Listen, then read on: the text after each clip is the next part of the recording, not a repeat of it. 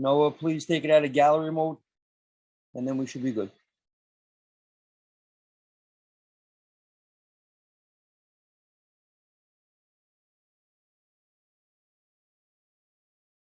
Thank you. At this time, will all sergeants please start their recordings? Recording to the computer, all set. Thank you. Cloud is rolling. Thank you. Good morning and welcome to today's remote New York City Council hearing for the preliminary budget 2023 for the Committee on Housing and Buildings. At this time, will all panelists please turn on their video for verification purposes? And to minimize disruptions upon speaking, please place all electronic devices to vibrate or silent mode. If you'd like to submit testimony, please send via email to testimony@council.nyc.gov. Again, that is testimony@council.nyc.gov. Thank you for your cooperation. Chair Sanchez, we are ready to begin. Thank you so much. Good morning, and thank you all for coming to today's hearing on the fiscal year 2023 preliminary budget for the Department of Buildings and the Department of Housing, Preservation, and Development. I am Councilmember Pierina Sanchez, Chair of the Council's Committee on Housing and Buildings. We are living in unique and difficult times. Our city faces an ongoing housing crisis, and I could not be more grounded in the importance of the work of this committee and of these two agencies. Just this year, we began witnessing the devastating impact of unkept housing stock. We lost 17 neighbors at Twin Parks Northwest in the Bronx during a 5-alarm fire.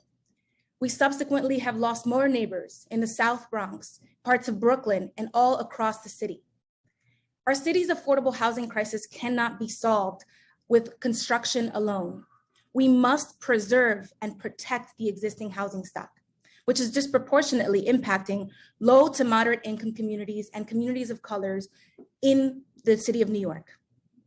The COVID-19 pandemic has only exacerbated this reality, and the corresponding health and economic fallout have hurt us disproportionately.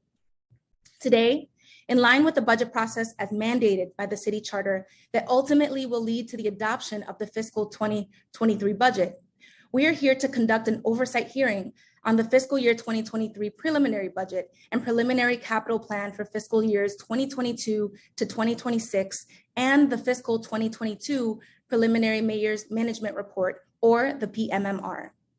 We will first hear from the Department of Buildings, where we will examine all components of the Department of Buildings' $216.1 million expense budget and $338.9 million revenue budget. DOB plays a critical role in keeping New Yorkers safe. In our 1 million buildings and 45,000 active construction sites. We will look forward to details and progress updates related to construction site safety and training compliance and enforcement efforts related to recently enacted legislation. Local Law 196 of 2017 mandated new construction site safety training requirements for workers of all construction sites citywide. Although recent performance indicators from the administration reveal that the number of construction-related injuries and accidents have decreased slightly, the number of construction-related accidents still remain high in the current fiscal year. And I want to extend my deepest condolences for those lost already in this year on construction sites. We will also be looking forward to updates regarding the DOB's establishment and progress of the Office of Building Energy and Emissions Performance as part of the Greater Climate Mobilization Act established in Local Law 97, which we cannot at the council clearly gauge staffing for through the PMMR and other budget documents. In conjunction with these alarming trends, the DOB's fiscal 2023 preliminary budget includes savings of $6.5 million related to a reduction of 81 staff vacancies. DOB is carrying a 21% vacancy rate versus a 3% vacancy rate in other agencies citywide. The committee would like to glean additional details on how this reduction will impact DOB and whether its enforcement efforts will be negatively impacted. And finally, we look forward to collaborating with DOB on greater budget transparency in general, in the form of additional units of appropriation beyond the two presently available, personnel services and other than personnel services. Following the DOB, we will hear from HPD. I want to recognize my colleagues in the room, Councilmember Barron, Councilmember Kagan, Councilmember Hudson, Councilmember Carr, Councilmember Aviles, and Councilmember Dinowitz. I believe also Councilmember Felice is on the line, and thank you so much to my colleagues for being on. I would also like to thank the representatives from DOB for joining us today, and we will now swear in representatives from DOB before turning it over to testimony. Thank you. Audrey? Thank you so much, Chair. My name is Audrey Sun, and I'm counsel to the New York City Council's Committee on Housing and Buildings. Before we proceed, I would like to just remind everyone that you will be on mute until you are recognized to speak, at which time somebody will prompt you to unmute. So please be patient. To the council members, if you have any questions for the administration at any time, please use the Zoom raise hand function and we will call on you to speak in turn. In the interest of time, we will limit committee member questions to 5 minutes each. At this time, we will now receive testimony from the Department of Buildings, which is represented by Guillermo Patino and Sharon Neal. I will now administer the affirmation to the administration witnesses, including those available for Q&A. Do you affirm that your testimony will be truthful to the best of your knowledge, information, and belief? Guillermo Patino? I do. Sharon Neal?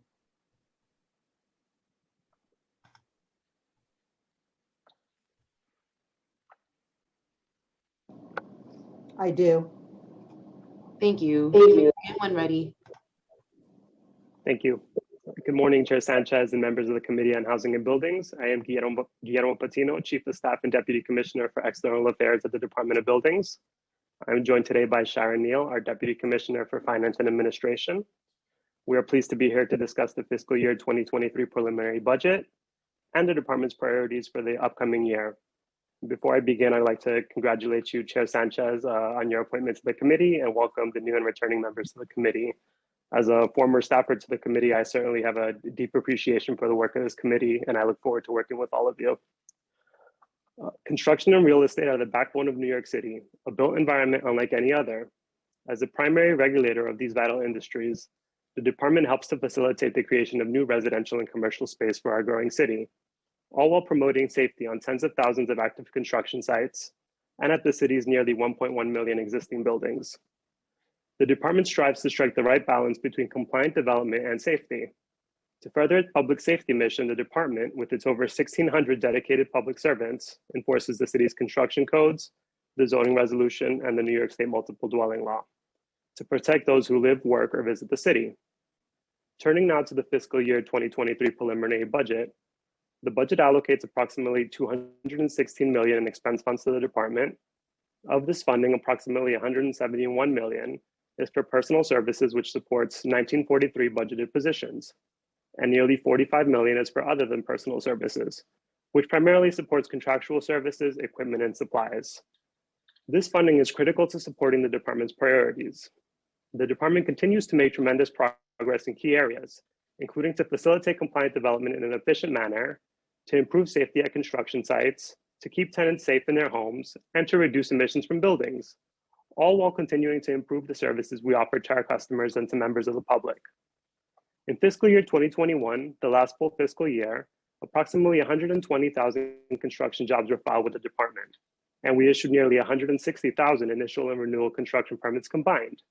This represents an uptick from the previous fiscal year, which indicates that construction activity is picking up as the construction industry recovers from the impacts of COVID-19. It should also be noted that while the number of construction jobs filed online in DOB now continues to grow year over year as we continue our shift from the Buildings Information System, a 3 decades old mainframe system. Now the majority of construction jobs are filed in DOB Now. When fully implemented, DOB Now will allow our customers to conduct all of their business online, which will lead to greater efficiency and more transparency by allowing owners, design professionals, and contractors to determine exactly where a construction project is in the approval process. Despite an uptick in construction activity, we continue to review plans for new buildings, major renovations, and minor renovations expeditiously. We are completing our initial plan review for new buildings and major alterations in under 10 days, and for minor renovations in approximately 2 days. Our goal is to continue to promptly complete our initial plan reviews and to ensure that our customers know what to expect when their plans are being reviewed by continuing to train our plan examiners to ensure that plan review is efficient and consistent. The wait time between a development inspection request and an inspection also continues to be short, with our development inspections being completed within 4 days of a request in most instances. This progress on development inspection service levels can be attributed to the efficiencies gained from DOB Now inspections, which allows for all types of development inspections to be scheduled online. This makes it easier for our customers to schedule inspection appointments and offers more precise inspection scheduling. To help our customers understand what to expect when starting a construction project, we have also launched a customer service dashboard, which we continue to improve upon. This online tool allows our customers to view a variety of metrics in real time, including the average wait times for plan review by job type, the number of appointments to plan approval, and the time it takes us to complete inspection requests. We also continue to respond to complaints from members of the public expeditiously. We are responding to the most serious complaints, priority A complaints, which are those complaints that relate to conditions that may present an immediate threat to the public, within hours. We are responding to priority B complaints, which capture violating conditions that, if occurring, while serious, do not present an immediate threat to the public within 12 days. As a result of responding to these complaints and our proactive inspections concerning construction safety and tenant protection, we issued nearly 73,000 oath summonses last fiscal year. With this committee's partnership, the department also continues its efforts to maintain the city's construction codes. At the end of last session, we worked together to pass comprehensive updates to the construction codes. The department is hard at work implementing those updates, which will go into effect later this year. We are also in the process of updating the electrical code and, for the first time, developing an existing building code, which will specifically address construction projects in an existing building. We look forward to partnering with this committee this session to continue to update and strengthen our codes. The 2022 construction codes also introduced a new license type, an elevator agency technician license, which is required to work on elevators in New York City as of this year. The introduction of this new license type strengthens the department's licensing program and increases elevator safety, as it ensures that individuals working on our elevators are qualified and have appropriate training. In addition to implementing this new license type, we also continue to license over a dozen trades, including plumbers, electricians, and safety professionals. As construction activity increases, so does the potential for construction-related incidents, making construction safety a continued concern for the department. In 2019, for the first time in nearly a decade, construction-related injuries decreased over 30%. Last calendar year, despite the increase in construction-related activity, construction-related injuries and fatalities remain consistent with what we saw in 2020, a year when non-essential construction activity was suspended for several months during the first year of the COVID-19 pandemic. Last year, the department released a new construction safety report that provides deep insights on construction safety trends in the 5 boroughs and examines department initiatives that led to declines in building construction-related incidents and injuries during that time. The department will soon be releasing a report that covers the last calendar year and expects to continue to issue these annual reports covering construction safety moving forward. To ensure that safety regulations are complied with, the department continues to conduct proactive, unannounced inspections of our larger construction sites. Since these inspections began in late 2018, the department has conducted over 70,000 proactive inspections at nearly 30,000 unique construction sites. The department will continue to conduct proactive inspections at sites that pose the greatest safety risk in the upcoming year. The department also sanctions bad actors in the construction industry, including its licensees and other construction professionals when they jeopardize public safety. Actions to deter bad actors include suspending or revoking their licenses or filing privileges when appropriate. These are tools the department uses judiciously, and all actions taken against licensees and other construction professionals are publicly available on our website through the Know Your Construction Professional portal, a useful tool our customers should use before starting a construction project. Last year, Local Law 196 of 2017 was also fully phased in.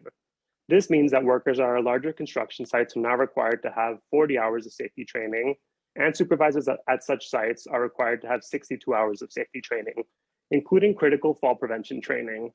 To date, our approved course providers have issued over 120,000 site safety training cards to workers and their supervisors, which means that workers are receiving the safety training required by this law.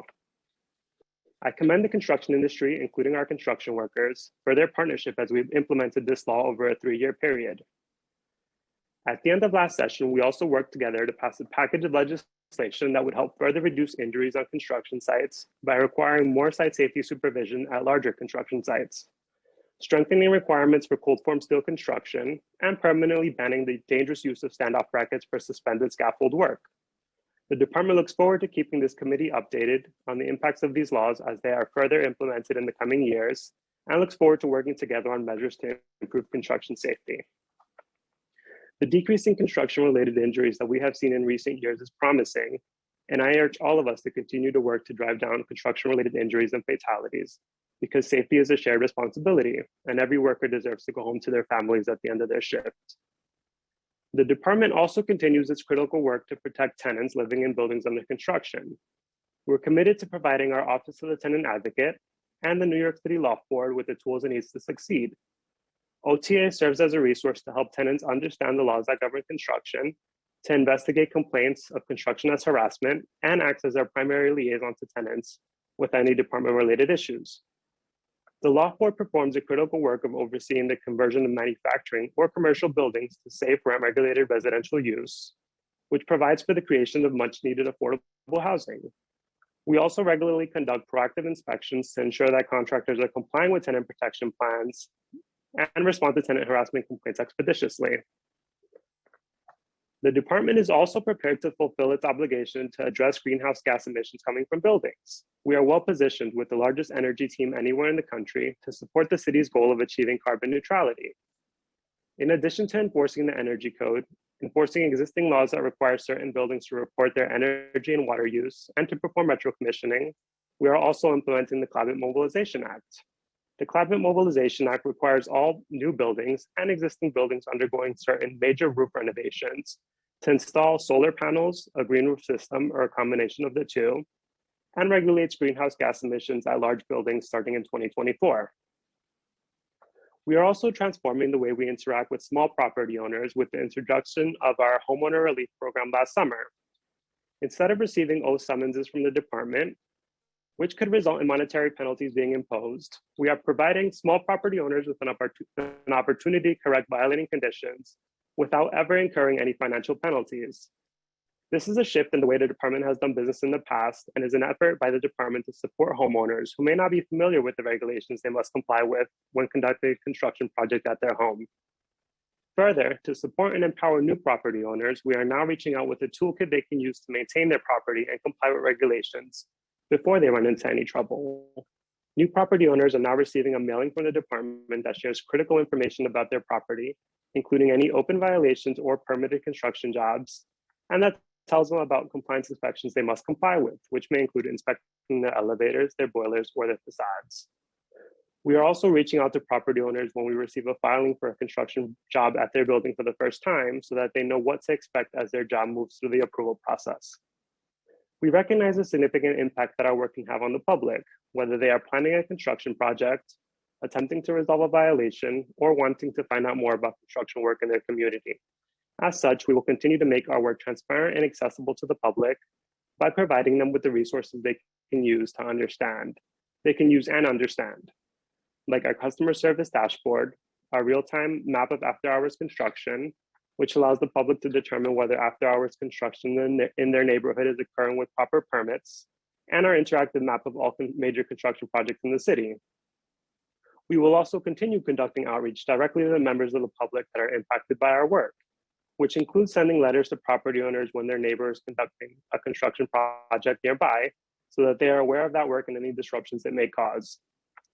Thank you for the opportunity to testify before you today. We look forward to partnering with you to improve our work for the benefit of all New Yorkers, and we welcome any questions you may have.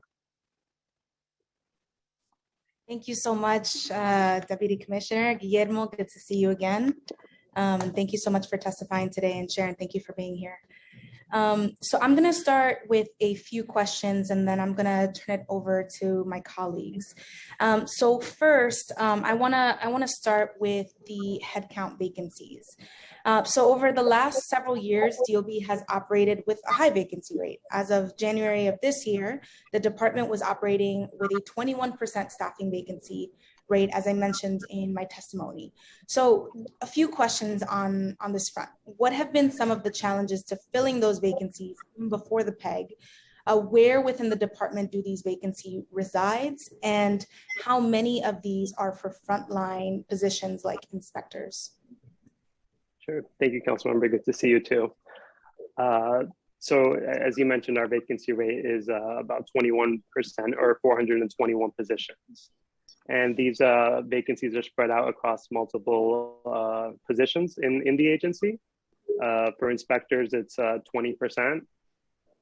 For plan examiners, it's 11%. For clerical, it's 12%. And then the largest share is made up by administrative positions and managerial positions, which is 30%. And I can turn it over to Sharon to talk about our recruitment efforts in recent years. But I will say that part of this large vacancy rate, it can be attributed to new positions that we received in recent plans to establish new programs like a major project development program, to hire new positions just dedicated to helping small business owners. So we have received additional positions in recent plans, so that does attribute to our high vacancy rate. But I can turn it over to Sharon to talk about our recruitment efforts. Hi, good morning. Thank you. We continuously seek to be very aggressive in terms of hiring for our inspectors and plan examiners. Unfortunately, we're just not seeing the yield that we normally would on an annual basis with filling these positions, but we certainly are committed to continue those efforts. We're also using all the available civil service lists that we have in order to fill the administrative and clerical vacancies. But you will be seeing more outreach on advertising in the coming weeks and months to try to increase our recruitment pools. Thank you. I mean, it's hearing that there is a 20% vacancy rate for inspectors, 11% vacancy rate for plan examiners. These are really troubling, right? These are really troubling, especially in the light of, the necessary efforts to conduct proactive inspections and the necessary efforts, to keep our tenants safe and our commercial tenants safe and all of New Yorkers safe. So can you tell me, particularly for these frontline positions, for the inspectors, for the plan examiners, what do we know about the type of inspectors that are seeing the lowest vacancy rates? And what can you tell me about the compensation levels for these inspectors and plan examiners? Yeah, so Sure. Go ahead. Yeah, unfortunately, we do compete with the construction industry. So oftentimes when construction is starting to boom and uptick, we're often competing for the same candidate pool of trades folks. The largest percentage by discipline of inspectors that we recruit for are the construction inspectors. So we also are very rigorous to make sure that the folks that we hire are qualified. So there are certain experience and job skills that we look to have in order to make sure people are competent and able to perform the work that we need done, especially as it relates to code compliance. And we also were very fortunate with the help of the council, which we really appreciate, to create a level 1 inspector title, which helped us broaden our candidate pool by extending the type of qualification of level 1 inspectors. I'm happy to say that we do see that has been successful. Since we started hiring level 1s, about 30% of the candidates that we're able to hire are in the level 1 rank. And we obviously continue to constantly train and monitor when those people can be promoted up to level 2. And we also partner with our sister agency at DCAS to make sure that the filings for the exams are happening for inspectors, as well as the technical titles for plan examiners. We're constantly canvassing folks who filed for the exam. So we're not just waiting for when the lists become available. We're constantly proactively trying to recruit from those candidate pools as they're available to us. Guillermo, did you want to add something? No, yeah, I was just going to speak to our strong service levels that we have right now, Chair Sanchez. So I did want to highlight that right now we are meeting the demand for our services on the plan review side. So as it relates to plan examiners, we do have strong wait times in terms of how long somebody needs to wait to have their plans for a construction project reviewed. It's about 10 days for a larger project and just a handful of days for a smaller project. And then on the inspectorial side, we also respond to complaints from members of the public very quickly. And then on the development inspector side, also when a development inspection request is put in, our customers are waiting a little over 2 days. So our service levels are very strong, but we're obviously going to continue to monitor them while we ramp up our recruitment efforts, as Sharon mentioned. Thank you. What are your goals for proactive inspections? What were they for, say, fiscal year 2021, and how close did you come to meeting them, and how is it going this year?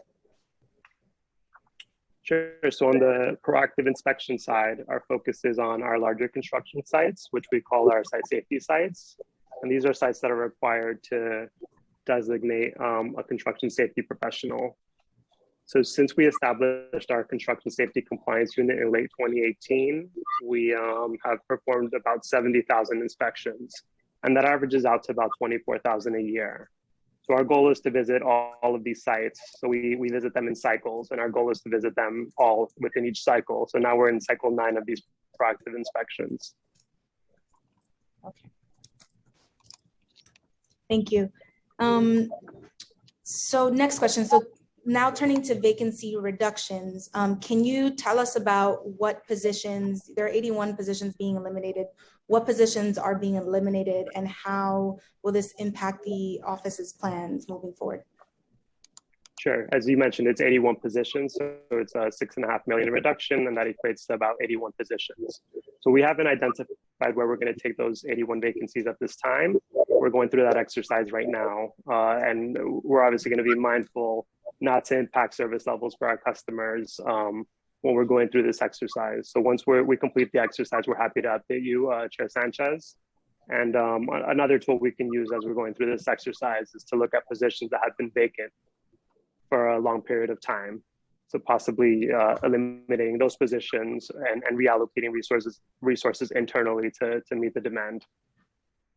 Okay, thank you. So we want to stay updated and apprised on how those decisions are made and what decisions the department is leaning toward. That'd be great. Okay, so turning to the Climate Mobilization Act. So as I mentioned in testimony, the local law 97 created the Office of Building Energy and Emissions Performance within DOB.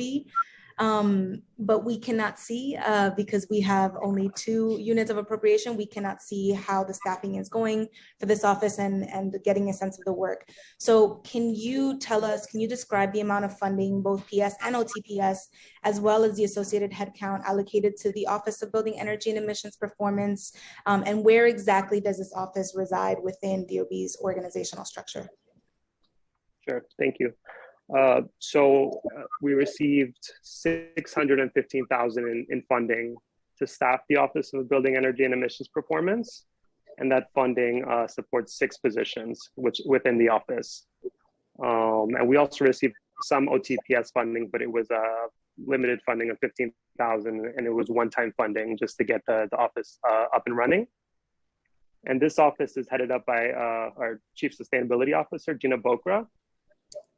And we have a deputy director, a project manager, a data analyst, an attorney, and 2 building emissions auditors as part of this team.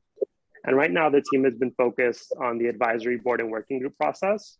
So the law was designed to first focus on this process leading up to 2023, when recommendations regarding the law's implementation are due to the council and to the mayor.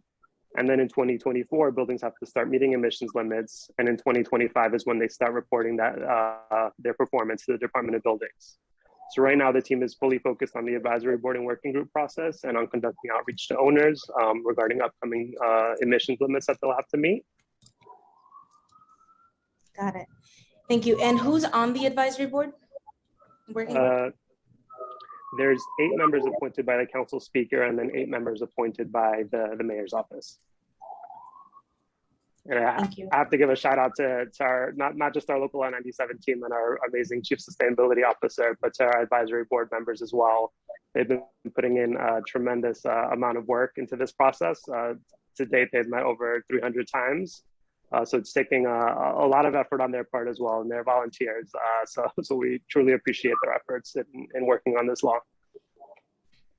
That's great to hear. A lot of good work going in. So has the office begun the process of establishing protocols for assessing annual energy use in buildings at this time? So we're going through that process now. Our initial focus was on identifying the buildings that are significantly over their limits. So buildings that were 40% or more over their limits had the opportunity to apply for an adjustment to their limits for the first compliance period. So we established rules to step forward that process as our initial focus. And right now we're going through the process of coming up with the rules that will relate to how a building measures its energy use and how it submits that information to the Department of Buildings starting in 2025. So that's a process that we're going through right now with the advisory board.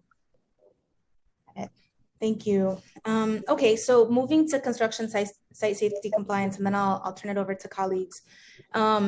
So yes, there are, it's a heartening trend in terms of the number of construction incidents and accidents and even fatalities. Those have improved remarkably since the implementation of local laws around construction site safety compliance. But what we're saying is that these numbers are still high and there's still work to do and a ways to go. So the department's fiscal 2023 prelim budget includes $357,000 and the out years for 3 budgeted positions related to the administrative costs for construction safety site compliance. So a few questions. What is the total budget and headcount associated with the construction site safety administration and enforcement in DOB's budget for fiscal 22 and 23? And can you provide an update to the committee on the work performed by the department in collaboration with the Site Safety Task Force? Sure. Thank you for that question, Chair Sanchez. And we completely agree with you. We need to continue to work together to drive down construction-related injuries and fatalities. While the downwards trend, the 30% we saw from 2018 to 2019 is very promising, we want to continue to drive down those injuries and fatalities because we can certainly do more as well as the industry.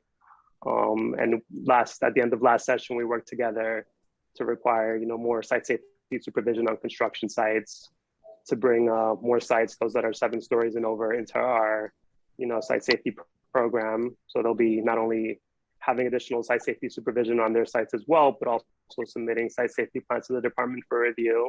So we look forward to implementing those changes. And all told, so we allocate nearly 16 million towards construction safety across multiple units within DOB. And that funding supports 230 positions dedicated to construction safety. And those are primarily in our construction safety compliance unit, which I mentioned performs proactive safety inspections. And then also in our construction safety enforcement unit, which focuses on emergency response. So those are our primary 2 units that focus on construction safety, but we do have other positions within DOB that do this work as well. For example, a site safety plan exam unit and construction safety engineering. We'd be happy to provide the full breakdown to you after the hearing. That would be great, thank you. How many construction site safety inspections were performed in fiscal 21 and year to date in fiscal 22? Sure. So since our construction safety compliance unit was established in late 2018, total we've conducted about 72,000 proactive inspections and nearly 30,000 unique construction sites. So that averages out to about 24,000 inspections per year. And we can get back to you with the specifics in terms of how many we conducted in the last fiscal year specifically. And do you have, can you tell me what percentage of the city's construction sites once inspected, receive a site safety inspection? Sorry, Sure, are so it's about- certified sort of safe without issue? So it's about 5,100 of our larger construction sites that are subject to these proactive inspections by the department. And we focus on the sites where there's a heightened safety risk, which is generally sites that involve demolition, new building construction, and sites that are 10 stories or greater. But as I mentioned a little earlier, we're going to be, including sites that are 7 stories or greater in the coming years as well. Great. And do you have the number of violations that were issued because of these proactive inspections and how much revenue was generated? Sure. So to date, we've issued approximately 34,000 violations. And where we discover egregious safety lapses on construction sites, we also issue stop work orders. So to date, we've also issued 7,400 stop work orders as a result of these proactive inspections. And out of the violations that were issued, the city's collected approximately $33 million in revenue. Well, in penalty collection.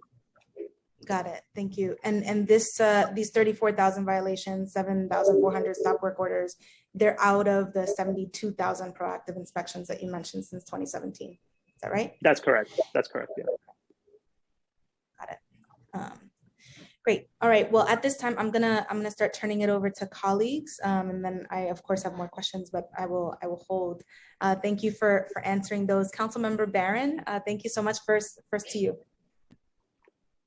Thank you very much, Chair Sanchez, for this critically important hearing. I want to commend you for the work that you're doing, and so far the hearings that I've attended and the meetings, you have been doing a fantastic job. I do want to ask you, Chair Sanchez, how come the commissioner is not here? We have deputy commissioners, but in these very, very important budget hearings, when it's the entire budget and all of the safety issues involved, the commissioner should have been here. Is there any reason why the commissioner is not here? Let DOB answer that. Sure. Hi, Councilmember Barron. So as you may have heard, our Commissioner Melanie LaRocca was appointed the city's Chief Efficiency Officer, and she began serving in that role at the beginning of this administration. But Melanie continues to serve as DOB Commissioner as well, but unfortunately she could not be here today. But that is unfortunate, because as long as she's the commissioner here until she leaves, she needs to be at these kinds of hearings. Because unless you have another commissioner and get somebody in, but the commissioner should be at these hearings because they're critical, and the commissioner, the person who can make decisions quicker than deputy commissioners who have to report to somebody to make a decision, makes a difference. Secondly, the safety measures for those buildings that are under 7 stories. We've had a death in my community where at the construction site, a tractor backed up into the streets and hit an elderly person and took her life. Fortunately for us, the district attorney is prosecuting that company and those individuals, but it could have been avoided if DOB pays greater attention in Black and Latina communities on safety. It seems that in our communities, it's a lax that I've walked around construction sites and I've seen things and we've had to call it in, that there needs to be a greater safety monitor in our Black and brown communities, because it seems to be a real lax and something that I don't think would be allowed to happen in a white community. And with bigger developers who have more money and more power, they get all of these fines and citations, and either they don't pay them or the shutdown orders don't happen, or they just accumulate sometimes all of these violations on buildings and no execution of getting them to improve. Because even if they pay a fine, some of them are so rich, they'll pay the fine and maintain the violations, but they'll pay the fine because they can afford to. But it doesn't improve safety in our neighborhoods. It doesn't improve the maintenance of buildings and developments in our neighborhood. So we're really fighting a tough fight out here. We got the Department of Finance that we have to deal with some back taxes on some properties. We got DEP, the water bills, and then we got DOB with fines and things of that nature. So our community is in a real struggle, particularly during this pandemic. And another last question is that I've also noticed in my Canarsie area, some people were abusing some rich developers or developers that wanted to make sure our buildings go into foreclosure. They would ride around and call in, violations so that the violations can build up and buildings go into foreclosure. And they use DOB to do that because some of it may be legitimate. So I'm glad you have that program to help, homeowners and people in low income with that, because it was abused where they actually call in anonymously, they call in all these fines and fees and violations, and then DOB gets busy, and then some of our properties lost. Whereas in the richer communities, the more well-do communities, they have it's not happening the same way. And lastly, what is your racial breakdown of people on your staff and upper positions and management positions and some of these vacancies that's going to be filled? Do you have the racial breakdown in a city that is 65% Black, Latino, and Asian? Is your staff reflective of the population of the city racially and ethnically? Thank you, Mr. Chair. Thank you, Councilmember, for those questions. So I'll start with construction safety first. So as I mentioned previously and in my testimony, we do have about over 5,000 sites that are part of our site safety program, and those are located throughout the city.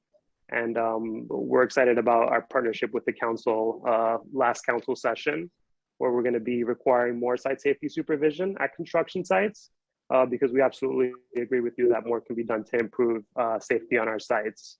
So in addition to having, a site safety professional, which is a construction superintendent, site safety manager, site safety coordinator, there's going to be an additional site safety monitor as well on these sites moving forward.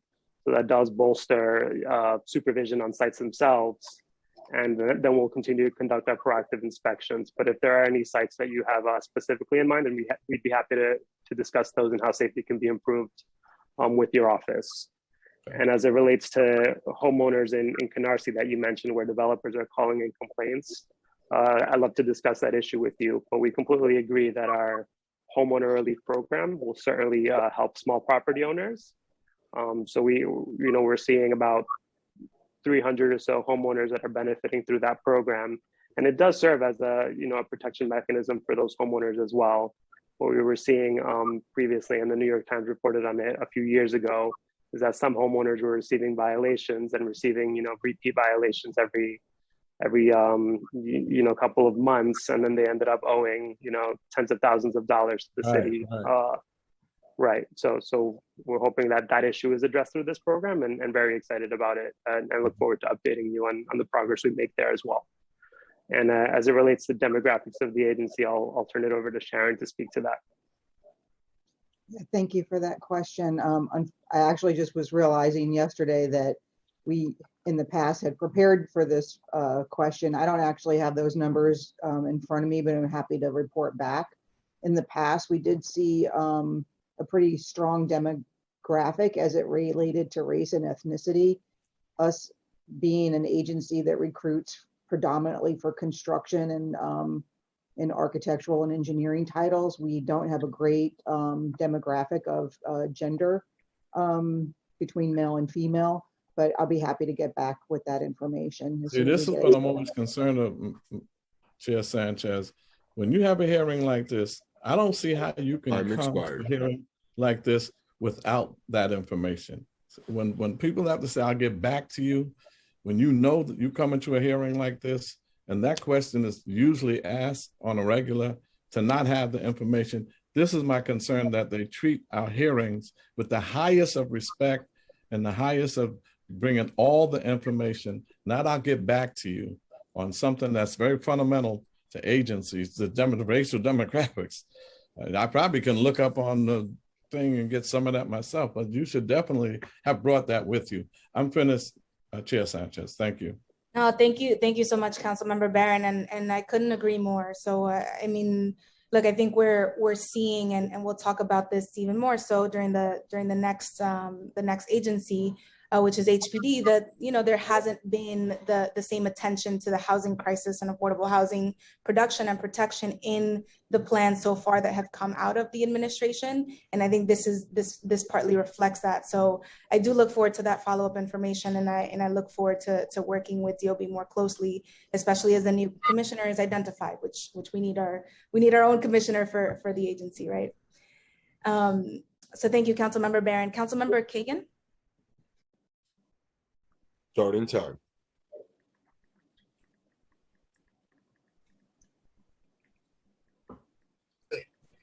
Thank you so much, Ms. Chair. Very important hearing. And I have two questions. My first question, like you already, Chair already asked you, but you did not reply. For as long as I recall myself here in New York, the question is about compensation to building inspectors. And I know the Chair already asked you this question. You never replied. I wanted to know how much building inspectors, DOB inspectors are making. What is the lowest and what is the highest pay for DOB inspectors? Because my understanding, it's inadequate, it's very low, and that's one of the reasons why I have problem with recruiting. And from what I know, this problem exists not now, not during the pandemic, but long before any kind of pandemic. It was always a problem with new inspectors and with the low pay for inspectors. That's the first question. And second is a relevant question. You probably would say it's a budgetary issue because you need more money to hire more inspectors, to pay them more. But again, another issue, I always read it in the media, I believe even New York Times wrote about it, that unpaid building violations. Do you have a number? How much right now DOB did not collect for building violations that were issued and were not paid? I believe the number is staggering. So I would like to know this number. Thank you so much. So I can take the question regarding the pay scale for the inspectors. Our inspectors are collectively bargained rates, so we have to follow the city's collective bargaining contracts. We do hire our inspectors at what is referred to as the city min, which is higher on the range than what the non-city min would be. So we typically, our construction inspectors usually start making around 62,500. We try to maintain promotional opportunities within the inspectorial rank so that folks can promote up to be supervisors, assistant chiefs, and chiefs. Our level twos, our level ones actually make a little bit less than the 62. As soon as they're able to be promoted up to level 2, we do that.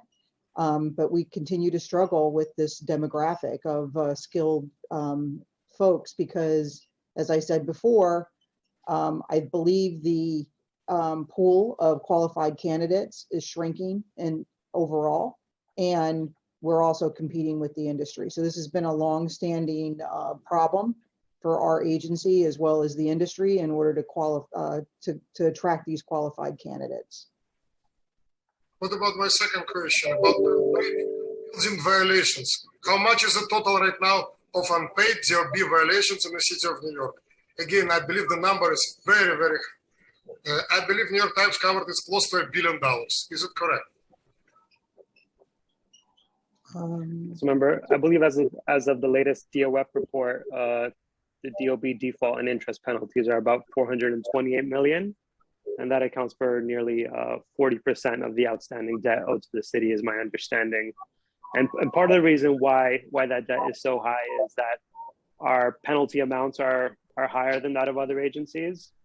So on average, our penalties generally start at $1,000 or greater. And it's not unusual for us to have, $5,000 penalties. And in the example of site safety training for workers, when we discover an untrained worker, it's $5,000 in penalties that goes to the employer of the worker, to the contractor for the site, if different from the employer, and then $5,000 also to the owner of the site. So the penalties do escalate pretty quickly, and we'd be happy to talk further to you with our colleagues at DOF about collection efforts.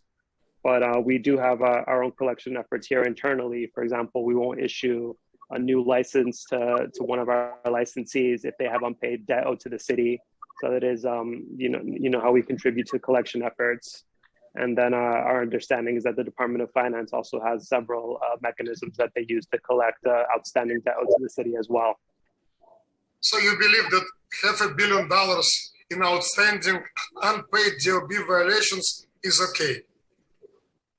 New council member, we continue to work with the Department of Finance to work on collection efforts regarding our outstanding debt. And I know it's totally not okay. It's staggering amount, and it shouldn't be this way.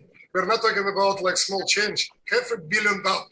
That money could be used to increase salaries to DOB inspectors, to improve safety, and so on and so on. That's a humongous amount of money.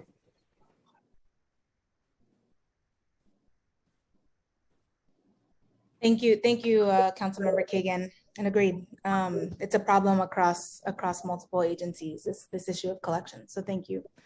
Up next, Councilmember Hudson.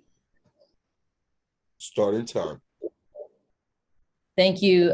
Good morning, Chair Sanchez and Guillermo. It's good to see you again. I wanted to just, first of all, I want to echo all the comments that my colleagues have already made. These issues are issues that we all care so deeply about because we have constituents who are directly impacted every single day, not just by low salaries and lack of opportunities for employment, but also by living conditions. So I'm sure you can understand our passion, on the topic. I wanted to just ask, going back to the vacancies, what are your recruitment efforts like in terms of trying to bring in new folks? I know you said you're competing with the construction industry, but where are you actually looking to recruit people from? And are you doing any outreach through, NYCHA, CUNY, anywhere like that? Yes, thank you for that question. We actually started our youth program 3 years ago in order to create a pre-pipeline for technical and inspectorial staff, which is why creating the level 1 inspector position was so critical for us, because we wanted to engage in a very productive relationship and program. So we have been very successful partnering with CUNY, both at City Tech and City College. And we have a very high participation rate with those schools. And we have started to see that we're bringing some of those folks on as college aides. And we're hoping that eventually when they are able to qualify for our positions, that they will take an exam and that we would hire them once they're eligible to be hired off of the exam. So when we talk about recruitment, given the Long Beach decision that the city had to comply with for civil service, not only are we looking to recruit people, but we're also looking to recruit people to become, to take the civil service exam. So as I mentioned before, we have been doing extensive outreach to CUNY in order to create that pre-pipeline of folks. And we've been engaging with them, and we've been encouraging any staff that we hire to make sure that they take the upcoming civil service exams. And anybody who's been filing for those civil service exams, we use them as a recruitment pool as well. It is a constant battle to try to keep our vacancy rates low, especially when we get new programs added to the department. We typically are struggling to timely hire those folks, especially in those very hard to recruit positions that are our technical titles and our inspectorial titles. Okay. Well, I appreciate some of this information. I would love to follow up and see if we can get this program into Medgar Evers College in my district as well. So a lot of constituents who've tried to investigate new buildings in their neighborhoods have been unaware that DOB is transitioning to DOB now. Has DOB been doing any outreach to let folks know where to find information on permits and other relevant documents? And does this outreach include information on what is in DOB now versus what is in BIS?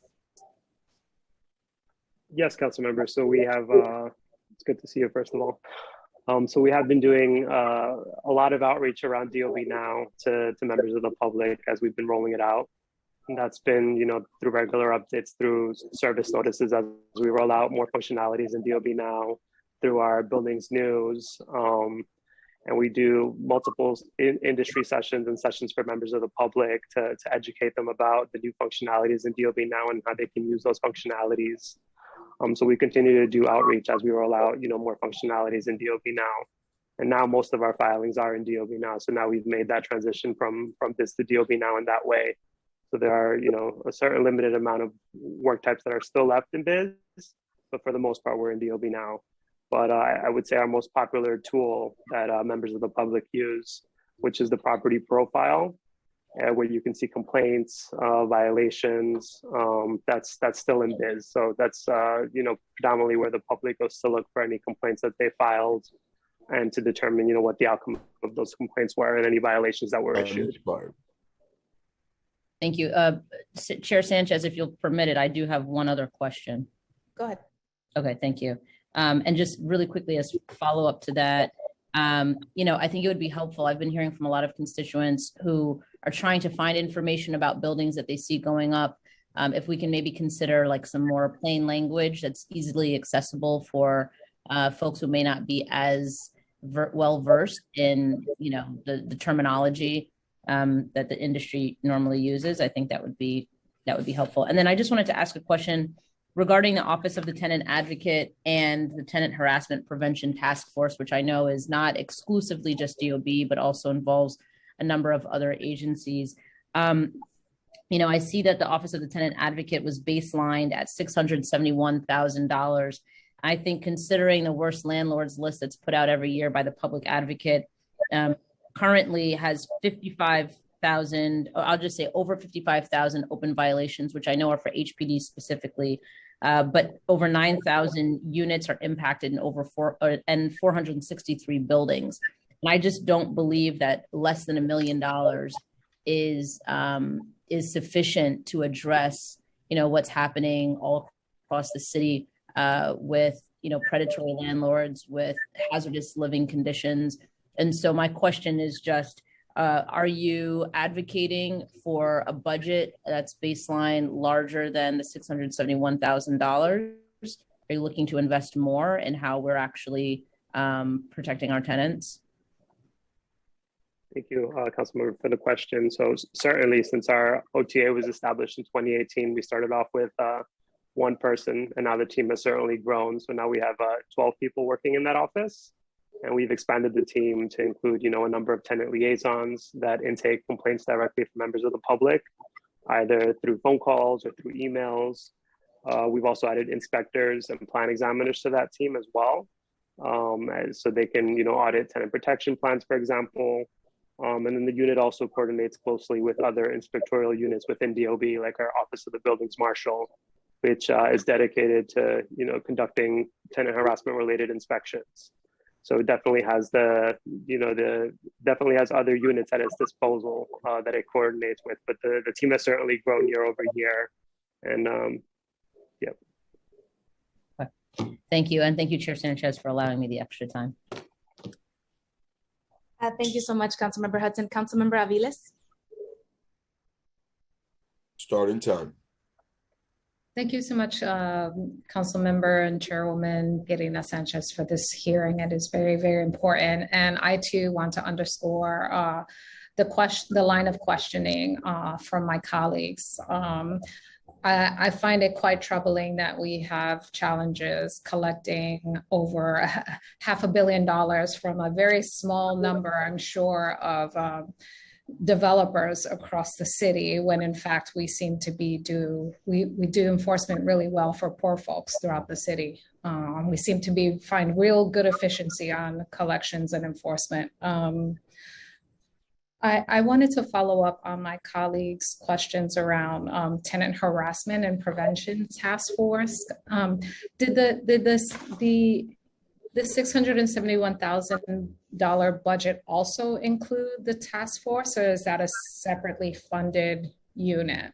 And can you tell me a little bit about the update on how many inspections have been conducted in that unit for fiscal 21 and 22, and how many violations have been issued? Sure. Councilmember, how are you? Good. So the task force is a collaboration between multiple city and state agencies, and DOB is a participating agency in that task force. It also includes our colleagues at HPD, the Department of Health and Mental Hygiene, the Law Department, among others. And the task force works together to, inspect certain buildings and units within those buildings. And then there's the enforcement actions taken by multiple agencies. And since the task force was established, 24,000 units have been inspected. And then the last fiscal year, it was 2,100 units that were inspected by the task force. And I can get back to you working with our partner agencies on the number of violations that were issued as a result of those inspections. Is DOB pursuing any enforcement action on buildings, and how many enforcement actions are being performed? Sure. So working with the task force, we do those joint inspections where 2,100 units were inspected. But separate and apart from that, when members of the public reach out to us through our Office of the Tenant Advocate, sometimes those inquiries generate complaints if someone's calling in and saying that there's construction going on in their home and that it's being done unsafely. So those complaints also generate inspections, and we've issued 335 violations and over 100 stop work orders last year as a result of those complaints that we got through our Office of the Tenant Advocate directly from members of the public. But separate from that, we also perform proactive inspections to check for compliance with tenant protection plans when there is construction work in an occupied residential building. And those proactive inspections have also resulted in violations and stop work orders being issued. In terms of the recent pandemic, has that impacted or changed the way DOB has been working in as part of the task force implementation? As it relates to our Office of the Tenant Advocate, we didn't see any impact there. So year over year, the inquiries to our Office of the Tenant Advocate have grown, which is promising. It means more tenants are finding out about the office, which is great. So last year we received almost 2,700 inquiries through that office. And as it relates to the Tenant Harassment Prevention Task Force, I do believe that their work was on pause for a few months due to the pandemic. I can get back to you with the specifics, but that work has resumed since then. And forgive me if I missed this in your earlier response, but is the $1 million budget also inclusive of the Tenant Prevention Task Force, or is that separately funded? We use our existing resources to participate in that task force. That's separate and apart from our Office of the Tenant Advocate funding. And how much funding do you allocate to the participation in the task force? I don't have the specific, Sharon. Do you? It's not something that we would fund as a line item. So obviously our Office of the Tenant Advocate would participate in that, as well as any partner agency. So you would have to try to figure out like what percentage of someone's time would be dedicated to that effort. So it's really more an effort in terms of a participation, not necessarily a unit, like an operating unit. Whereas our Office of the Tenant Advocate is an operating unit that the department funds and operates. This advisory and task force discussion is not something that would be a line item in our budget, since it's a intergovernmental cross-agency partnership. Time expired. Right, thank you. I just wanted last follow-up. So the agency does not track how much employment time is spent on participating as part of the task force?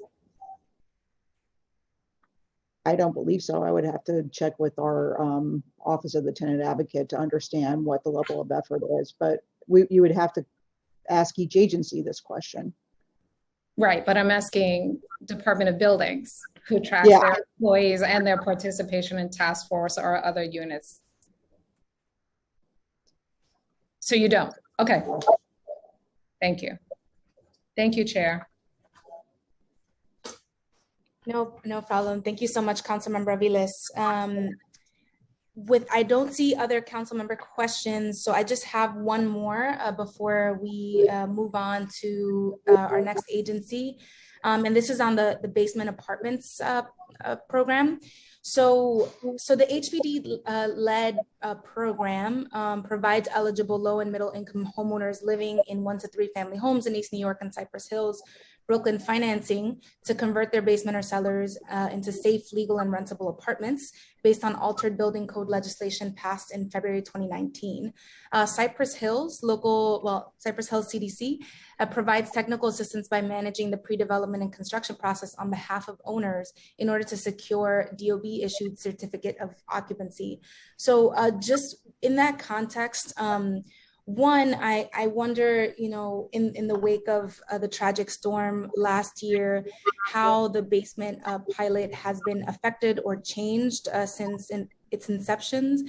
And two, if you can just tell us about how DOB's interactions are going with Cypress Hills CDC and any learnings from that process. Sure. So our primary role in the program was initially to work with the council and our partners at HPD on modifications to construction code requirements to facilitate the creation of safe basement apartments.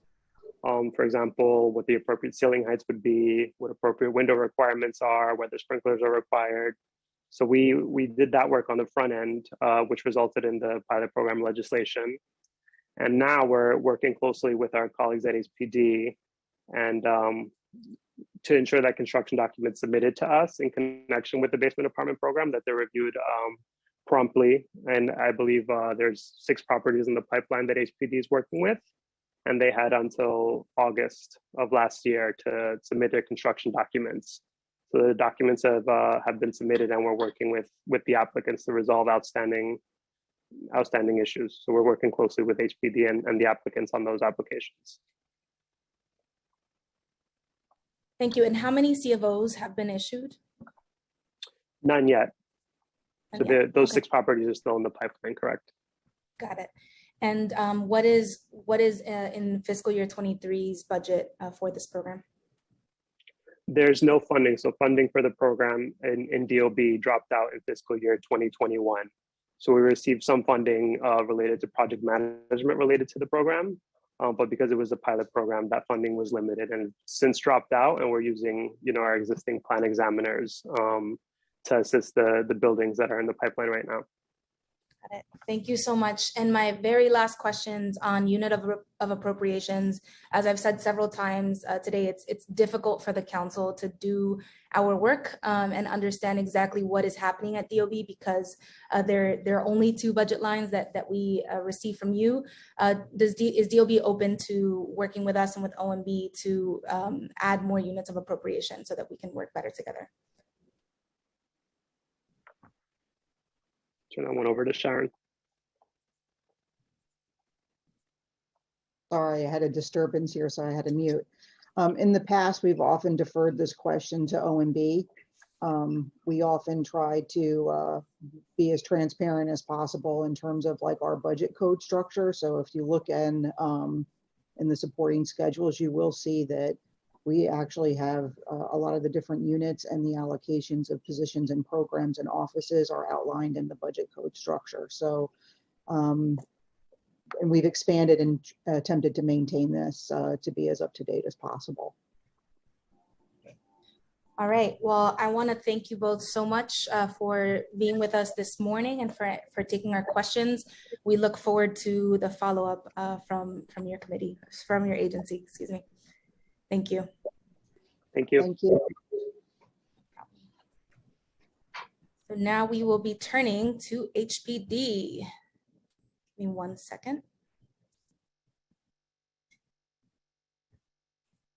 Okay, just want to check, committee council, no other council members had questions, correct? Correct. Great. All right. Great. HPD is on the line? Correct. Great. Okay, well, I'm gonna begin with my opening remarks for part 2, and then we'll turn it over to HPD for your testimony. So, good morning once again. My name is Pierina Sanchez. I am the chair of the New York City's Committee on Housing and Buildings, and we're going to continue with the committee's hearing on the fiscal 2023 preliminary budget and fiscal 2022 preliminary mayor's management report, or PMMR. Following the Department of Housing Preservation and Development, now we will then hear testimony from the public beginning at approximately 1 p.m. And I just want to thank those advocates who have joined us today. I would like to first extend a warm welcome to representatives from HPD, particularly new Commissioner Adolfo Carrion, whom I share a deep history with as he represented District 14 in the New York City Council. He was my New York City Council member when I was growing up. And however, you know, where persistent realities continue to exist. And so I'm looking forward to the partnership and working with you to tackle the many challenges in the areas of affordable housing in the city of New York. I will keep my comments brief here with the request that the commissioner also keep your oral testimony to about 10 minutes so that we can move on to questions from council members. As I began saying earlier this morning, we know that the city's affordable housing crisis is disproportionately impacting low and moderate income New Yorkers hard, and it has been for years. This reality has only been exacerbated by the COVID-19 pandemic and the corresponding health and economic fallout. Of 18% of renter-occupied homes in New York City, of all renter-occupied homes in New York City, only about 18% are well-maintained by landlords, according to a Healthy Homes report by the Department of Health and Mental Hygiene. Up to 70% of our lowest income households live within homes that they cannot afford, and that rent burden is disproportionately felt among the most vulnerable. And yet we see that we have subsidized units that are laying vacant for disproportionate periods of times. Units subsidized at the higher levels of area median income, like 130%. As the administration crafts its housing plan, we must focus on the deepest levels of affordability. And in districts like District 14, where I grew up, where 94% of people rent, that statistic is tantamount to a persistent displacement risk. And so homeownership is also going to be critical in our future. And with 300,000 evictions filed in the state of New York and a lifted eviction moratorium, we know that we need more and more and more resources from our state and federal partners. And so we need to partner together with the agency in order to secure these resources. And it is in this dire context that the work of this committee and housing advocates and HPD and DOB could not be more important. And this is why our committee, alongside housing and homeless advocates across the city, have been taken aback by the lack of investment in the city's housing plan. On the trail, Mayor Adams committed that he would dedicate $4 billion dollars to affordable housing, including $2.5 billion for HPD and $1.5 billion for NYCHA. And yet what we see is a holding steady of recent numbers. HPD's fiscal 2023 preliminary budget is $1.5 billion, down from 122 from the fiscal year of 2022's adopted budget. HPD serves as the city's fiscal conduit for NYCHA, and the decrease in NYCHA funding accounts for $74 million of the difference. Yet HPD was subject to PEG savings targets, and this includes $1 million in savings next year from the elimination of 28 budgeted full-time positions. Although HPD still has over 300 vacancies before it reaches its budgeted headcount of 2,621. I have concerns over the agency's approximately 14% vacancy rate, and I look forward to hearing more about the staffing plan for the department, especially in a context where for years advocates have expressed concerns that the agency staffing is not robust enough to carry out the housing plan and the housing production and preservation that we need in the city of New York. Linked to the question of staffing is the broader question of what strategy the administration plans to take to deal with the New York City's affordable housing crisis overall. The proposed budget is more transition than visionary, yet we know that there is no recovery without affordable housing production and preservation. There is no equity in the city of New York without housing stability. There is only one new need in the fiscal 2023 preliminary budget, and there are no new needs in the out years, suggesting a lack of programmatic investments. Additionally, one-time fiscal 2022 council discretionary funding is not included for programs that prevent foreclosures, preserve housing, and support community land trusts. Importantly, the capital commitment plan at HPD, which totals $7.65 billion over the next 5 years, is short of the mayor's campaign, as I mentioned, of $4 billion per year split between HPD and NYCHA.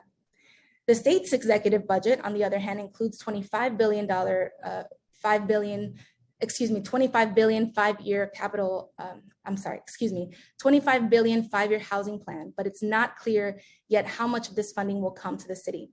Critical discussions around the future of 421A are also ongoing, and 421A, as we know, is the single most expensive tax expenditure of New York City, costing us $1.7 billion in fiscal 2021 alone, and not producing the affordable housing that we need in the city of New York. The city of New York should be weighing in Albany in terms of what we want to see this program become in the future. I look forward to hearing more about how the administration will place its imprint on the New York City's housing policy. Although the preliminary mayor's management report shows that there are some core services, such as inspections and enforcement, returning to pre-pandemic service levels, some data trends suggest that HPD could use additional resources to conduct its work in the recovery from COVID-19. For example, HPD plays a pivotal role in code enforcement, and after a horrific series of tragedies this year in the Bronx and citywide, it's important that the council and administration collaborate to find faster solutions to life or death issues like hot water and heating. Finally, I also look forward to hearing about the new construction starts and how HPD will focus on speeding up placement of seniors, the homeless, those with low incomes, and those who need supportive housing into appropriate placements. I'm energized to serve alongside this leadership and to demand with the agencies, with the new commissioner, to demand safe, healthy, quality, and affordable housing and fight against harassment, neglect, and speculative landlords. I would like to thank the committee staff who have helped prepare this hearing: Daniel Krupp, Monica Bujak, Chima Obuchere, Audrey Sun, Charles Kim, and Jose Conde, and my chief of staff, Sam Cardenas, and legislative director, Kadeem Robinson. Now I'm going to turn it over to our committee counsel to swear you in. Thank you so much. At this time, I will administer the affirmation to the witnesses from the Department of Housing, Preservation, and Development, which is represented by Adolfo Carrion, Ahmed Tigani, Brendan McLaughlin, Anne Marie Santiago, Anne Marie Hendrickson, Liz Oakley, Margie Brown, Kim Darga, and Rich Johns. I will call each of your names in turn. Please speak audibly. Do you affirm, please raise your right hand. Do you affirm that your testimony will be truthful to the best of your knowledge, information, and belief? Adolfo Carrion? I do. Ahmed Tigani? I do. Brendan McLaughlin? I do. Anne Marie Santiago? I do. Anne Marie Hendrickson? I do. Liz Oakley? I do. Margie Brown? I do. Kim Darga? I do. And Rich Johns? I do. Thank you. You may begin when ready. Thank you, Council, and thank you very much, Chairwoman Sanchez. Good morning, Chairwoman and members of the New York City Council Committee on Housing and Buildings. My name is Adolfo Carrion Jr., and I am the Commissioner of the New York City Department of Housing, Preservation, and Development. As you can see, I'm joined by members of HPD's senior leadership team.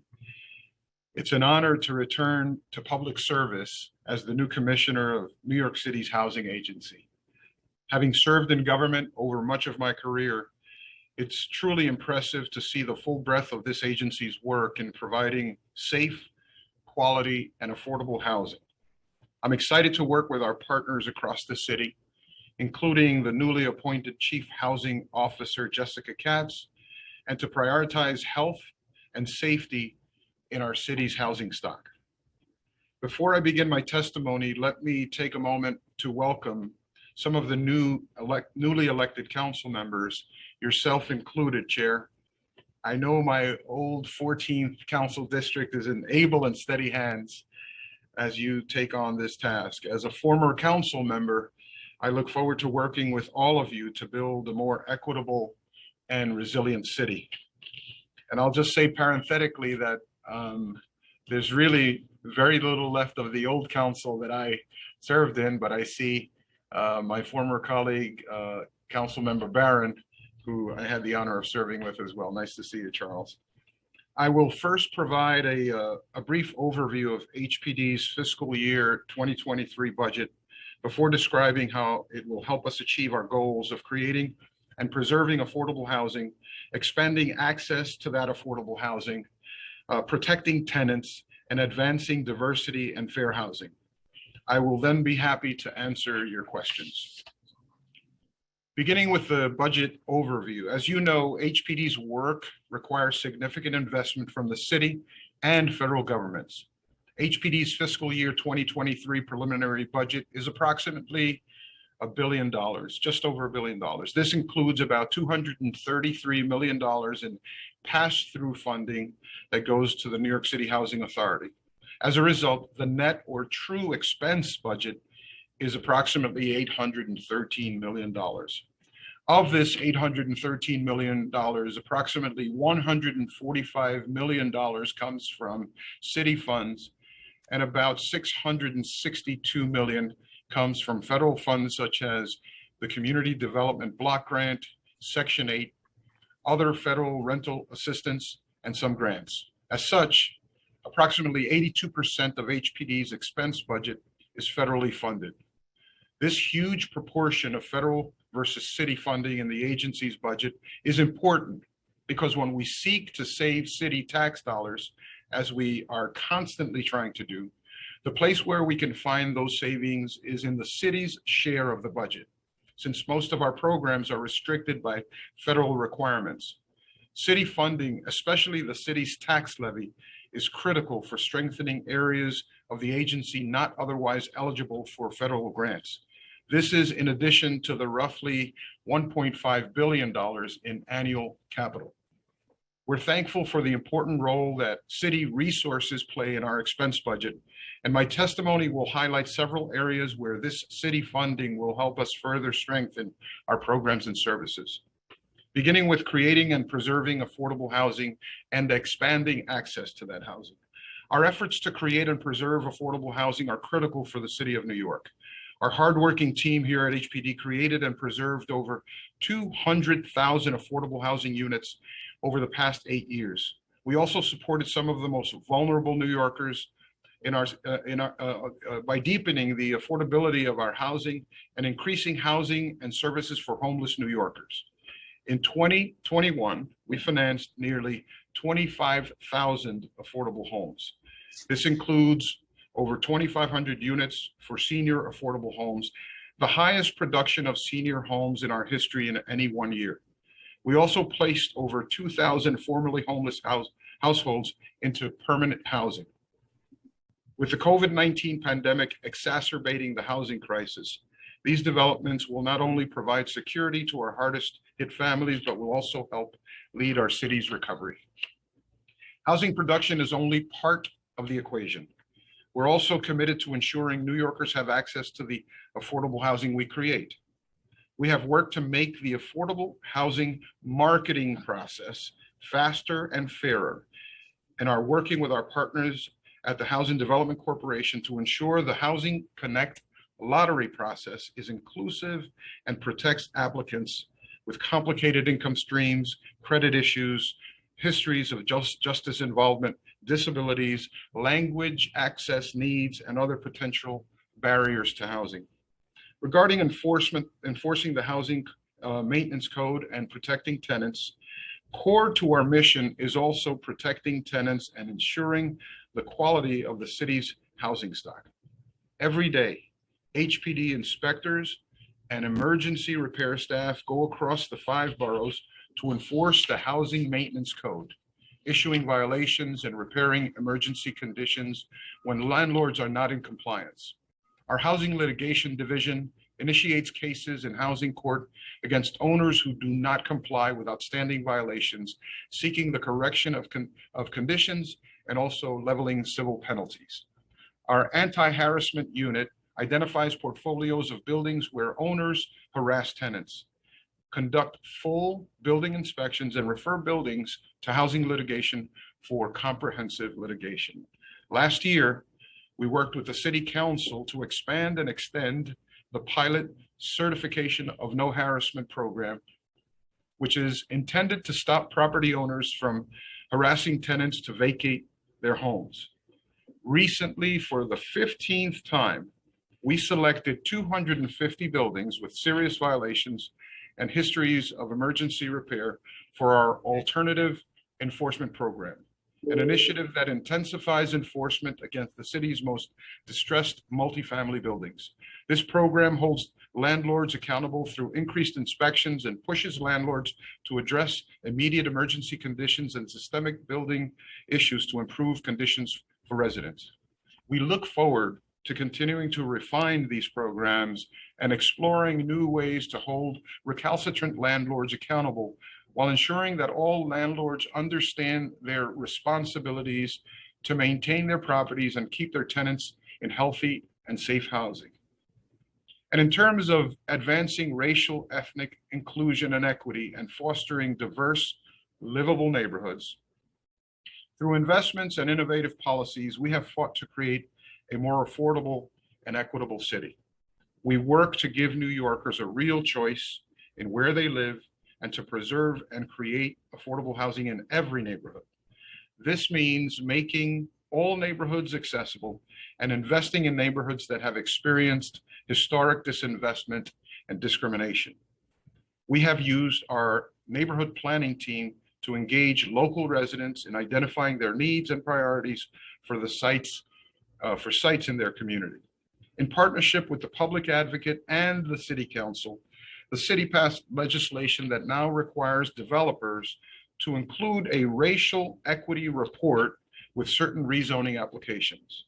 We're engaging with our partners at the Department of City Planning in building the equitable development data tool that will help us share data on housing and demographics, and will help frame future land use decisions. To shape and build strong neighborhoods, we need strong partners. This means partnering with developers and other real estate professionals who reflect the diversity of our neighborhoods. As the new commissioner, I am committed to promoting the participation of minority and women-owned business enterprises, and I am encouraged by the foundation that has been laid down to advance this work. We have spearheaded multiple efforts to grow the number and the strength of minority and women-owned business enterprises and nonprofits that drive our city's affordable housing work, and to increase the size and diversity of the affordable housing community. For instance, last year, HPD and Enterprise Community Partners launched Pathways to Opportunity, a new initiative providing free training and certification for minority and women-owned business enterprises and nonprofits interested in breaking into the growing marketing agent industry for Housing Connect lotteries. We recognize that minority and women-owned business enterprises must deal with entrenched barriers to acquire the capital needed to build larger developments or develop more than one site at a time. To address this challenge, we worked with the New York City Acquisition Fund to create fair and favorable terms for minority and women-owned business enterprises and nonprofits to reduce pre-development costs. And last year, we joined a coalition of public, private, and philanthropic partners to announce that the New York City Acquisition Fund will now exclusively serve projects led by minority and women-owned business enterprises and nonprofit developers with a minimum 51% ownership stake in the project. And finally, to close, we are pushing forward with renewed energy to say, as the mayor likes to say, get stuff done. to put people over process, to put people over bureaucracy. I know as a former member of this body that the important work already accomplished has not been done by HPD alone. The council is and has been a critical partner in the process of fighting to get the resources we need to ensure New York City works for everyone. Thank you for your partnership, and I know we will continue to partner on critical legislative priorities and reforms. And thanks for the opportunity to testify today. My team and I look forward to your questions. Thank you very much.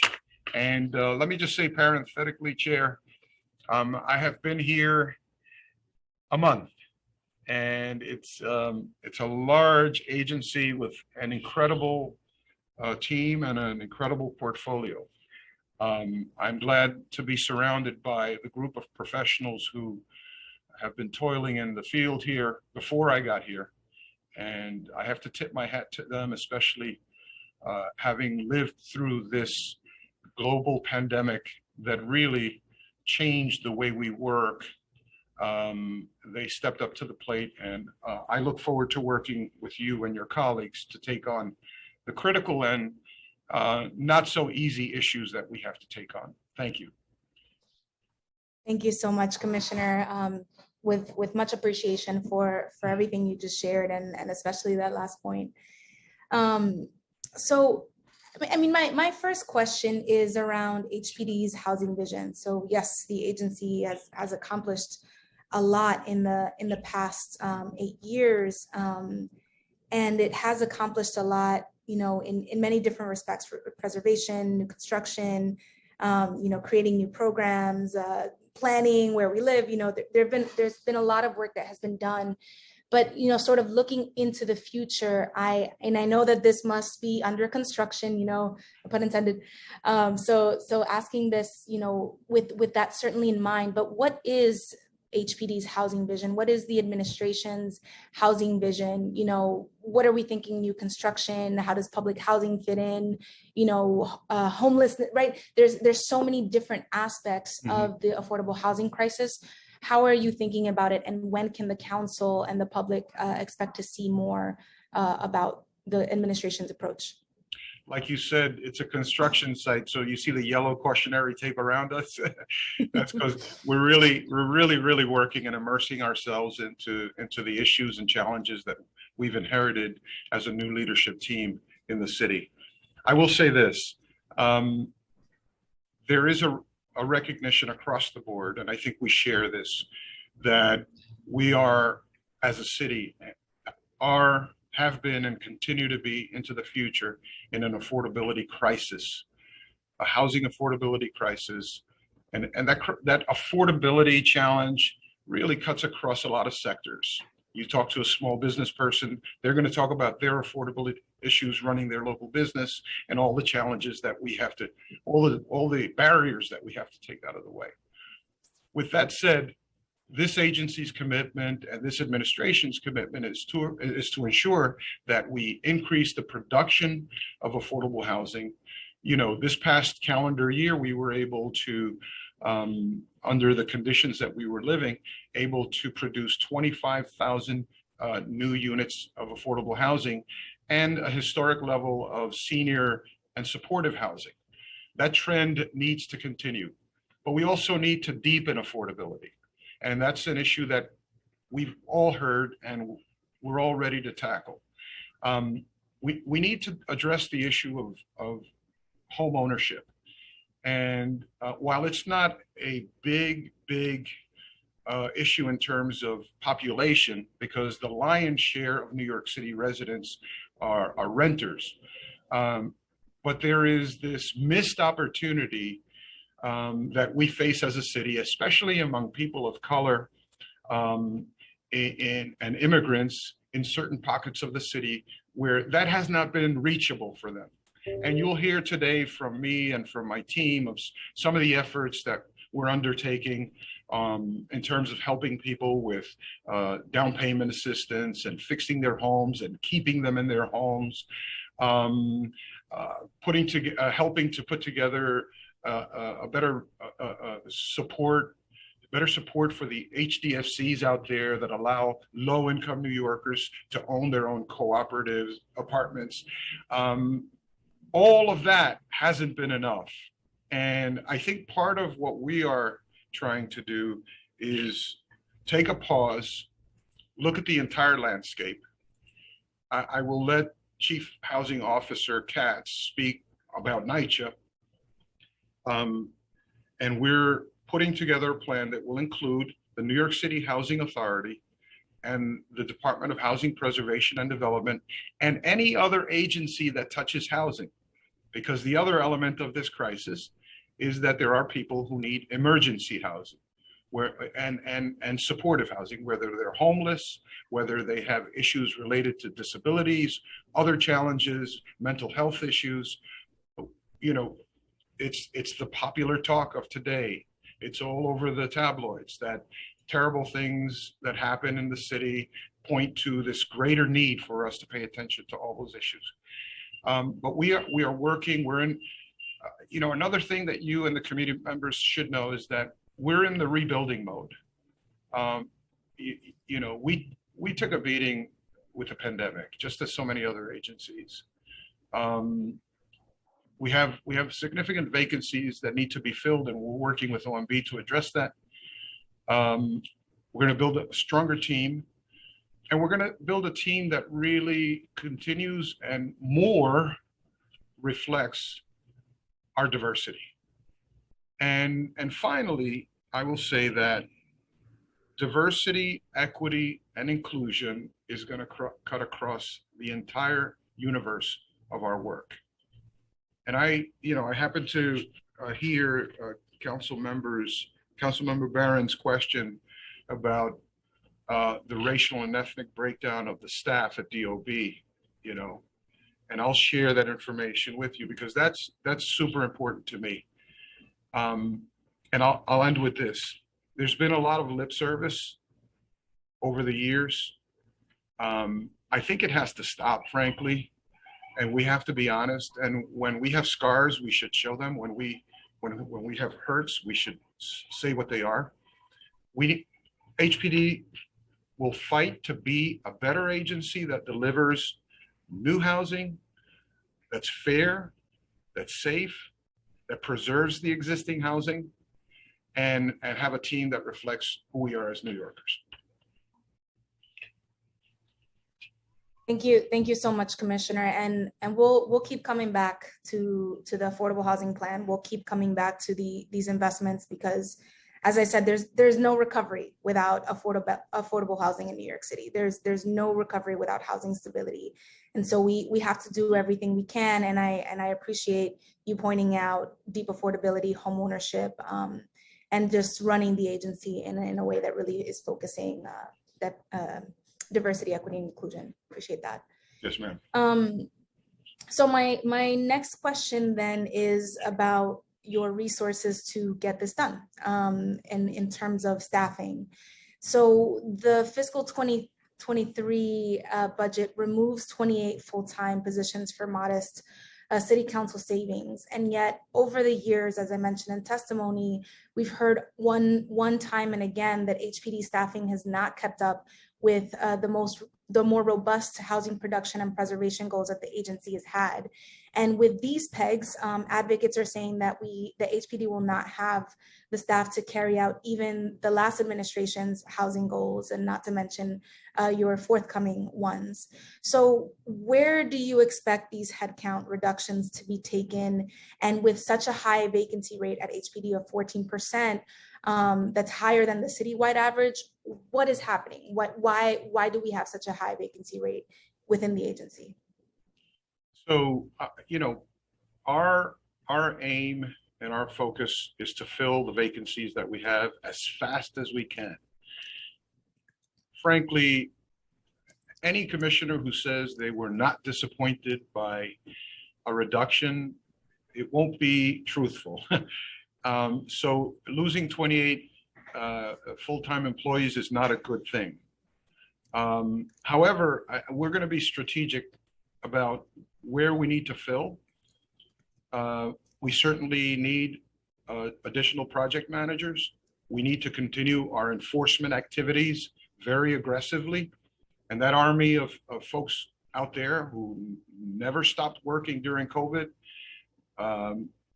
there's probably, I'm going to say close to 100, maybe more that are vacancies that need to be filled.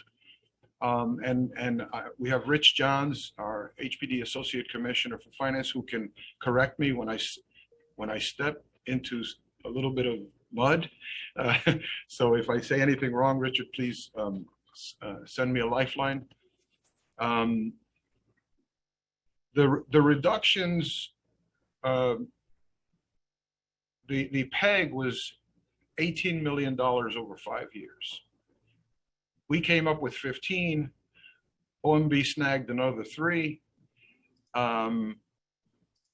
You know, we have what we have. We need the help of the council. We need you to advocate to help us as well. But we will continue to do the important work we do with the resources that we have, but with emphasis on filling the vacancies that are currently there. Again, I tell the team here, we can't get there from here without the resources, and we're going to aggressively work with our partners at OMB. We need OMB support. They know that we have positions that are not competitive in the job market. They know they have the full list of all the positions we're trying to fill, and we need them to step up and work with us. And I look forward. I'm meeting with the budget director, I think, in the next week or so to press that. Thank you, Commissioner. And as a former admin staffer, I'm familiar with the woes of how long it can take to fill positions. So I hope that meeting goes well. And just overall, I mean, budgets are a reflection of priorities, right? And right now we are not, the city council, the advocacy community, the public at large, we are not seeing housing as a priority for this administration. And so reflected in the forthcoming plan, reflected in the ultimate budget here in terms of positions filled and things like that, we need to see more resources for HPD. So we will be fighting for that. Thank you. Absolutely. So next question is a related one. And it's with respect to the housing lottery. So could you share how long on average it takes for a affordable housing lottery unit to be tenanted? And could you or the team share what that might be in terms of different AMI bands? So the deepest affordability, middle affordability, and 130 AMIs. I appreciate the question, and I'm gonna have Margie Brown address the question, but before she does, let me just put some context into it in terms of how we're approaching it as a new administration. There is a recognition that this thing is broken. People have been working hard, and it's not to diminish anything that anybody has done in the past, but we do have lots of units out there that sit vacant for a number of reasons, including some very legitimate reasons about process and bureaucracy and forms. But what you're going to hear us emphasizing, you'll hear Chief Housing Officer Katz talk about this, as well as myself, which is we need to put the people over the process. And that's why I included those words in my prepared testimony. People over process, people over bureaucracy. When a single mom with 2 kids is trying to get housing, and she has to prove again and again that she's poor when she's already been in the hands of the city and maybe has been the victim of domestic violence, and it's just trying to get somewhere safe. And then she has 2 children, and we tell her, oh no, you don't qualify for a 2-bedroom. You have to take a 2-bedroom. That's enough space for you and your 2 children. There's something broken in that relationship and in that logic. So I wanted to just take the posture of recognizing that we have to deal with this. And then let Margie talk a little bit about process and numbers. Margie? Hi, thank you for the question. So in the affordable housing lottery, there currently, how units are filled is, not unit by unit, but a whole lottery of people in process at once. And so while there is a lot of variation in time, some of the things we know are about 50% of units are filled within about 4 months after TCO. And as you pointed out, there's variation among income bands in that, certainly because of the very high demand for the lowest income units. Lower income units do tend to be filled faster than higher income units. In certain cases where higher income units are having more difficulty getting filled, we also have requirements that those ultimately end up being filled by a homeless household. So as the commissioner said, we are doing a lot to make sure, number one, that units get filled. Number two, that units that are lingering end up benefiting the lowest income, most vulnerable households. And overall, we've shaved about 6 months off the total time to get people into housing. But we plan to work with this administration to move that even faster. Thanks, Margie. Okay, thank you, and good to see you again, Margie. So just a quick follow-up on that. How often do we have a percentage, any metric to indicate how often these higher income band units are being filled by homeless households? I don't have that data right off the top of my head, but certainly we can provide it to you. Okay, I'll be looking forward to that because I think it's a critical indicator of, what are we subsidizing? Should we be subsidizing these highest income bands? And what, as we pivot toward the future housing plan, how do we think about that? Okay, so thank you so much, Margie. So Commissioner, moving to affordable housing, just this construction, you mentioned some of these numbers in your testimony, but how many affordable homes did the city finance in 2021? And is the agency on track for financing its 2022 targets? Okay. As I said in my prepared remarks, close to 25,000 units, 24,812 affordable homes. And of those, almost 2,800 were for seniors, and a little over 2,100 were for formerly homeless and households that need supportive services. In the first half of fiscal year 22, we financed almost 8,300 units. So you're talking about from July 1 through the end of 2021. It's been a lower start than some prior fiscal years. But what we did was we closed a similar number of multifamily projects as in the pre-pandemic period from July to December of 2019. What it turns out, the quirk in this is that we financed a lot more smaller unit projects or smaller neighborhood projects. But that doesn't mean we can't and will not ramp up our production as we have in years past. The goal is always, of course, we think that at optimal performance, we could do 30,000 new units a year. And that's something that, I've been looking at and talking to the team about it. Maybe our Deputy Commissioner for Development, Liz Oakley, could put some color on this. Sure. Thank you, Commissioner, and thank you, Chair, for the question. I would just say we're so proud of the production that the team put forth last year, and we are in a period of rebuilding right now. And so we think with your support and the support of budget for our staffing that we'll be able to ramp up once again. Great. I like that. 30K, let's go. Let's do it. 30,000. Yes, yes. I think the key, look, to be entirely frank, the key is we need more people in development. I'm not going to shy away from that. It is what it is. We need more folks. I mean, we need to fill. There's process issues in the agency and in the city. And as I said earlier, one of the things that we have to discuss and be honest about is that we're competing. We're trying to attract young professionals to come into city service. And when we show them the salary number, they walk. Or we train them, we build up their skills, and they walk. They get opportunities out there.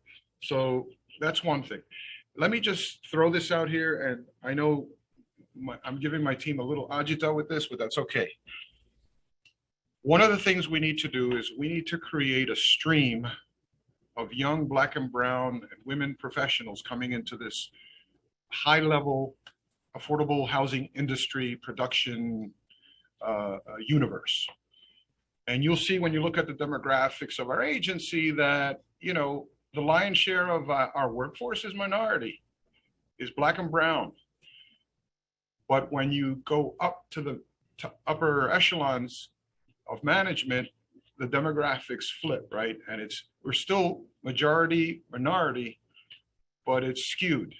So I was talking to Rich Johns, our Associate Commissioner for Finance, about this, and Liz Oakley and some others, that we're interested in partnering with City University of New York and with State University of New York, where the lion's share of Black and brown students are, and immigrant students. And, Baruch has a great real estate finance program. There's some of the other schools. I mean, we talk about it in the construction industry and the building industry, City College, School of Architecture and Engineering. So, I'm interested in that, something that we will talk about as time passes with the City Council.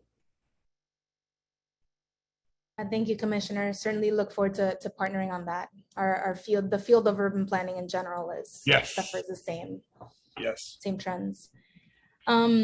So moving to talking about those frontline staffers and thinking about the inspectors at HPD and those who are working nights, weekends, and everything in between. Shout out to Deputy Commissioner Anne Marie Santiago for always being on and always being so responsive. Just want to appreciate the work that you all do. I note in the PMMR that emergency complaints rose 33% in fiscal 22. And inspections and violations also rose, but the rate of closure, or rather the amount of time that it takes to close complaints is not going as well. So yes, we've improved from 13 days just about to 12 days this year. But do you think that a target of 12 days is a reasonable amount of time to have an emergency complaint addressed? So let me first thank the enforcement team, including inspectors and the emergency repair staff, who didn't have the option of stopping during COVID. So when everybody else was shutting down, going home, getting behind their cameras and screens, Zooming, teaming, and all that other stuff, these folks would put on their mask, put on their blue uniform. I see them marching in and out of 100 Gold Street. I make every effort, council members, to say hello and to say thank you to them, because they're our frontline people. They're the people that when we come a knocking on a door, you're going to see one of them. They never stopped. So I take my hat off to them. Some of us had the luxury of going home. The caseload for the current inspectors is they do about 12 stops a day. And it's a complicated process that Anne Marie will share a little bit more about. In order to capture another day in closing cases, we're going to have to fill our positions, our vacancies. And that's just the plain truth, right? I mean, there's only so much that one inspector can do on any given day. We're getting a lot out of them. So let me just say that and then pass it to Deputy Commissioner Santiago. Good afternoon, everybody, and thank you, Commissioner, and thank you, Chair. As the Commissioner said, bringing on more staff will definitely help us to bring those numbers down. We are making every effort to get out to every emergency complaint as quickly as possible. For those of you who know a little bit about our process, you know, some inspectors can do 20 inspections in a day, but when we do lead inspections, those inspections take quite some time. And so, you know, we're stuck with 3 or 4 inspections because it is a process to go through every room and test every surface that's peeling. So we have made some improvements over time to keep that number at least where it is. We've rolled out a new real-time field force inspection module, which allows the inspector to capture their inspection results in the field and have those approved right away. So we are making what changes we can, but certainly bringing on additional staff and continuing our recruitment efforts and continuing to train our staff will help us bring that number down. And our goal will be to bring that number down. So we continue to make every effort, and of course, love to work with the council on things such as that. And in terms of hiring inspectors, I mean, where, Anne Marie, where can people apply that? And I think this is something that we need to push out at every opportunity. You know, it takes a while for them to get on, but we want folks from the neighborhood. Right. And there will be, you know, where we have another housing inspector exam coming up in April. And we absolutely encourage everyone with some construction experience, that's going to be the minimum requirement, to go ahead and apply. And we're happy to send the information to you all about where to apply, what's the date of the test, what the requirements are. You know, we have inspectors who speak every language and come from every background. And so, you know, we want to encourage everyone to apply. Thank you so much. And we asked this question of DOB as well with respect to inspectors, but how do their compensation levels compare? These are frontline workers, these are folks from the neighborhood, and they're, you know, we're gonna continue to recruit from the neighborhood. So how do their compensations compare to, you know, in the private sector and across other agencies? And is this something that we should be looking at? Right. Sorry, Commissioner, go ahead. I was going to say the average pay is just short of $63,000 a year. I don't know how that compares, Anne Marie.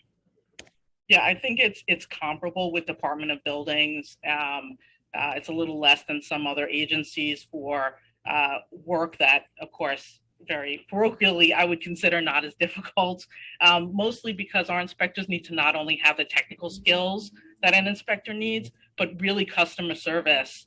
And those types of qualities are so important because we're going into people's homes, right? And we have to make sure that our inspectors are capable of speaking to everyone professionally, courteously, understanding the different ethnic and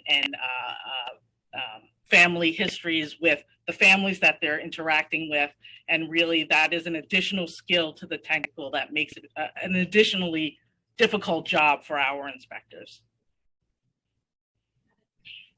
Thank you, Commissioner. Okay, so at this time, I do want to turn it over to some of my colleagues to get their questions in. So Councilmember Barron. Starting time. Thank you very much. Good to see you, man. Good to see you, my brother. How are you? For punishment, sir. You are a glutton for punishment. I'm ready. I see. You better put them dukes up. I have a lot of questions, so if your staff could jot down so I can go through them real quick. Okay. First and foremost, y'all have to reject 421A. We have to get rid of that program. It's 80% market, 20% affordability, which is not affordable. And it yields 1.7 billion, and they get all of these tax eliminated, and they don't do affordability. That needs to go. No, number one, and I'll be fighting for that on a state level too, as I've been. We need to cut out the racism in the selection of developers. It is ridiculous, Commissioner, Yep. that these white men get 99% of the projects. And then we start talking about minority and women-owned business enterprises for the subcontractors. We're talking about GCs, general contractors, and developers getting the contracts. And then we'll do our own subcontracting. That has to happen immediately. That's a major, major problem. And we keep talking about affordability, but we're not defining what's affordable.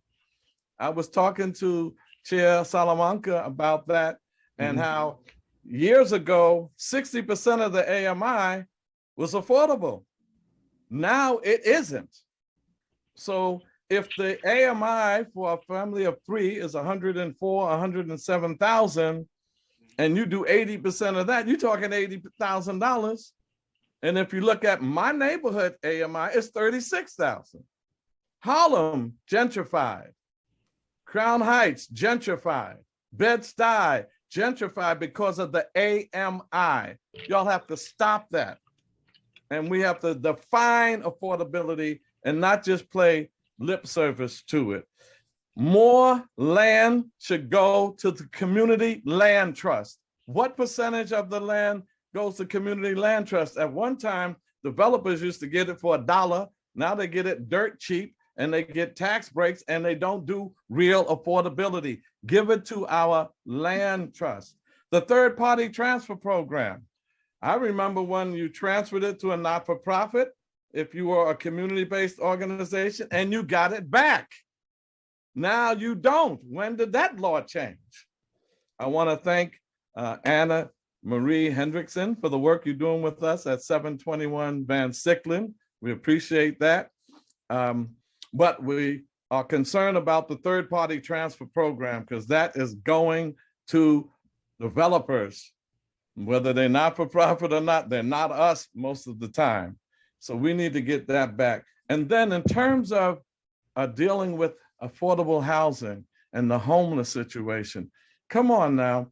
I remember de Blasio sitting down with me saying he wanted to do 300,000 units of housing. And I said, well, Mayor, if you do 30% of that for the homeless, we got 90,000 units in 10 years. But if we do 5 and 10% and say we got 25,000 units of housing, that looks like a lot, or 2,100 for the homeless. That pales into comparison for what needs to be done. Make it real, Commissioner. You know how to make it real. I've been with you out there on issues.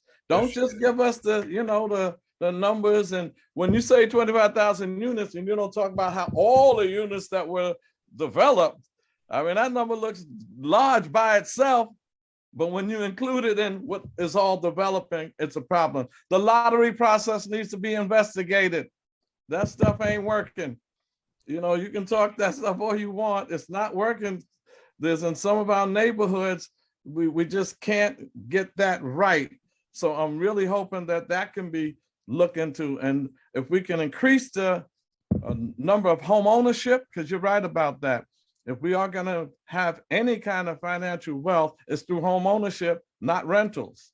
Yes, sir. And I'm dealing with the Department of Finance on how they're assessing property in our communities. Some of our homes are assessed at 800, 900,000, and then the tax for that is higher than in some of the white communities where the homes are $1 million. How are we paying higher taxes? It's through the assessment racism. We got to deal with racism. It permeates every institution, and this is no exception. Welcome aboard, Commissioner. Thank you, Council Member. Thank you. I always know that it's going to be fun working with you because you go right to the heart of the issues, and you're a real fighter, and I respect that.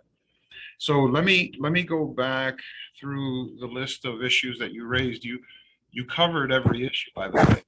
So 421A needs to go, you said. Look, the governor has put a proposal out there. We know it expires now in June. We need to come up with a better tool. We need deeper affordability. We need longer life of that affordability. The mayor has stated very clearly that he agrees with the governor's initial gesture it needs work. And this is where the back and forth happens with the legislature as we either reform it significantly so that we can ensure that we achieve the goals that we've established, which is to create more affordable housing. And, you know, by the way, if you cut the monster's head off, or you cut the creature's head off, I guess the question for the larger community is, you know, what do we do? And I'm looking forward to, as we enter this debate, and by God, we have to hurry up because June is around the corner. Right around the corner. What they could do is take their taxpayer money and put it into a not-for-profit affordable housing fund, and we don't need 421A. That fund can be used for not-for-profits like land trusts and other groups to build affordable housing. And by the way, land trust is something that you'll be pleased to hear. I mean, we're really focusing on community land trusts as a concept. We believe in that. You mentioned the whole minority and women-owned business enterprises. You know, look, we have programs, right? And the programs have been established to try to deal with the institutional missed opportunity, racism, classism, gender discrimination that historically permeates the real estate industry, the banking industry, and like you said, our larger society. So we need to do a lot more. On the development side, we've worked to build capacity so that MWBEs can compete against non-MWBEs. And we can run through this list, but I don't want to steal your time. Developer capacity building training so that, like you said, the Black and brown business people who are trying to be developers can become full-fledged developers. Just one, Madam Chair, just one last thing, and I'll stop, I promise. You go right ahead. Commissioner, we already have capacity. That's a racist block, capacity, so we got to go into some training program. We had a program in HPD where a Black woman, Erica Keller, had capacity to build, but they told her no, she had to get a white male developer to partner with her. She had capacity. The problem is racism, Commissioner. It is not we lack capacity. We have developers, Black, Latino. Mm-hmm. We have developers, Latina also, developers that have the capacity to build. They can't get the contract from HPD. They don't need training. They don't need apprenticeship, and all that is good. But I'm talking about people who have it and are not getting the contracts because they're giving it to white men predominantly. And as we said at the beginning, there is a structural, insidious history of this. The general statement that I will make outside of the programs that we're involved in terms of those who need capacity building, getting the capacity, those who need an opportunity to get into the marketing side of this industry, which is a fount of opportunity. We have this lottery process and marketing agents that didn't necessarily reflect who we are. You know, creating that fund with the new and streamlining it, the New York City Acquisition Loan Fund, so that it's specifically targeted to serve minority and women-owned business enterprises and nonprofits. And I know that we can talk about the imbalance between MWBEs and nonprofits and that, you know, that challenge. And then we do a host of training events. And it's open and there's outreach for that. And what we'd like to do is work with you all, members, to do the outreach, to find those people who are interested in getting in this industry. The affordable housing industry is a multi-billion dollar industry in New York City and across the country. And it should be a place of opportunity for everyone. You mentioned a number of other issues that I want to get to.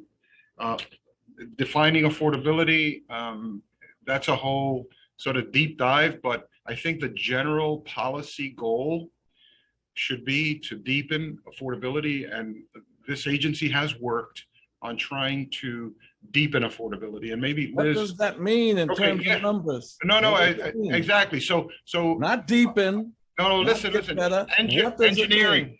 Right. Right now, in our communities, 30% of the AMI is affordable. No, I understand. And Not 60. Right. What I'm getting at is when we say deepen affordability, it means make a larger share of the units dedicated to lower AMIs where the need is, which is part of, the whole Ella program was created with the notion that we need to. Ella has its faults. Oh, of course. Everything has its faults, including maybe you and me a little bit. I don't have any. You can have. I'm perfect. No. Can you talk about affordability a little bit, Liz or Kim, in terms of how we address that real quick? Liz Oakley, manager of the Sound. Can you help us? Yes, thank you. Sorry, I muted when an ambulance went by, and appreciate the unmute. Thank you for the question. So we updated all of our major new construction program term sheets over the past couple of years to increase the percentage of units targeted at extremely low income at 30% of area median income and very low income at 50% of area median income, precisely because of this issue. To the point that Chair Sanchez raised earlier, we when you say that, what percentage do you have at 30%? We are trying to reach at least 50% of the overall project at 30 and 50% overall. That doesn't happen.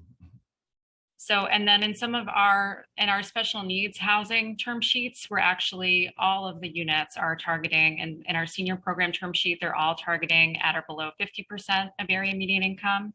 And in special needs housing, it's 60% supportive. So those are all much lower income as well. So those are our main new construction program term sheets, the Ella, the senior, and the supportive housing term sheets that achieve much lower income targets. In preservation, we're often meeting people where they already are, but we did launch a new term sheet where we're providing Article 11 tax benefits last year that has a higher homeless set aside. So we are trying. What percentage is that? We have homeless set-asides at 20% in preservation and some term sheets, but in new construction, in the Ella term sheet, it goes 10%? Up to 30%, actually. We have a 15%. It used to be 30% of the 300,000 would get us 90,000. I'm sorry, Ms. Chair Sanchez, I'm finished. All right, go ahead, you can finish. Okay, but I think we appreciate your feedback because we are at an inflection point where folks are thinking about the next housing plan. Right. But we did, over the course of the last 8 years, steadily increase the percentage of units that we were producing at extremely low and very low income rents and the homeless set aside units, which, as the commissioner noted, that's how we were able to produce the highest percentage of homeless and extremely low income and very low income last calendar year. So we've been building on that. And to the chair's comment before, we also stopped providing capital subsidy in our term sheets for units above 120% of area median income. So we're now, you have capital subsidies, but capital money and also subsidy money. You have two pots, right? Right. We have the capital money and then the expense funds that we put towards our tax benefits. Right. And these rich developers are taking advantage of that and giving us meager affordability. And y'all have to stop them. You have to stop them. So I'm finished. Thank you. Thank you. Thank you so much, Councilmember Barron. Okay, I just want to give time to our other colleagues that have questions. But Councilmember Barron, you couldn't see me because my hands are not in the shot, but I was just, very much agreeing with you on so many of these points. Absolutely. And in addition, with rejecting 421A as it stands, we also need to look into labor standards there, right? So that the people who are building can also afford these units. So Councilmember Salamanca, you're next.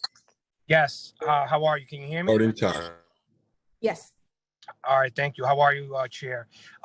First, I want to congratulate Commissioner Carrion on your appointment I'm just excited to know that I have a real partner in HPD there. Thank you. Yeah. And so with that, I'm going to throw some hot questions at you.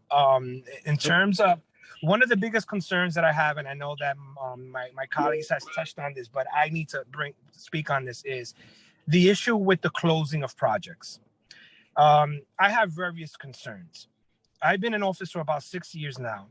I have projects that I did a ULURP back in 2017, 2018, and these projects have not closed. And so there's a few concerns that are happening. Number one, the developer are paying the overhead. Some of these developers don't really have deep pockets, and so they can no longer afford the overhead, and they're selling their property over to another developer. And it's my understanding when that happens, the agreement that has been made between the community and that original developer now is up to the owner if he wants to comply with what was agreed to. That's the first thing. Second thing is, when HPD finally closes, let's say that they close on a project in 2017, that was approved in 2017, and they close now, let's say in 2022, they're going to close with the AMIs of 2022, not the AMIs of 2017 that we originally agreed to. And so I was wondering if you can explain why we're having such a tough time closing our projects. Now, the excuse of, well, we don't have any more project managers. Yes, that's happening now because there's a turnover. But there were many project managers in HPD for the last 4 years, and there were issues with closing. I was wondering if you can just touch a little bit about what's actually happening and how we're going to address this. Thank you, council member, and thank you for the softballs. Let me just say that I share your frustration. It is a frustration that is felt outside in the industry as well as inside this building at 100 Gold Street. And I've been on both sides of the equation. Now I'm here trying to solve a problem that's a real problem. And there are limits. We make no excuses. There are reasons for this. And unfortunately, most of them are related to our ability to process the projects that come through, and also to finance the number of deals that come through.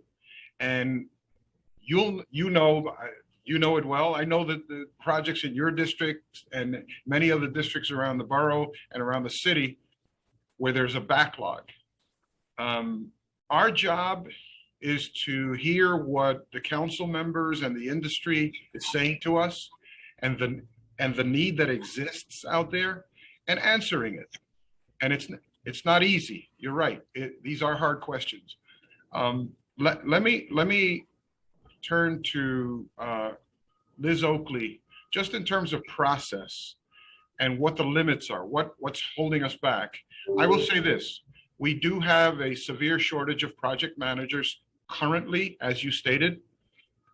We want to address that with our partners at OMB. They know what we need. We know what we need. We just got to get it done, as they say in the street vernacular. Deputy Commissioner. Thank you, Commissioner, and thank you, Council Member, for that question. This is the tremendous challenge of our department. We did not have the kind of staffing issues when I started here in 2019 that we have now, and we still had a tremendous backlog of new construction projects.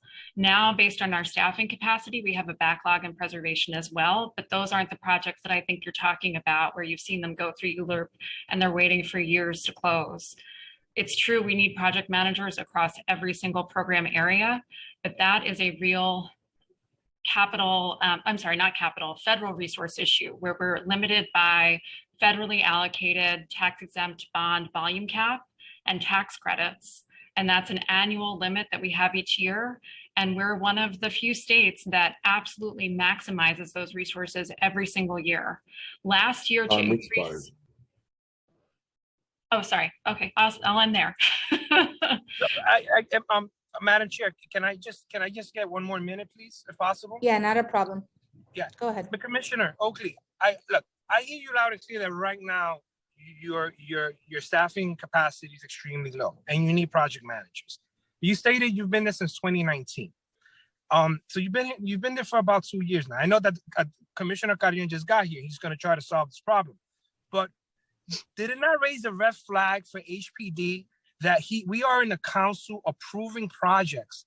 We are in the community approving projects with community boards, saying we are approving a project for this year with this AMI, which definitely equals to a certain rent level. That's what we're approving. That's what we're telling the community. And HPD is sitting with us while we're negotiating this, not raising a red flag to us, telling us, council member, we may not close on this project for another years from now. And that AMI that you're negotiating is not going to be the accurate AMI that we're going to close on. I mean, I feel that a red flag should have been raised. HPD should have been sounding the alarm and telling us, look out for this. That's not going to be the actual rents that are going to be charged. And I feel like we have misled our community because this agency did not inform us of what's to come in the future. I would just say again, we are maximizing every single resource we have to close these bond and tax credit finance deals each year. And we're still closing, more than 200 transactions every year. We have, roughly 100 multifamily projects we close each year or more. We are doing as many as we possibly can, but we know there's a need to do more. And so last year we did increase the amount of capital in projects to try to do higher volume. And we succeeded in doing that on the new construction front, but we need the partnership of others to continue moving these forward. And I don't know if Ahmed wanted to say any more on the engagement front in the ULURP process, but that's what I can say from the finance side.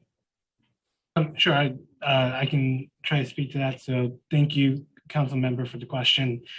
If I think the quickest way to answer this is if there is a way that we need to be better at communicating both the timeline and the reality of where HPD is, plus the limitations because of the federal allocation and other process issues, then we will quickly revise how we talk and how we work with you in the community. We at no point ever want to be in a position where people are feeling like we are not laying out all the facts. So that's something that we will augment and correct very quickly. And just to close this out, I'll say, Council Member, the problem is real. The challenge is big. We do have federal partners in this deal. The state obviously as well. So I'm very, very, very open to deep diving into this. And I've told this to the team here at HPD. Let's do a deep dive about process. Let's figure out if there's a better way that we can do this. So we look forward to working with you on that. All right. I really appreciate it. I know my time is up. Commissioner, I would like to have another conversation about Article 11s, especially those Article 11s in which HDC is involved and they've done the underwriting. And we're waiting for your agency, HPD, to close on it.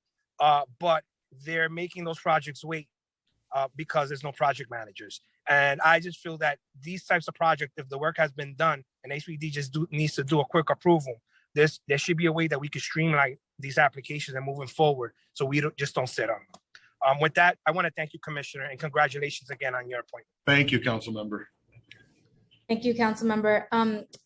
Commissioner, a follow-up question. Given the importance of adding headcount, as the entire recent conversation just showed with Council Member Salamanca, have you actually asked OMB to reverse the headcount peg in the executive budget? Rich, can you help me in that regard? Yeah, of course. We actually, as a city, we have not started our executive budget. So the submission for that with OMB will be, I guess it's at the end of this week. And, that is something I think we would explore with OMB in addition to asking them for other resources that we, will need in the upcoming year. think that makes a lot of sense. Thank you. Thank you, Rich. Great. I want to acknowledge we have been joined by Councilmember Brewer. Thanks for being on. Next question is from Councilmember Aviles. Starting time. Hello, good afternoon, everyone. Thank you so much, Chair Sanchez. Commissioner Carrion, welcome, and it's good to meet you in this forum. I am representing District 38, Sunset Park Red Hook, and since 2014, our community has approved 51, we've had 51 projects built in our neighborhood, particularly in Sunset Park. Of all those 51 projects, what has materialized is 80 affordable units. And I use the big affordable, not the actual affordability rate that our community needs. We have over 30% of our residents are severely rent burdened. So we have a dire crisis of market rate housing that has come to our community and severe displacement that is going on in an undocumented community also with overcrowded housing conditions. So our district, it really is under some crisis. So I'd like to know how HPD is going to continue to build us the low-income housing that we actually need in our district and not more market rate. I can't understand. We need to get rid of 421A. I agree with my colleagues, and we would like home ownership opportunities and land trust. We'd like to reclaim the buildings from the slumlords who continue to abuse our residents and use their immigration status as a way to keep them quiet while they make money hand over foot. So I guess it was a little bit more of a comment, but underscoring the crisis that we are facing in our community and the fact that the 80-20 is not doing it. We cannot, 17 units, 10 units a year is not gonna support what we need. So, Council Member, thank you for those comments, and I think the points you make are sort of the construction of a challenge, if you will, or a question. And I think there are a number of tools in our arsenal. Let me say parenthetically that preservation is probably our biggest sledgehammer, our biggest tool. You know, when you look at the universe of work that we do and you hear public officials and agency people talk about 200,000 units, you know, 70% of that is preservation, just about. I'm ballparking it. So there's about a 70-30 split. Correct me if I'm wrong, anybody, feel free. So that's a big tool. And then the question is, right, what is the housing stock in your district? We need to help you look at it. We need to work with you. You heard from Ahmed Tigani, who works with our planning effort and all our neighborhood-based people. There's the blunt instrument of enforcement, and we can work with you on that as well. I think when you mentioned the 51 projects and only 80 affordable units, are those projects 421A projects that you're referring to? Were they, you know, HPD financed? That whole question, we can explore that with you. And that's one of the things that I wanted to say, Chair Sanchez, to everybody on this committee, and really to the full complement of the 51 council members. Our job is to work with you to develop your area of the city that you represent. Every area is different. I know you have a new member from Staten Island. You have a new member from the shores of Brooklyn facing Staten Island. We have members from different types of Bronx neighborhoods, Brooklyn neighborhoods. We have members, you know, all over, represent every demographic. And so, you know, one of the biggest challenges is the immigrant communities and the non-English speakers and the folks who get abused in the system. And we can work very closely with you on addressing those needs. So we look forward to taking all the tools in our toolbox and working with you in your district. I think Councilmember Aviles is being asked, she's asking to unmute. Thank you so much, Chair Sanchez, and thank you, Commissioner. I wanted to ask one other question. I'm honored to serve as the chair of the Public Housing Committee, and in looking at some of the budget documents, we noticed that 2/3 of the total PEGs at HPD is a pass-through. Reductions in NYCHA's city support for fiscal 22. It looks like with 31.2 million in underspending for the vacant unit readiness program. Can you tell me what that program does? Sure. Who can help me with that vacant unit? Thanks, Rich. Yeah, sorry.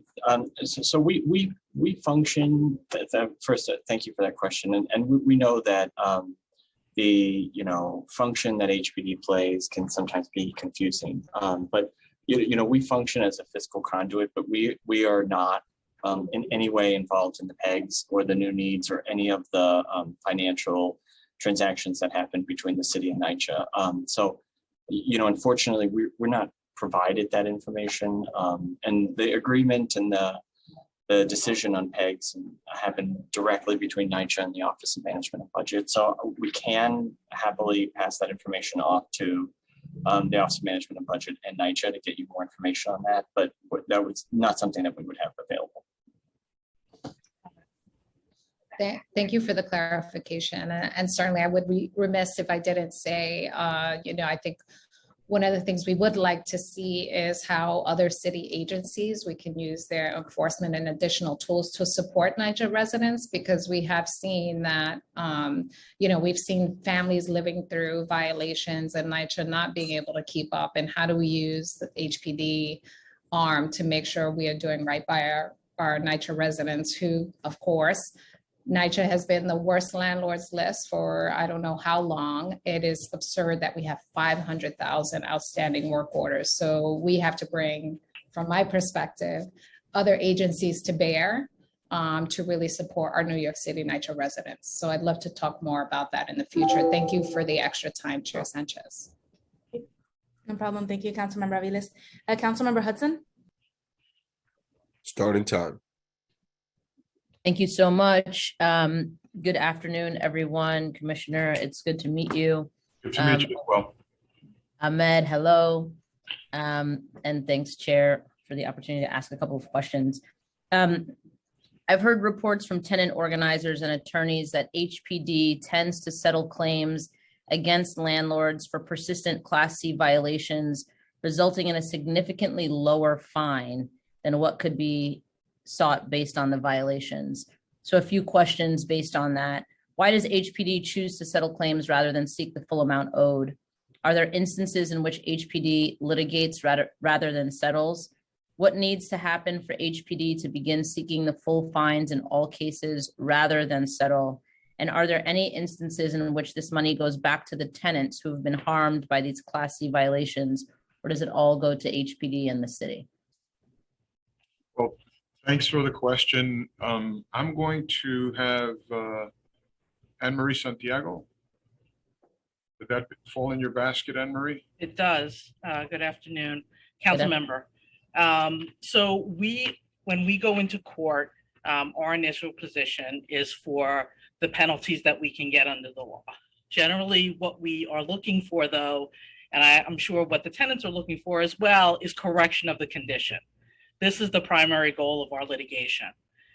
When we do have recalcitrant landlords, and there are some where we get full penalties, those cases are because both it has been a long-term issue with the landlords and that we have litigated.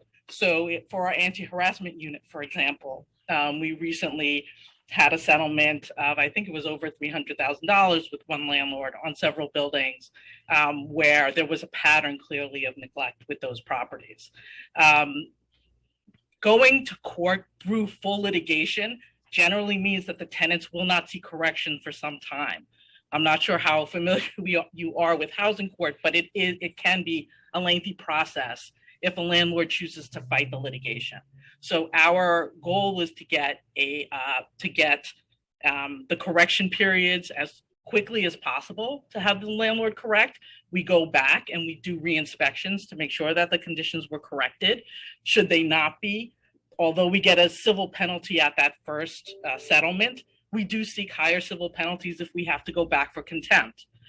So that is HPD's goal in the litigation process. There are cases, especially when tenants are represented by community organizations, where the tenant does get a rent abatement of some sort as part of that process. Generally speaking, the fines, the civil penalties that HPD collects are returnable to the city only, because we are acting on behalf of the city to bring those cases. So I guess my follow-up there then would be, one, is it an HBD policy then that we could potentially change to perhaps reconsider where some of those monies go? And I think, I'm sure everyone can understand that it is low-income tenants who are the ones bearing the brunt of predatory landlords.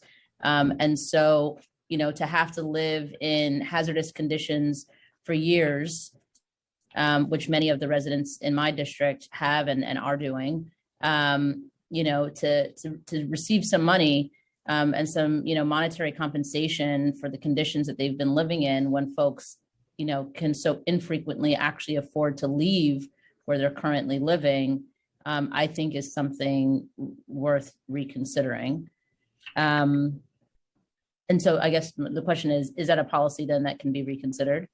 I don't think that that's an HPD policy. That is the collections mechanism, but certainly tenants have other opportunities and we can certainly talk about those. So there, through the state Homes and Community Renewal, tenants can apply for rent reductions, and often HCR will grant those based on open HPD violations. There are also rent impairing violations, which again, often a tenant would need some assistance probably from a legal service provider to understand how to work that process to make sure that if there are those existing violations, that they do get some rent abatement or a payment from the landlord in terms of those conditions. Certainly open to discuss all of that with the council. Okay, great. Would love to follow up on that. And then Chair, I see my time is running out, but I have one other question I'd like to ask if you'll permit it. Thanks. I understand that under city law, HPD is required to verify self-certifications, but only sends inspectors to verify a small percentage of self-certifications for Class C violations. HPD should be verifying that each and every self-certification for a Class C violation has been correctly addressed, especially for landlords who consistently receive Class C violations in their buildings and are on, as we've mentioned before, the Public Advocate's Worst Landlords list year after year. How many inspectors does HPD have, and does HPD have any way to prioritize which cases are audited? And how many inspectors would be needed to end the practice of self-certification? I'll let Anne Marie address the technical questions. So we do, actually, we publish a report on self-certification and inspections at the request of the City Council every year. Prior to COVID, we did a fairly high percentage of Class C certification re-inspections. Once we staff up again, we expect to increase that number of Class C certification re-inspections. We do look at Class Cs primarily. As you know, we have Class A and B violations as well, and we do a fairly high percentage of Class B re-inspections as well. For the Class C violations that are the most immediately hazardous, I'm sure you understand those cases where the owner has not responded to us at all. We do send our emergency repair staff out to conduct those repairs. Also, if an owner is found to have false certified a violation, a Class C violation that is emergency repair generating, we send the emergency repair program out to do those repairs as well.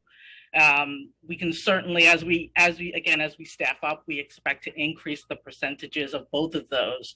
If you have any questions, you can read that report, and certainly we're open to expanding the percentage of re-inspections. One of the concerns always with tying us to an 100% goal is that it doesn't leave room for other priorities that may come up over time. So while I believe the percentage that the former council member was looking for was a 15% requirement, we're certainly open to talking about that. Okay, thank you. I mean, I understand the concerns with a 100% goal, but 10% or 15% are far off from 100%. So lead-based paint violations are 100%. We're required to re-inspect 100% for lead-based paint. So again, if we want to look at it from the perspective of a type of violation, we can certainly, open to that. I appreciate that. Thank you. You're welcome. Thanks, Thank Chair. you so much, Councilmember Hudson. Problem. Councilmember Brewer. Starting time. She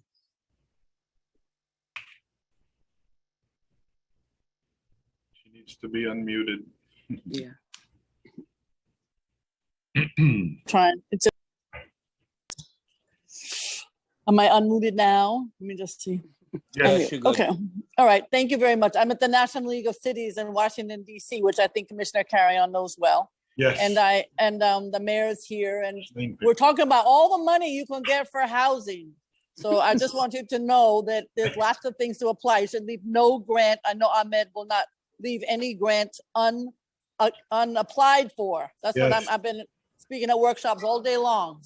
I have 3 questions, and Madam Chair, I'm apologizing because I didn't hear earlier, but I know that the commissioner talked about preservation, and I know that that's how at least de Blasio counted every damn one of his units, but we need new housing.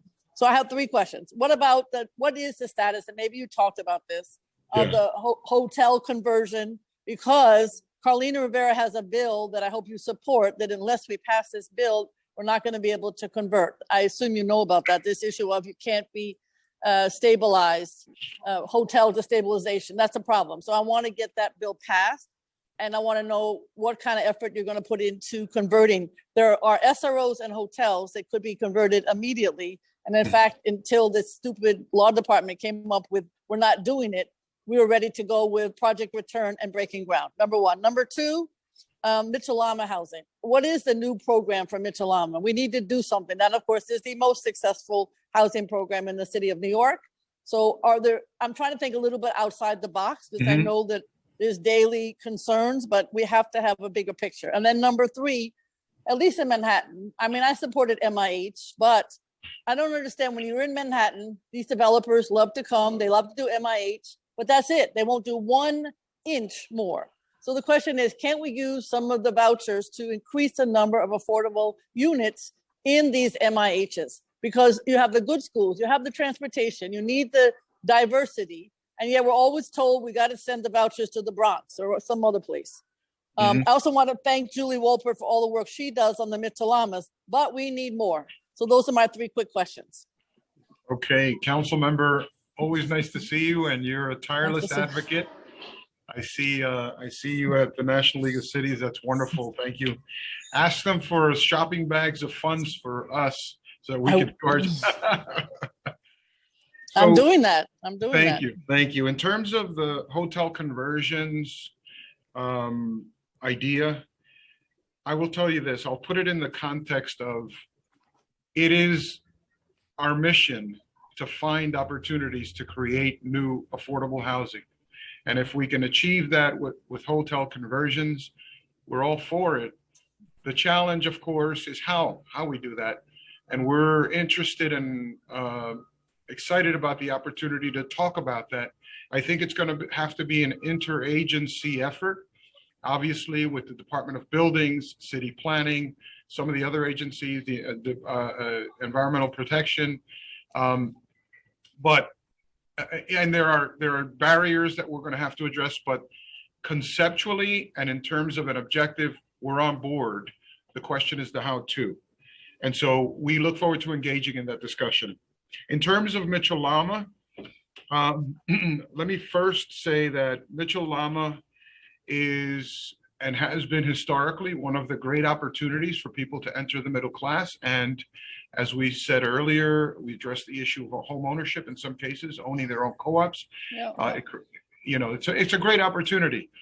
It falls into the basket of preservation, obviously, and ensuring that we capture them before they leave us or before they try to leave us, and refinance those deals so that we keep that affordable homeownership opportunity in New York. I know. I'm talking about new ones. I'm talking about new ones, though. No. And we'll I talk want about, new Mitchell. I want new Mitchell. I can do I can do the financing for the preservation. I want new ones. I hear you, Council Member. I'm gonna let Anne Marie Hendrickson take a poke at that, and I know that also Kim Darga. Okay, so good afternoon, Council Member, and thanks for that question. Good, first of all, appropriate shout out to Julie Walpert, who actually works for me and handles all the Mitchell-Lama issues. But to your point about new Mitchell-Lamas, we've been exploring this. We've been exploring how to maybe look at some of the vacant land, the ancillary land that's next to a Mitchell-Lama, to see if that could be new construction. So that's something that we have been looking at. We have a couple of sites, and we can get back to you with some more information. Ahmed has been working on that with the team.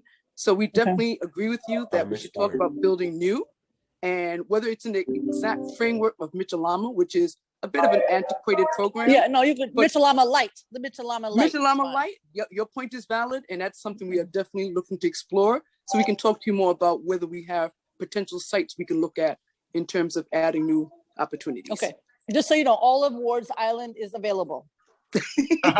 Yes, it is. Yes, it is. Yeah, I'm not kidding. I have to give Cuomo credit. He doesn't get credit for much, but he did talk about it also. We need to take Ward's Island, it's state and city, and do a massive Mitchell-Lama program there. As an urban planner, I'm not speaking as commissioner. As an urban planner, I like that idea. Good, let's do it. And then the last thing was the vouchers, mandatory inclusionary housing. Yes. Who could handle that question about using Section 8 vouchers? Yeah, Section 8 vouchers in those high opportunity neighborhoods. Yeah, to supplement the MIH. I think I can start the question, and then folks from development can jump in. So thank you again, Council Member. You know, generally, the Section 8 program, HPD, 5th largest program in the country. You know, we just don't have enough housing vouchers to meet what the city needs. But between us and NYCHA, while we are the biggest programs, we are always trying to make sure every voucher is in someone's hands and is immediately used. From HPD's perspective, we definitely use our vouchers specifically to make sure that we make more programs affordable to the most vulnerable populations. We're already meeting that in great regards. We are trying to push the envelope. We did that. We're moving the envelope even further with the recent allotment through the Emergency Housing Voucher Program, the additional 22,050 vouchers, working in collaboration with 10 other agencies to find and target and make sure those vulnerable populations get the vouchers is a key project and initiative for us. And just recently hearing that there will be additional potential money for more vouchers coming out of the federal government is exciting news for us. And we hope very much that the Secretary decides to allocate as much as New York is able to get. And so we hope to use those vouchers to drive down affordability in projects. As far as what projects, we try to make sure that wherever we're using it, it's maximizing the total. So combining both the development finance tools with the vouchers, and together bringing the most vouchers available. And just because you had laid out this specific point, I want to highlight that it is the agency's goal to focus on high opportunity neighborhoods, on areas where we can create more access. We want people to have choice. It was the goal of the Where We Live plan. It's the goal of the city's affirmative fair housing action strategy. And so we are using our vouchers in that way. In fact, in our voucher program, we have something called exception payment standards. It is set by geographies where it's specifically enticing, encouraging, pushing housing agencies to look at these areas and put vouchers in the hands of tenants to be able to access those areas. We hope to do more of that, and we hope to get more vouchers so that we can increase our opportunity to do more of that. Thank you, Madam Chair. I'll argue with him later. Thank you.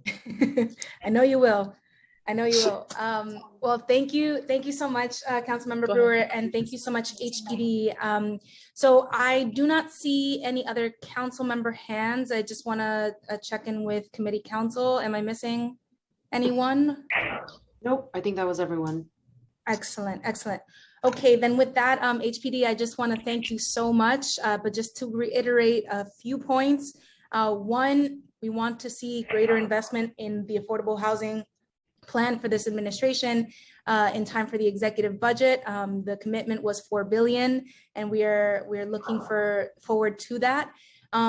Included in that is one thing that we didn't talk too much about during our exchanges thus far, but we did start to just now with Councilmember Brewer, and it is just the need to keep people in their homes however we can. Vouchers are going to be critical, right? So yes, let's get everything that we can from federal government, from the state government.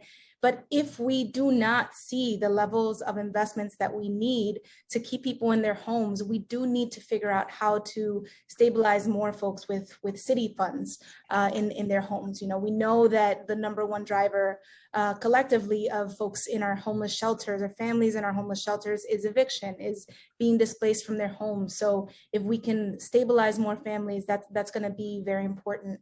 But hopefully, hoping to see 4 billion in the executive budget, a new construction, money for public housing, money for homelessness prevention, and addressing with programs that we know are so important, and homeownership opportunities. And among the investments in homeownership opportunities, like expanding funds for Open Door, we also, want to work collaboratively with the administration on efforts to, keep equity where it exists, right? So reforming or ending the lien sale, right?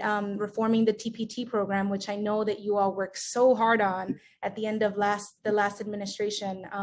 We want to be partners with you on that. So thank you so much for your time. And with that, we're going to move to public testimony. Thank you. It was my pleasure, Commissioner, City Council member and members of the committee, and look forward to working with you and with all the people that are teed up to testify, that I know they're anxious to chime in about this important issue and dealing with the affordability crisis in New York City. Thanks very much. Absolutely. Thank you so Have a much, good day. Commissioner. All right, with that, I was going to give us a 2-minute break, if that's okay. Let's make it 3 minutes. Let's resume at 1:10, just in case any of my colleagues need to take breaks, like I do. And we'll be right back.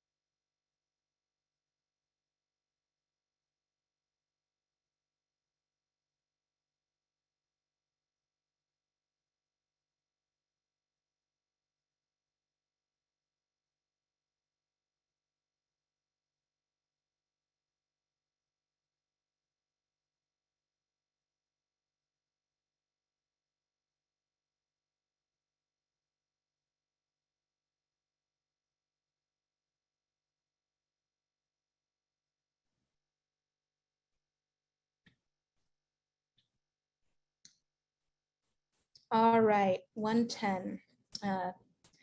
Thank you so much. So Audrey, I'm gonna turn it to you to let us know who is first up for the public testimony.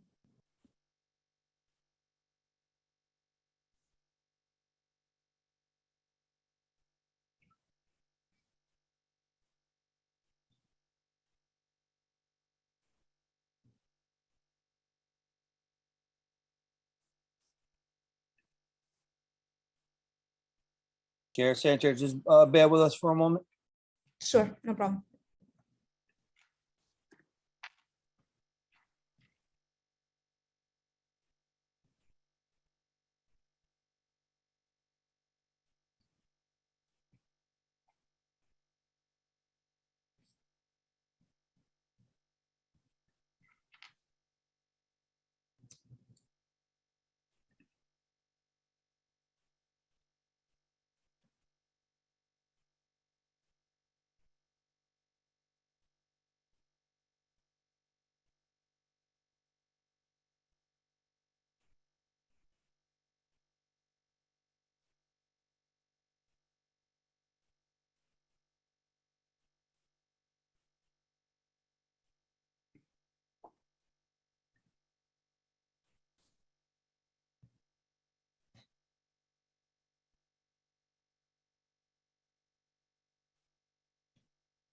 And while we wait to get started, I just want to thank everyone so much for logging in. I know many of you have been with us since the morning, so I just want to appreciate that.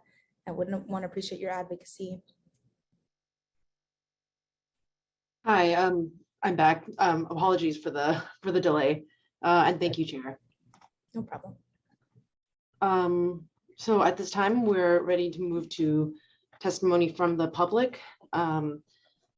I will be calling names one by one, although periodically I will call on a rolling basis. So please listen carefully for when your name is called. When it is your turn to speak, you will be prompted to unmute. Please accept the prompt and begin. In the interest of time, each member of the public will have 2 minutes to give your testimony. And as a reminder, the council does continue to accept written testimony, which can be of any length, for up to 72 hours after the close of the hearing, and that can be submitted to testimony@council.nyc.gov. And with that, we will first hear from Johanna Kletter, followed by Danielle Manley, Visna Vuchika, and Salim Drame. Time starts now. Hi, good afternoon. My name is Johanna Kletter. I'm the acting CEO of Catholic Homes New York. Catholic Homes develops affordable housing for families and seniors throughout the Archdiocese of New York by creating new affordable housing and preserving existing units. Since the 70s, the church has developed over 2,700 units of low-income housing for families, including 483 units for seniors and 108 units of supportive housing. An additional 186 units are currently under construction, half which will be supportive. Catholic Homes shares a mission-based commitment of the Archdiocese to provide for the most vulnerable and work to provide 100% affordable housing in all our projects. Together with a pipeline of 2,100 units in the next 4 years, we will partner with Catholic charities and affiliate service providers to create housing for low-income families and special needs populations. These housing efforts are part of a rich history of work to meet the needs of the poor, act on the belief that having home is a sacred human right, and to affirm the right of people to live in dignity. While the need for affordable housing, as you all know, long preceded COVID-19 pandemic, the resulting economic fallout and environmental crises such as the Hurricane Ida, these events have shaped our work and highlight the need for policy changes. We see the city and HPD could help us and assist our work in a few ways. Cohesive city and state programs. Catholic Home is very encouraged by the state's 5-year housing plan. We would love to see the city mirror that state's plan and pair its programs better with the state, allowing projects to use both city and state funding and not be faced with an increased or competing requirements, such as the percentage of homeless units in supportive housing. a social service funding line. There is a need to consistently provide help and guidance to our families and individuals to keep them in their homes. In order to serve our residents, our projects need steady funding for social service programs. Time expired. I just have 2 more points. An updated term sheet with all the new local law requirements, insurance, broadband access, green roofs, clean energy. It's really squeezing our project budgets, and we would love to see program term sheets to allow for more funding to finance them. And lastly, Catholic Homes is committed to 100% affordable projects, and we would hope that HPD would consider allowing nonprofit producers of 100% affordable, given priority on their developments. I'm happy to hear the acquisition fund will give priority, and I'll also echo Councilmember Salamanca's earlier comments that we need more volume cap to get our projects over the finish line. On behalf of Catholic Homes and Catholic Charities, thank you for the opportunity to speak, and thank you for your support in our work. Thank you so much, Ms. Joanna. Thanks. Thank you. We'll now hear from Danielle Manley, followed by Visna Uchika. Time starts now. Good afternoon, Chair Sanchez and members of the committee. Thanks for the opportunity to speak to you today. My name is Danielle Manley, and I'm the policy manager at Urban Green Council, an environmental nonprofit working to reduce the carbon footprint of New York City's buildings. I'm speaking today to stress the importance of robust funding for the implementation of New York City's groundbreaking building emissions law, Local Law 97, in the upcoming fiscal year budget. As you may know, buildings contribute 2/3 of the city's total greenhouse gas emissions. Local Law 97 is the centerpiece of the city's climate strategy for large buildings, and it's crucial to delivering New York City's low carbon future. If it's successfully implemented, the law will not only drive carbon reductions in up to 50,000 of New York City's biggest buildings, it's also going to bring important co-benefits like green jobs, lower pollution, and greater health and comfort for New Yorkers across the city.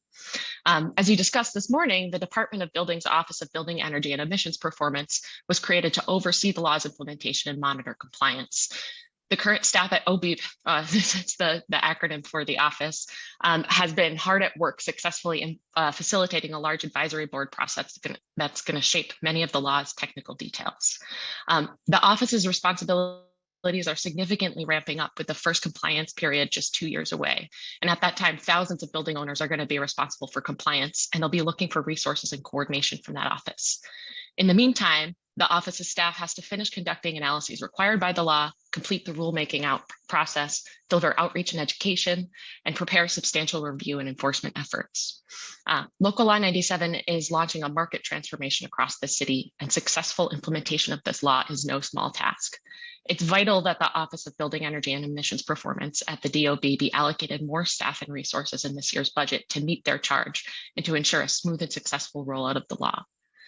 We and many other organizations stressed this importance of funding in last year's budget cycle, and we know that a variety of groups from diverse political backgrounds continue to emphasize this need. The small sums that are required, just one last point, the small sums that are required to provide full staffing and sufficient resources are going to repay many times over by driving successful compliance for buildings, job creation, and economic development, and reducing greenhouse gas emissions from New York City's buildings. Thanks for the opportunity to comment today. Thank you so much, Danielle. Thank you. We'll now hear from Visna Vuchika, followed by Celine Drame and Kevin Jones. Apologies, and then followed by Ignacio Bora Gilorda. Time starts now. Good afternoon, Chair Sanchez and members of the committee. Thank you so much for this opportunity to testify before you today. My name is Vishnya Vuitz. I'm a staff attorney at Take Root Justice as part of the Equitable Neighborhoods practice area. We are a law firm, a legal services provider that really focuses on a community lawyering model. And today I'm here to testify and urge the committee and the council to support $3 million in funding for the citywide CLT initiative for the FY 2023 budget. I think many of you may be familiar already with CLTs. They're community land trusts. Community land trusts are created with the purpose of creating community-controlled, permanently affordable housing and community facilities. And we have a lot of our community partners and existing and aspiring CLTs that will testify more about the specific work that these CLTs are doing. I see Deborah from the East New York CLT on the call. Looking forward to hearing your testimony.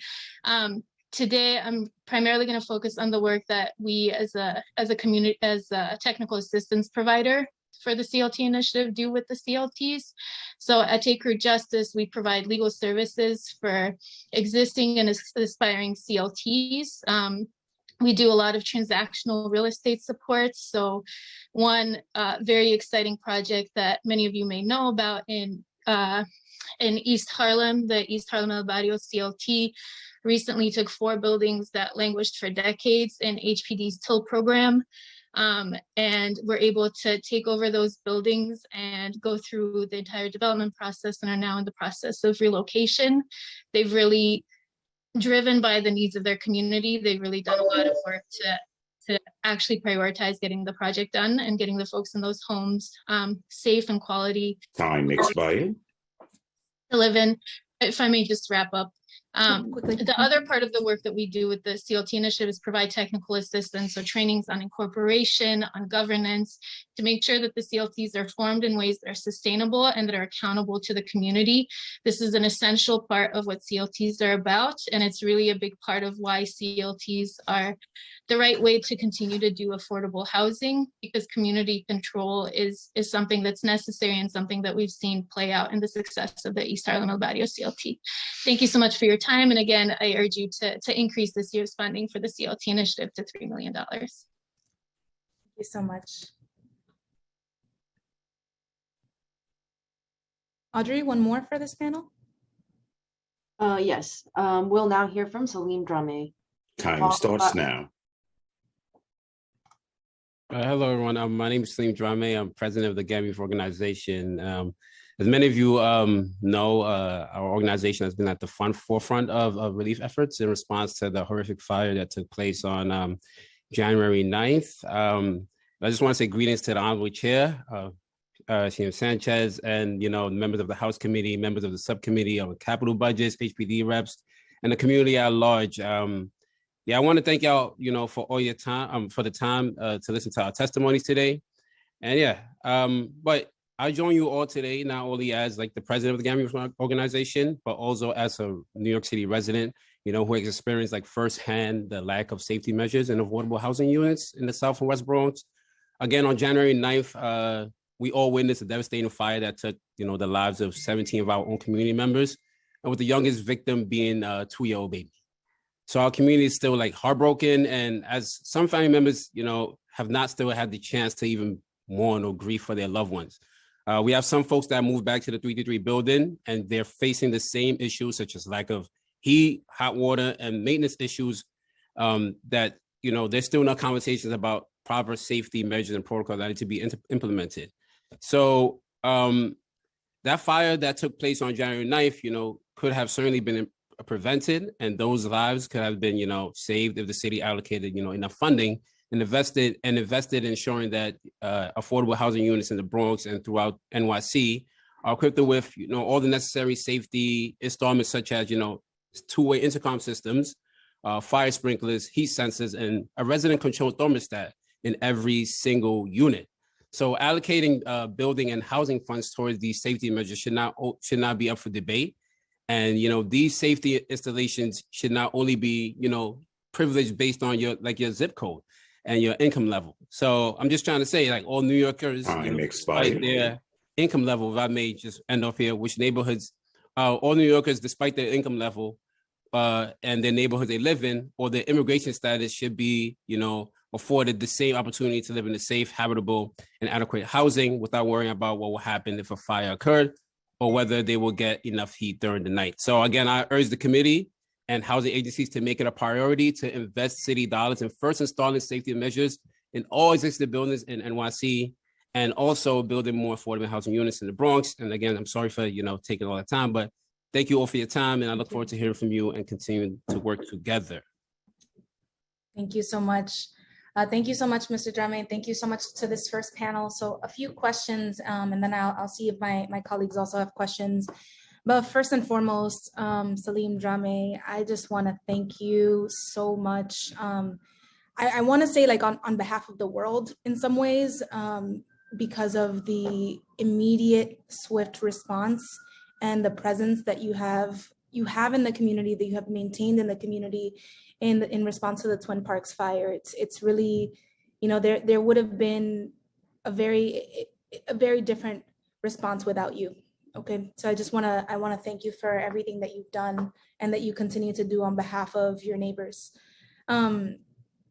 In terms of course, of the maintenance issues and of the code enforcement issues, I look forward to partnering with you to make sure that we're holding our agencies accountable to then hold the landlords accountable, right? Because we have laws on the books that are not being followed. And then in addition to that, there are laws that potentially we need to reconsider, which we will be doing in the New York City Council. So thank you so much, Mr. Drame. A question for Take Root Justice. So can you advise if HPD has baselined any of the funding to support community land trusts, or if they are still reliant just on the council's funding at this time? I'm actually not an expert on the general funding for CLTs. I think you can ask the CLT members would know that better, as well as the CLT initiative coordinator. I see Danera Del Rio on here from New Economy Project. I think they're much more involved in that aspect of it. My apologies. No, not a problem. We'll get to Mr. Del Rio, so not a problem. And a question for Urban Green Council, Ms. Manley. So you mentioned more, that it would be helpful to have more funding for the new DOB office created to help implement Local Law 97. Do you have a figure that you are aiming for in terms of the level of this investment that would be adequate?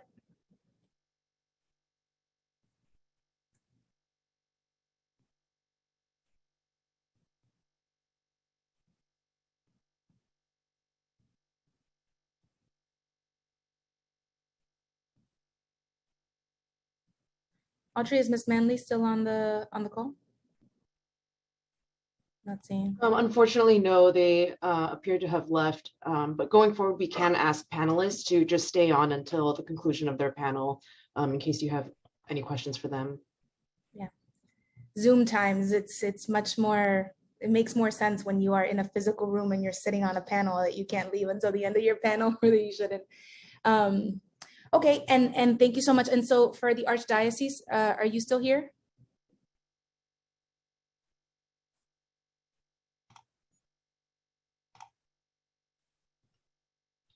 No. Not seeing them either. Okay, all right. Well, I will keep that question to myself. And so thank you to this panel for participating. For future panels, we're doing 4 at a time, and then questions will follow. So please hang with us until the questions. Great. Audrey? Great, thank you. We will now hear from Ignacio Wara Gilorda, Deborah Ack, Michelle De La Uz, and Emma Troxler. Time starts now.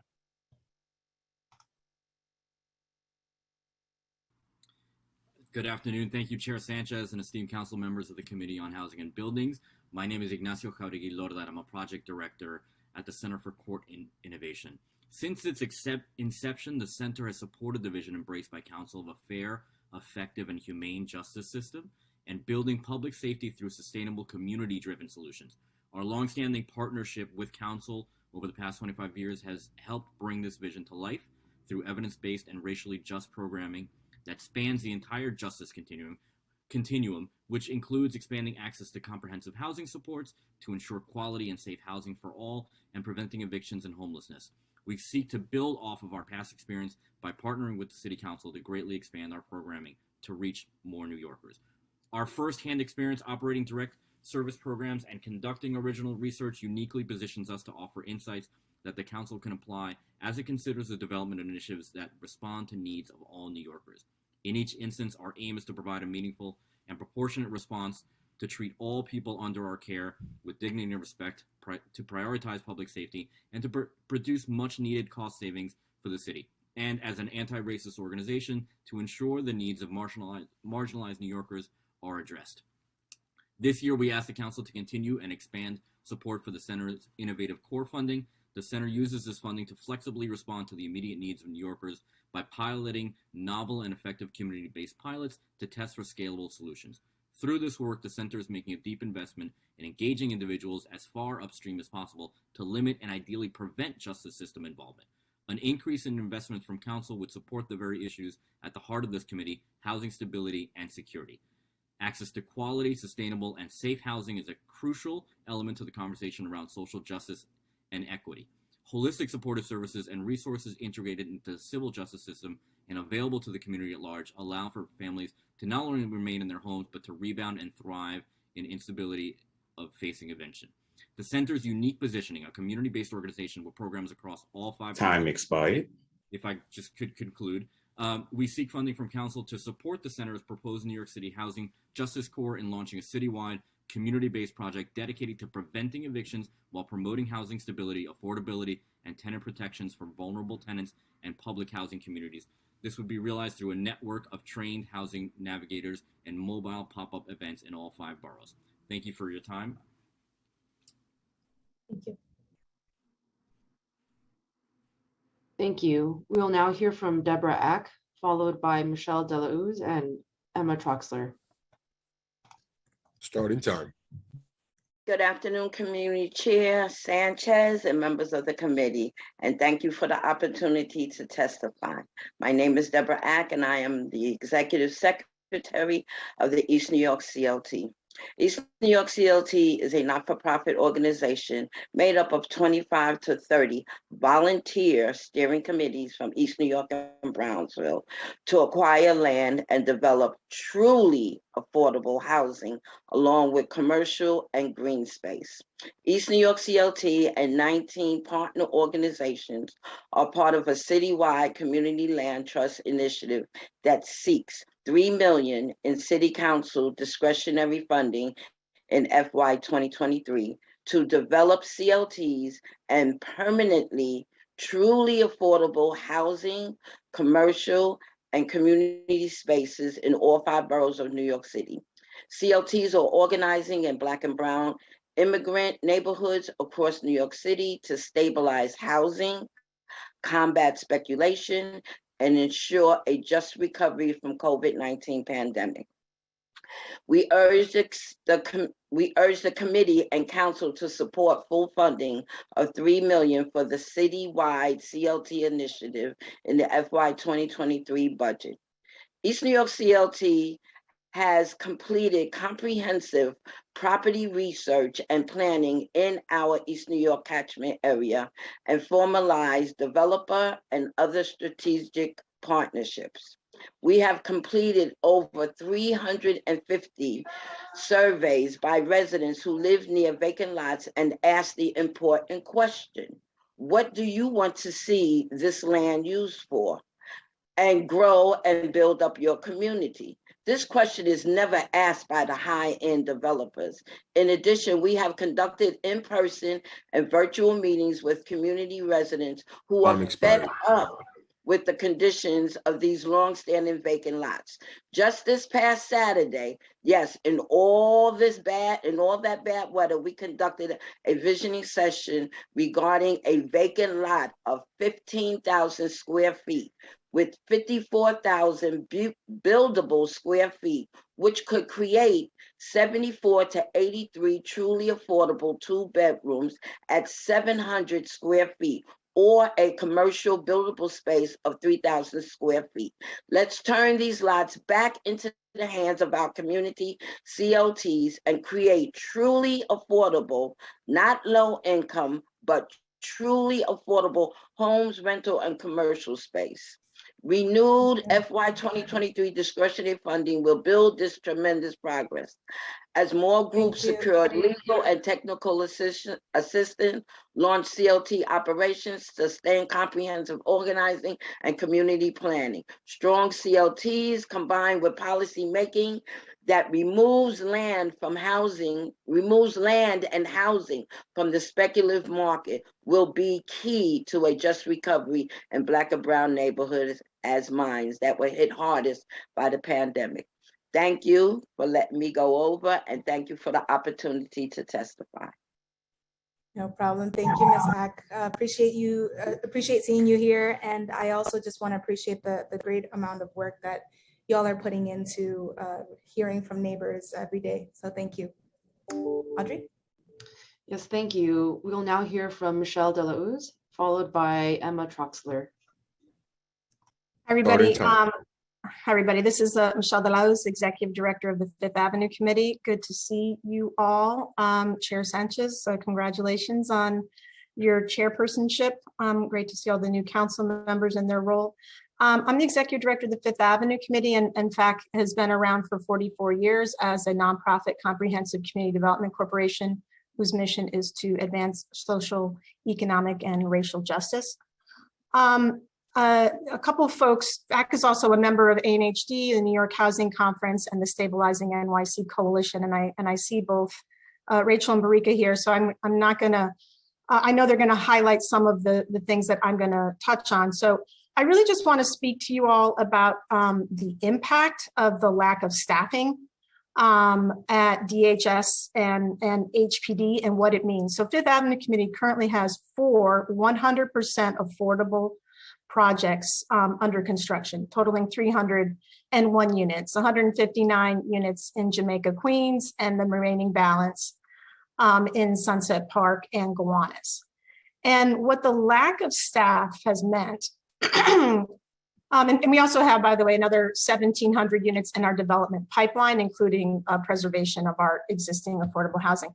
What it's meant is that seniors that are homeless or other homeless families are not getting access to housing as soon as they should. It means that families that are living doubled up or in overcrowded situations they're not people on the other end to help us process applications, whether on the lottery unit. It means that we have units that are waiting for referrals, right, from agency staff. It means that for projects where we know we need to make repairs on our own buildings, that we are not assigned a project manager for 6 months. 6 months. We're being told by HPD, we're going to come back to us in 6 months when we can assign a project manager. Oh my God, that was 2 minutes. Okay. Well, I would also just say, please come back to me on asking questions also about emergency rent relief, because I think this is a critical item that we need to talk more about and what the city should be doing, not just waiting for the federal government as well. Thank you so much, Michelle. Thanks. Good seeing you. Thank you. We'll now hear from Emma Troxler. Starting time. Thank you, Chair Sanchez and other members of the New York City Council for the opportunity to speak today. My name is Emma Troxler. I'm a policy associate at the Community Preservation Corporation. We're a community development financial institution focused on multifamily and affordable housing. We need to build 560,000 new units of housing in New York City by 2030 just to keep up with population growth, and we're not currently on track.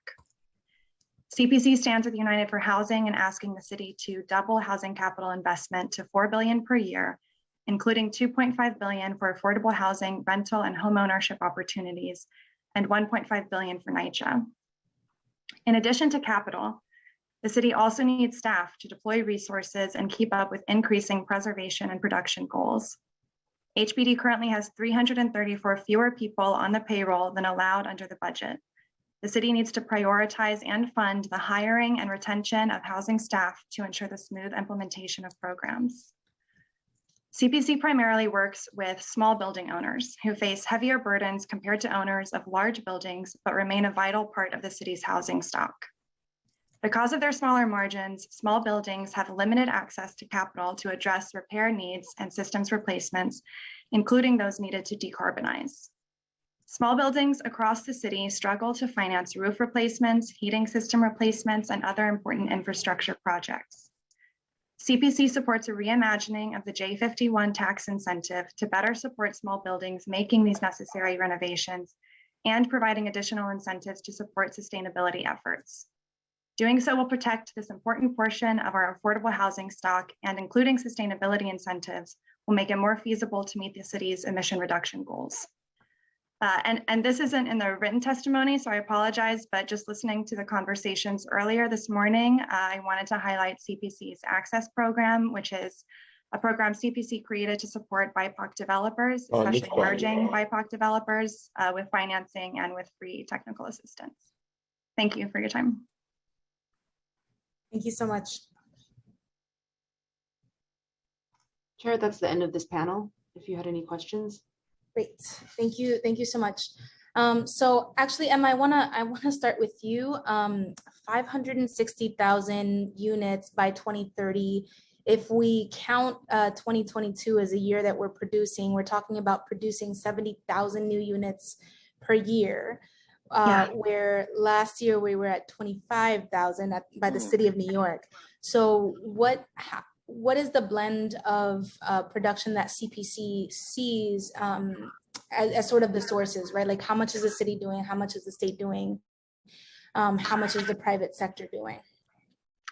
Right. We haven't had that specific conversation internally, so I would be happy to come up with specific numbers, but I do think that it's going to have to be a collaboration between, you know, all three levels that you mentioned, city, state, and private sector, because it is a really large number that can seem a little formidable, especially, you know, where we're currently at in our housing production. And we should continue advocating for federal funds, right? Correct. Absolutely, absolutely. And Michelle, I want to call you Commissioner. Michelle, so for your point, you said come back to you on emergency rent relief. So what do you see as the city's role in hopefully not the absence of federal and state investment, but if there is absence of federal and state investment, what is the city's role? I think the city needs to think about expanding its funding for emergency rent relief and going beyond what's approved by one-shot deal. I mean, one-shot deal right now, obviously tenants have to repay that money, and the extent of rent arrears is so extensive that that's just not realistic. People are not going to be able to make up for income that was lost over 12 or 15 months. And so it's in the city's best interest to really provide whether it's, its own funded voucher program, whether it's, increased funding for FEPS, whether it's own, city ERAP type program, whatever it is, it's critical. Fifth Avenue Committee right now, we have $1 million in rental arrears for our 470 tenants, right? CPC is the mortgage lender on a number of our properties. Fortunately, we are not currently in default on our mortgages, but we're close, right? And we got funding from ERAP for a number of our tenants that were behind. We still have over $250,000 in ERAP applications pending with the state, waiting for that additional federal money to come in. But even if that money comes in, it's still not enough. Like I think we need to really look at, especially for the nonprofit affordable housing owners who are housing very low income, often disabled and vulnerable folks. Like we don't want to evict people, but we're the stewards of these properties, right? And we have to make sure that they remain affordable for generations to come. It's in the city's best interest to think about rental assistance for existing affordable housing to make sure that we can get past this very, very difficult time. Thank you so much, and I agree. We have to act, whether or not we have the help, but hopefully we will get the help, and we should continue to advocate for that. Councilmember Barron, you want to ask questions? Yes. First of all, I wanted to highly commend my community land trust, Deborah Ack, the work that you're doing. Our office has prioritized the commitment to that community land trust. You should see their plans and what they've done. It is incredible. I think it's far better than any developer that has come into our neighborhood. this is really community-based, looking at not just affordable and low housing and rental, but commercial home ownership. And they got a lot of state legislation that they want us to support them on, which we intend to do. And we even looking to get something out of our council budget to see to it that they have some of their projects taken care of. But that $3 million is really pittance compared to what's really needed. I think everybody's trying to be reasonable. You know, when you ask for money from the city and state, you try to make it, okay, let's see what we can really get. And so you wind up lowballing what you really need with the hope that you'll really get something. But we should shoot for, Chair Sanchez, more than the 3 million. That should be like the floor, and then take it up higher. Having said that, also on the state level, see, the state to me was criminal in not passing a revenue package that would match the federal money. What the state did is they relied on the federal money and copped out on the revenue package. I was in the assembly then when we were debating and fighting the budget. So because they were getting 2.6 billion for ERAP, you know, most of that was feds. And then they came up with a $3 billion revenue package when we showed that we can actually get 30 billion in revenue without hurting anybody, because it would come from the people who had more to give up. And then we cut it in half, said, okay, well, if we just do 15 billion, then we can put 5 billion in ERAP, and then, you know, the other 10 million in the treasury for other things. But they came up with $3 measly, and I say measly, $billion from the state. So don't leave out hitting the state and the state assembly and the Senate, because they can make a difference along with the city, people we could reach. You know, the feds, that's temporary money. When you raise the revenue in the state, that's every year, like the stock transfer tax. A stock transfer tax, they get about 14 to 16 billion in transferring stocks. They actually have a stock transfer tax, and they rebate it all back to Wall Street, every penny. So we were saying at least keep half of it and say, I don't even think they should get half, but at least give, you know, 50% to Wall Street and 50% to the state. We came up with, I mean, $30 billion worth of revenue that would go to those who made billions during the pandemic. There's some people, Wall Street got paid big time during the pandemic, you know, bonuses and all of that stuff. And we sitting here saying if we tax them, they're going to leave. No, they're not leaving New York. They'll never leave. And they'll give us examples of some groups that left. Yeah, and I'll give you 10 groups that came. So New York is the financial capital of the world. They're not leaving. So we really need to hit the state and the city hard. The city can transfer some of its money to these efforts on ERAP because they have a $10 billion, a $100 billion 5-year capital budget and a $98 billion expense budget. Don't tell me we can't find a reasonable amount of money in there for a rental assistance, you know, from the city. So I just don't want y'all to let the city and state off the hook seeking that federal stuff. And thank you so much, Councilmember Deborah, Barron. I'm so proud of you. Keep up the good work. Amazing. All right, thank you so much, Councilmember Barron, and thanks to this panel. Audrey, we'll turn it back to you. Great, thank you. We'll now move to the next panel. We'll hear from Dianira Del Rio, Gabriela Sandoval Roquena, James Lloyd, and Rachel Fee. Starting time. Hi, good afternoon, Chair Sanchez and members of the committee. It's wonderful to see everyone and to be, for everything that we've heard so far, it's been a really interesting and engaging hearing. My name is Dianira Del Rio. I'm with New Economy Project. We're a citywide organization that works with groups to build an economy that works for all and that advances racial justice, cooperation, ecological sustainability, and neighborhood equity in our city. We are fighting for community land trusts and non-speculative housing. We're also fighting for a public bank for New York City and for other fundamental changes in the way our financial system and economy work. where, as you heard, I'm part of a growing and robust coalition of groups that's been working to advance community land trusts across the city for more than a decade now.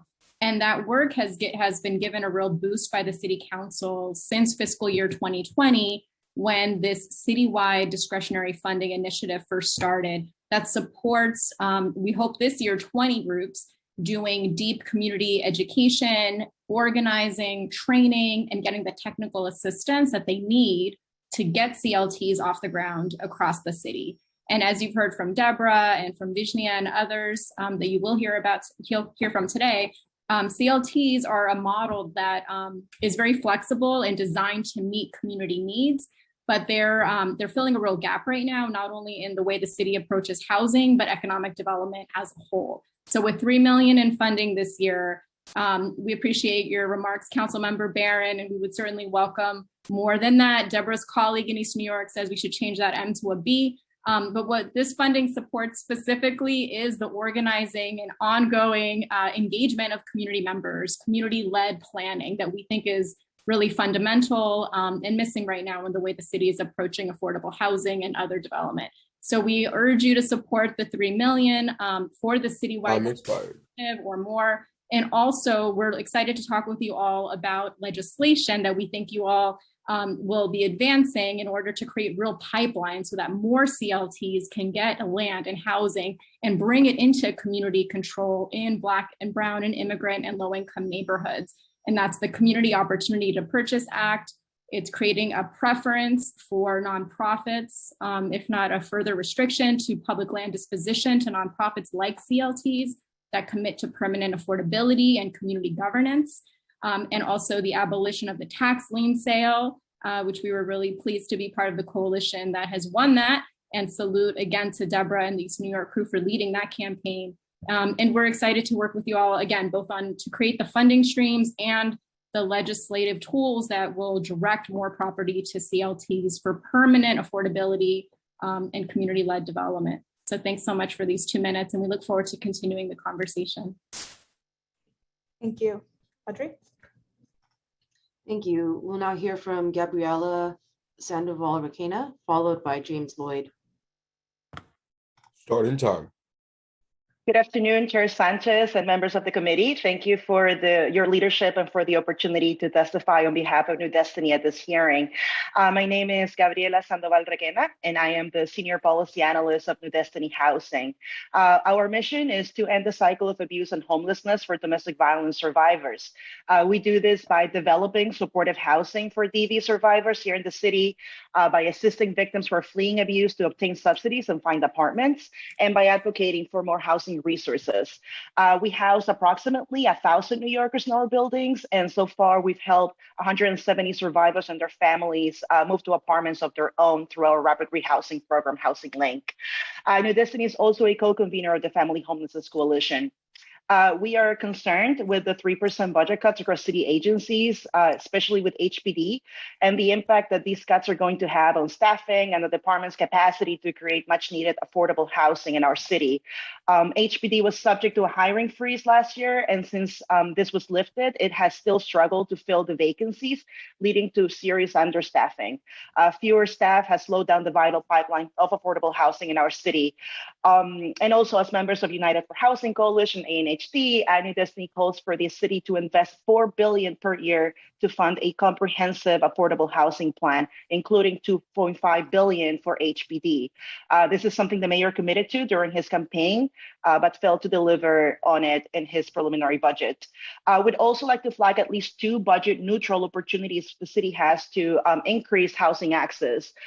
First, the administration should open HPD homeless set-aside units, and also city-funded supportive housing to domestic violence survivors and their families. These are 2 administrative modifications that would help families move out of shelter faster and reduce shelter costs. And on behalf of New Destiny, I just want to say thank you, Councilmember Sanchez, for the opportunity to testify. I look forward to working together, and I'm happy to answer any questions. Thank you. Impeccable timing. Thank you so much, Gabriela. Audrey? Thank you. We'll now hear from James Lloyd, followed by Rachel Fee. Start in time. Good afternoon, Chair Sanchez, other members of the Housing Committee. Thank you very much for the opportunity to testify today.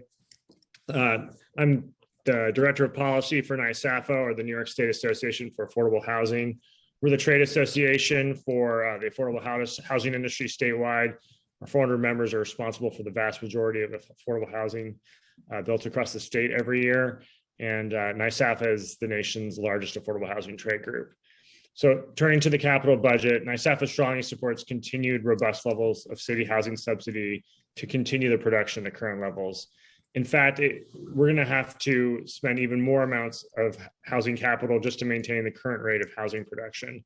This is because rapidly inflating construction costs and maintenance costs means that HPD has to spend more money in subsidy per unit to get the same number of housing units at the same AMIs.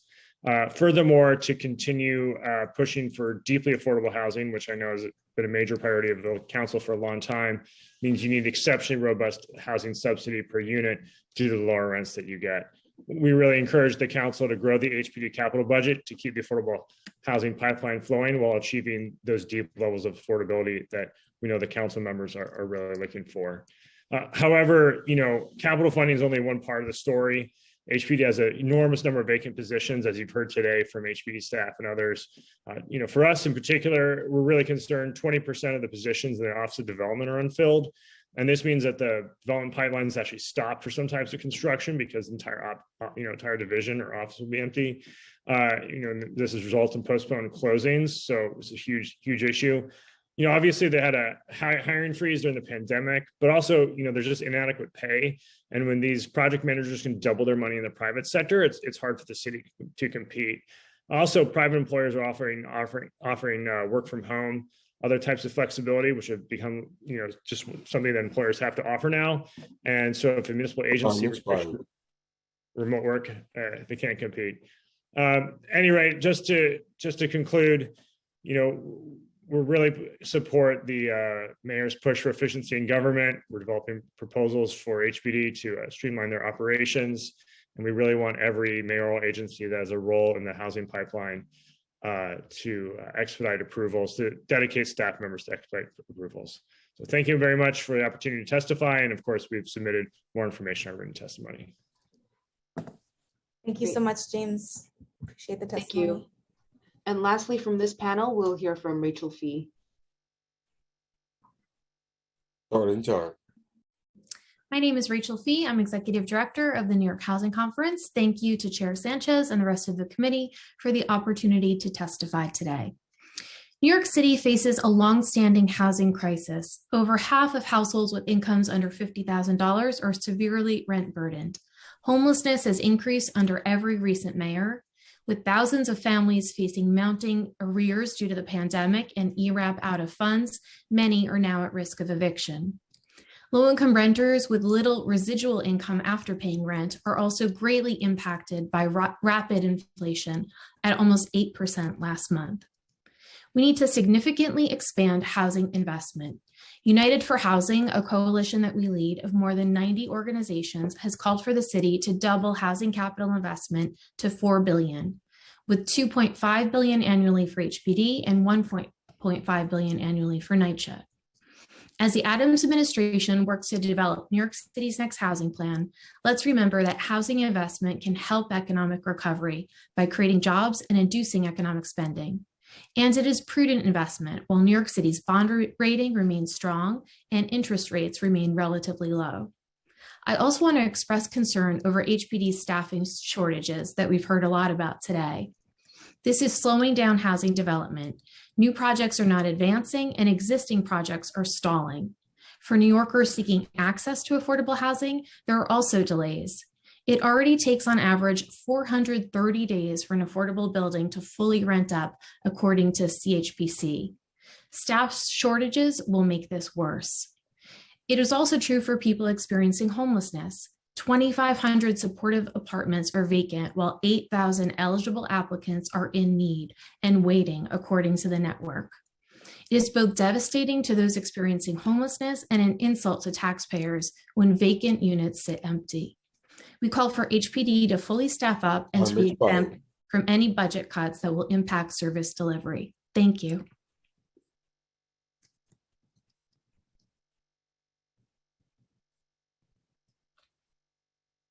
Thank you. Chair, do you have any questions for this panel? So first of all, thank you, Rachel, for your testimony and for your advocacy through the United for Housing Coalition, including fair housing. So one criticism that I've heard a lot that you sort of started to address in your testimony is whether this is the right time to borrow, whether this is the right time for New York City to be increasing its investments in affordable housing, given the state of the market. You started to talk about this, but can you expand on why you think this is a good time for New York City to be borrowing and investing in housing? So I think housing, our affordable housing crisis in New York is never really treated like a crisis, not the crisis it is, and not the crisis New Yorkers are really showing, how they are living and what they need. And I feel like the response we always see is just incremental. So, I mean, during this hearing, I was just thinking about, when COVID hit, we have all of these changes, like we're able to do outdoor dining, and Department of Transportation is able to work with small businesses and figure out like how to make that happen on our streets. But something like a housing crisis, we have, reams of approvals that have to happen for each project that cause very frustrating delays. So I think that this is an opportunity really to revisit the processes we have to make it more streamlined, think about how we're using staff. But certainly it is the time to invest. I think many of us were waiting for Build Back Better to come and give us that injection we need of, increasing our housing supply, shoring up NYCHA, and helping renters in need. And it really doesn't seem like that is coming. So it is the time for the city to step up. And I think all of the signs are pointing to it's right now is when it's needed. So there is certainly an economic argument to, why it makes sense. But I think all the indicators are right there of why we need it. Thank you so much, Rachel.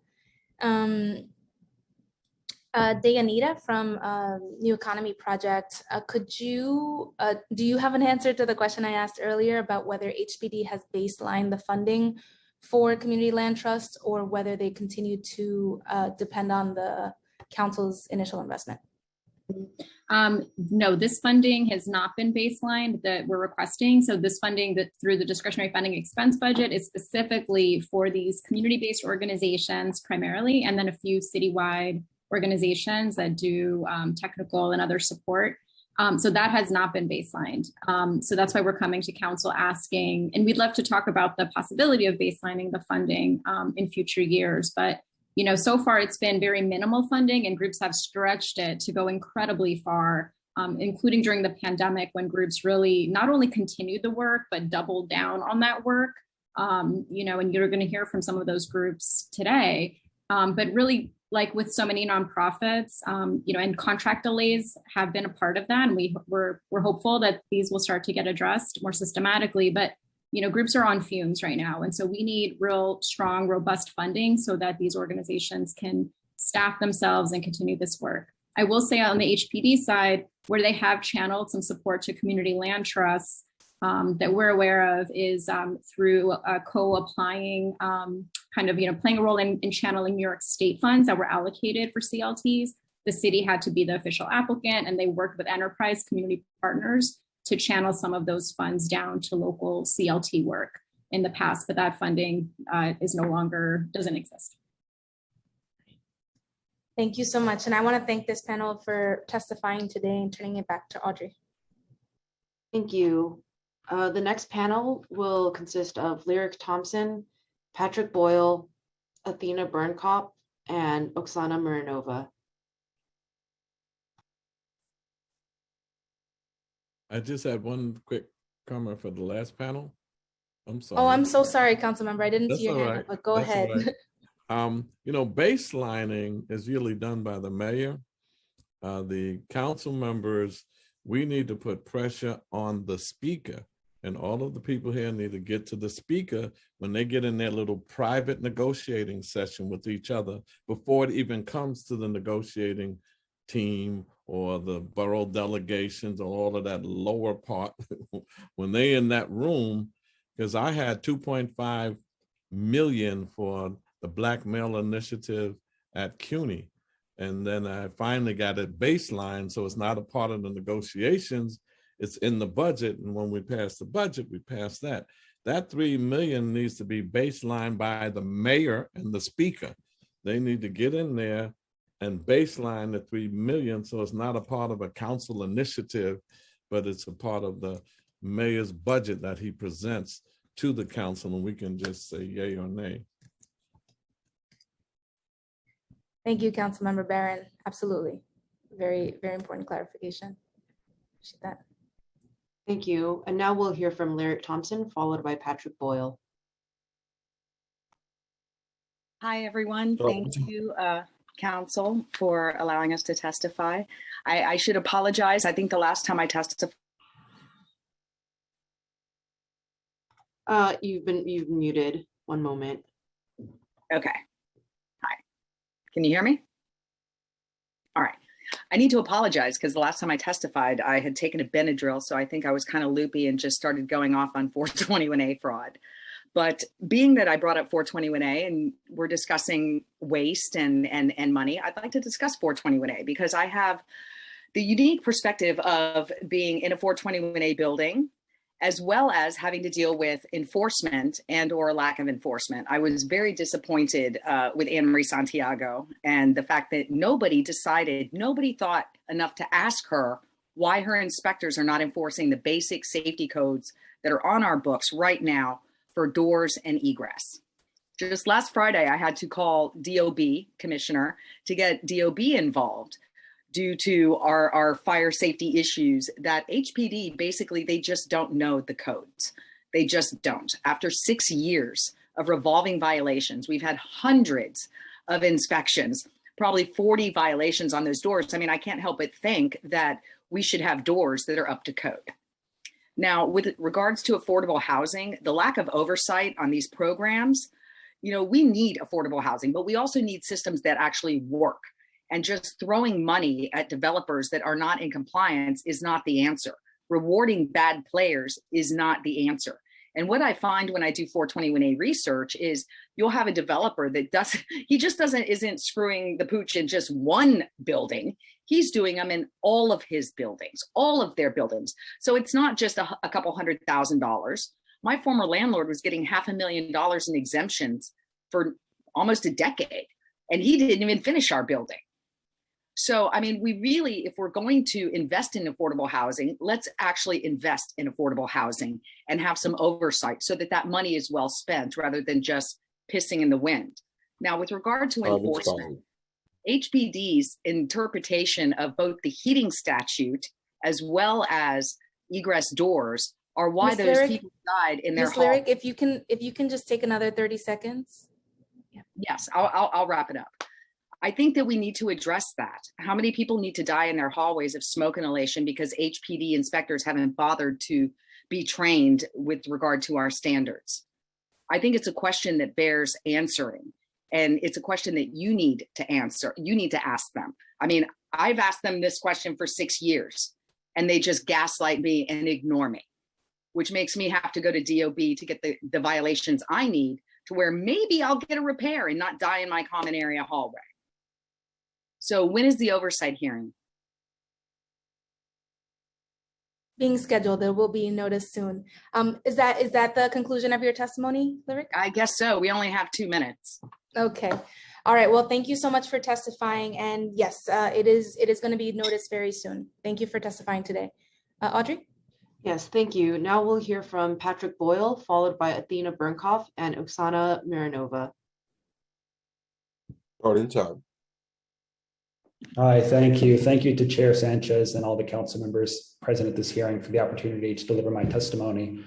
My name is Patrick Boyle. I'm an assistant vice president with Volunteers of America of Greater New York. We're a social service provider. We run over 66 programs in the region. We're also an active nonprofit developer of supportive and affordable housing. I want to really echo what many of the former speakers have testified to today regarding staffing shortages and issues at HPD and a number of the other agencies, including MOX, DHS, and HRA. But certainly at HPD, we are active in the pipeline. We're trying to close projects. We're trying to deal with ongoing issues at various properties we already have. And it's been very, very difficult across a number of HPD's departments to get answers, to get approvals. We wait months and months for things that used to take weeks. So we know they're doing the best they can, but to know that they're facing these shortages and actually have not been exempted from some of these budget cuts that other entities have been exempted from, is really unthinkable in kind of with the housing crisis that we're facing right now. So we certainly echo that, and we see it every day in our properties and our projects. We also want to echo the funding levels that we need in the capital budget as put forth by the United for Housing campaign and as pledged to by Mayor Adams when he was candidate Adams. So, we know we have a development pipeline that's very, very constricted. We have a lot of great projects we would like to do. We just opened our East Clark senior residence up in the Bronx, beautiful new project for seniors. There's 122 units and we got 26,000 applications, many of them handwritten. That just goes to show you the kind of breadth of the problem we have. And there's many, many worthy projects and too little money to fund them all, and too many vacancies at the agencies to get them funded efficiently. So I'll direct you to my written testimony for more, but thank you. Thank you so much. Appreciate that. Thank you. We'll now hear from Athena Burnkoff, followed by Oksana Miranova. Starting Hi, good time. afternoon. I'll first want to say apologies for the construction sound in the background that may come through, and I hope I come through clear. Good afternoon, Committee Chair Sanchez and members of the committee. Thank you for the opportunity to testify today. My name is Athena Burnkoff. I'm the project director of the East Harlem and Barrio Community Land Trust, and we're a member of the New York City Community Land Initiative, which is one of the 19 partner organizations that are part of the citywide Community Land Trust Initiative that folks have been speaking about today. And we're asking for $3 million in City Council discretionary funding for FY23 to develop CLTs in all of the boroughs throughout the city.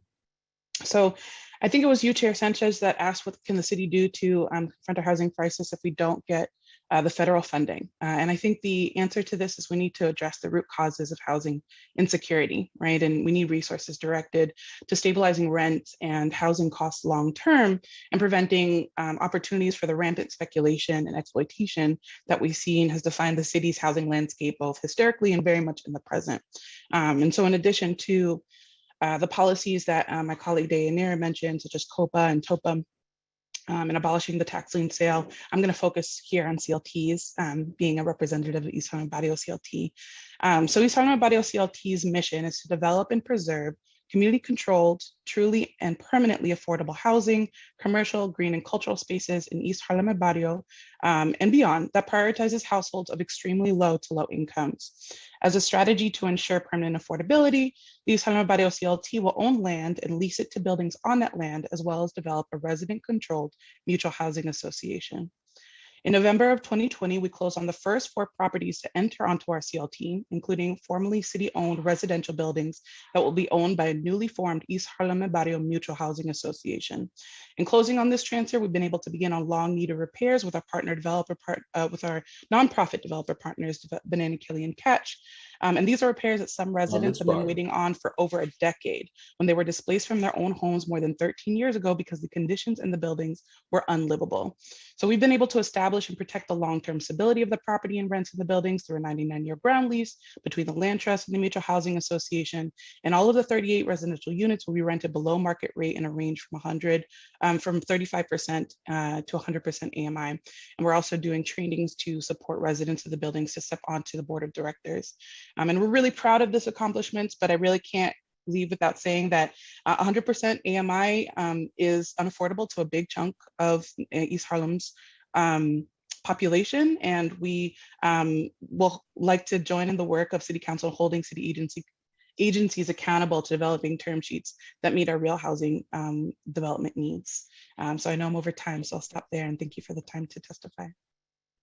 Thank you. Thank you so much, Athena. As a former board member of the East Harlem CLT, I'm glad to see you on here. Appreciate it. Audrey? Yes, thank you. We'll now hear from Oksana Mironova. Starting time. Thank you, Chair Sanchez and members of the committee. My name is Oksana Mironova, and I'm a housing policy analyst at the Community Service Society, and we have been closely tracking New York's housing landscape for decades. The pandemic exacerbated the pre-existing racial and class inequalities in our city. For example, we have found that in the past year, rents increased for 43% of poor tenants. We offer the following recommendations: an equitable and integrated housing plan. New York City should not undermine its own ability to manage housing programs by introducing further austerity into the agencies that implement them, like HPD, NYCHA, and DOB. We call on HPD to create an integrated housing plan that brings together all the agencies involved in housing, building, and planning. And the city's future housing plan should also prioritize nonprofit developers and non-speculative housing models like community land trusts, because they preserve the value of public investment much more effectively than for-profits. Right to counsel. Trusted neighborhood-based groups are the key to getting information to tenants facing eviction, which is why the city should immediately implement Local Law 53. We also know that the court system is buckling under the crisis of eviction filings. Housing court should only move the cases for tenants with legal representation and adjourn all others. Rental assistance.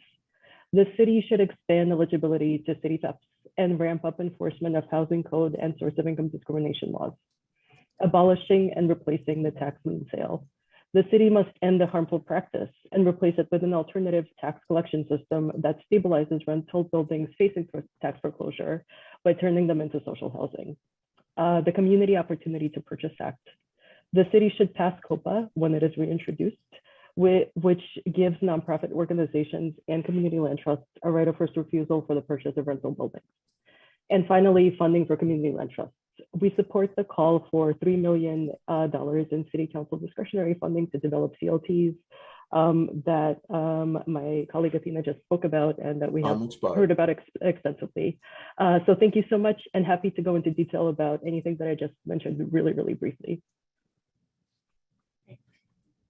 Thank you so much, Oksana. Thank you. Chair, if you have any questions for this panel, you can ask them now. Otherwise, we'll move to the next group of four.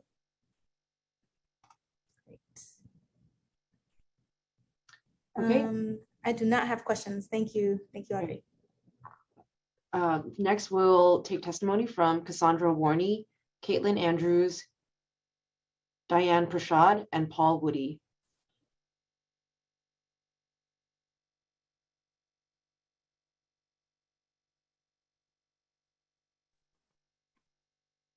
Good afternoon, and thank you, Chair Sanchez and other members of this committee. My name is Cassandra Warney. I'm a senior program manager at the Corporation for Supportive Housing, CSH. Our mission is to advance solutions that use housing as a platform to deliver services and improve the lives of the most vulnerable people.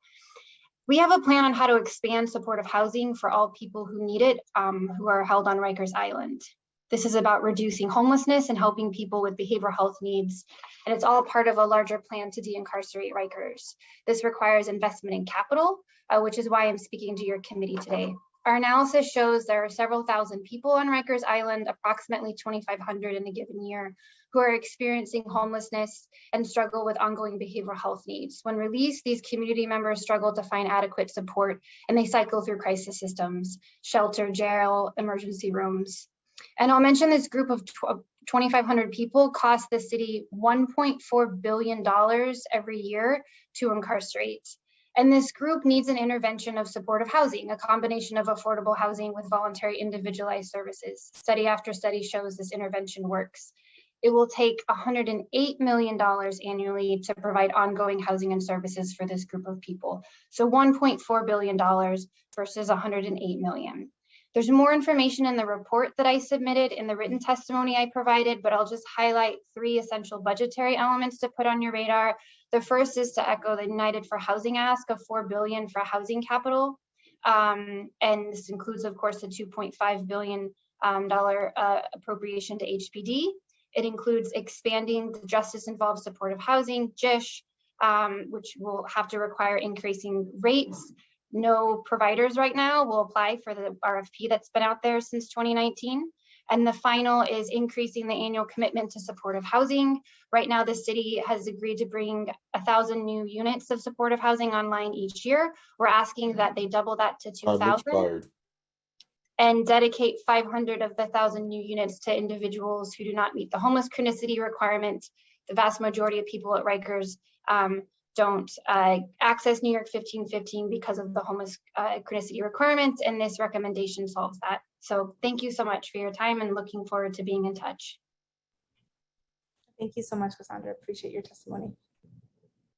Thank you. We'll now hear from Caitlin Andrews, followed by Diane Prashad. Starting time. Thank you for the opportunity to testify today. My name is Caitlin Andrews. I'm the Director of Public Policy and External Affairs at Live On New York. Live On New York's members include more than 100 community-based nonprofits that provide core services which allow all New Yorkers to thrive in communities as we age. These include older adult centers, home-delivered meals, and of course, affordable senior housing. Today, unfortunately, more than half of older renters are rent burdened, as are a third of older homeowners. And roughly 2,000 older New Yorkers are living in homeless shelters, a number that is expected to triple by 2030 without significant intervention.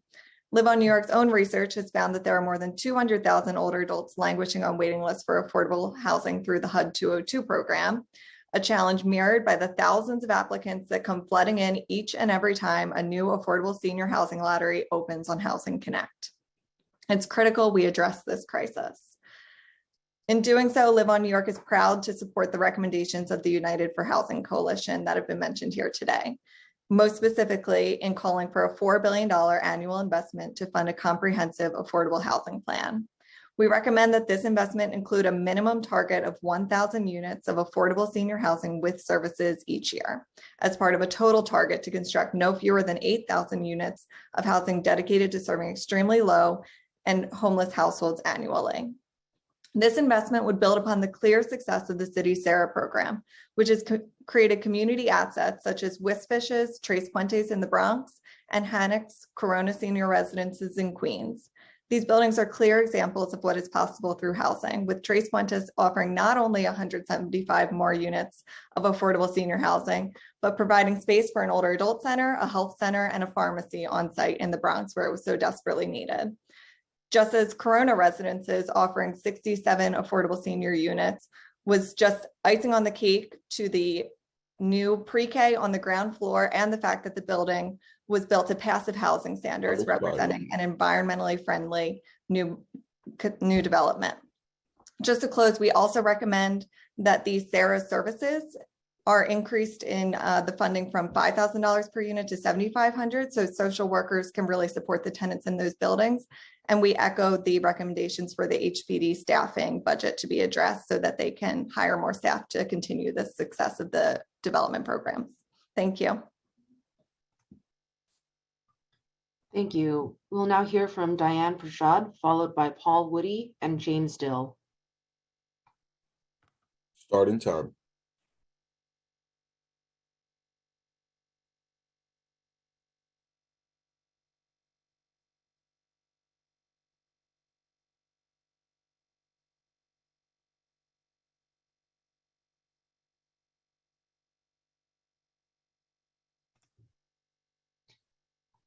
Diane Prashad, we're unable to hear you at this time. Are you speaking? Yes, hello. Okay, great. We can hear you now. Thank you. Did I start from the beginning? Yes, please. Okay, good afternoon, committee members. Here, my name is Diana Prashad. Thank you for allowing me the opportunity to address the committee for today's hearing. I'll be discussing how systemic racism in our city agencies like HPD, DSS, DOI has adversely impacted my wife and I as LGBTQ homeowners and taxpayers. In December 2021, the city, an online newspaper, published my ongoing nightmare with these agencies, as well as their clients. I will be attaching this article as an addendum to my testimony today. My wife and I have been having ongoing issues with HPD as contractees. I purchased a house through the First-Time Homeowners Program in 2007 from HPD. HPD has not honored their obligations to 200 or more homeowners who are mostly people of color that brought homes from their program. HPD has and continues to participate in illegal conversions of HPD homes. that are under strict primary residency clause that does not expire until 2032. HVD since 2020 to present has allowed select homeowners to breach their contract without penalties. From March 15, 2020 to present, my wife and I have been dealing with numerous issues from their illegal placed DSS clients into a home procured from renting. I would like to bring my safety and quality of life issues that my household has been enduring. Today actually marks 3 years at the hands of these illegal placed DSS clients to the attention of this committee. My family and I are continuously being threatened and harassed by these illegal clients without HPD or DSS intervention. We are being consistently debased on our sexuality and continue to experience homophobic slurs by the parents and children alike. Our quality of life has been adversely affected since the homeowners were only supposed to be occupied by 3 households, and this DSS family has about 9 to 10 people living in this house at one given time. They are now treating this home as though it's a boarding house, shelter, or a hotel. There's active drug. Let me finish this, please. There's active drug dealing on the premise. In fact, the father of this household is a known street drug dealer and has demonstrated their participation in illegal lifestyles in our community of working class people since day one, and nothing has been done by HPD or DSS. They have made up tons of excuses why these people are still here, but now that the moratorium has been lifted, now they're coming up with another excuse called home-based to impede us from having our quality in life issues restored. The city just don't care about us, and they made this quite clear. And it's virtually because of our race, social standings, that we are the equivalent to these problematic DSS clients. Therefore, we must continue to be negatively affected by their clients and their desire to remain in illegal housing. This is the 3rd year of our ongoing plight, devoid of intervention from DSS and HPD, and we would like something done about this. We should not have to live and endure the problems that these agencies has allowed for 3 years and counting.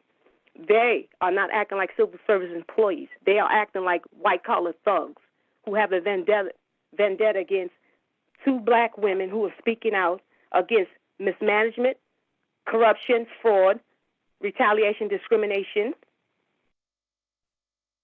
and they're not being held accountable for their actions. They have caused severe mental and emotional distress on us, and we are asking that y'all look into this, please, and put better legislation in place to combat the root of the problems within these agencies. Thank you. Okay, thank you so much for your testimony, Ms. Prashad. If it's okay with you, I'll have our staff follow up for your contact information and all the information in the background about this situation.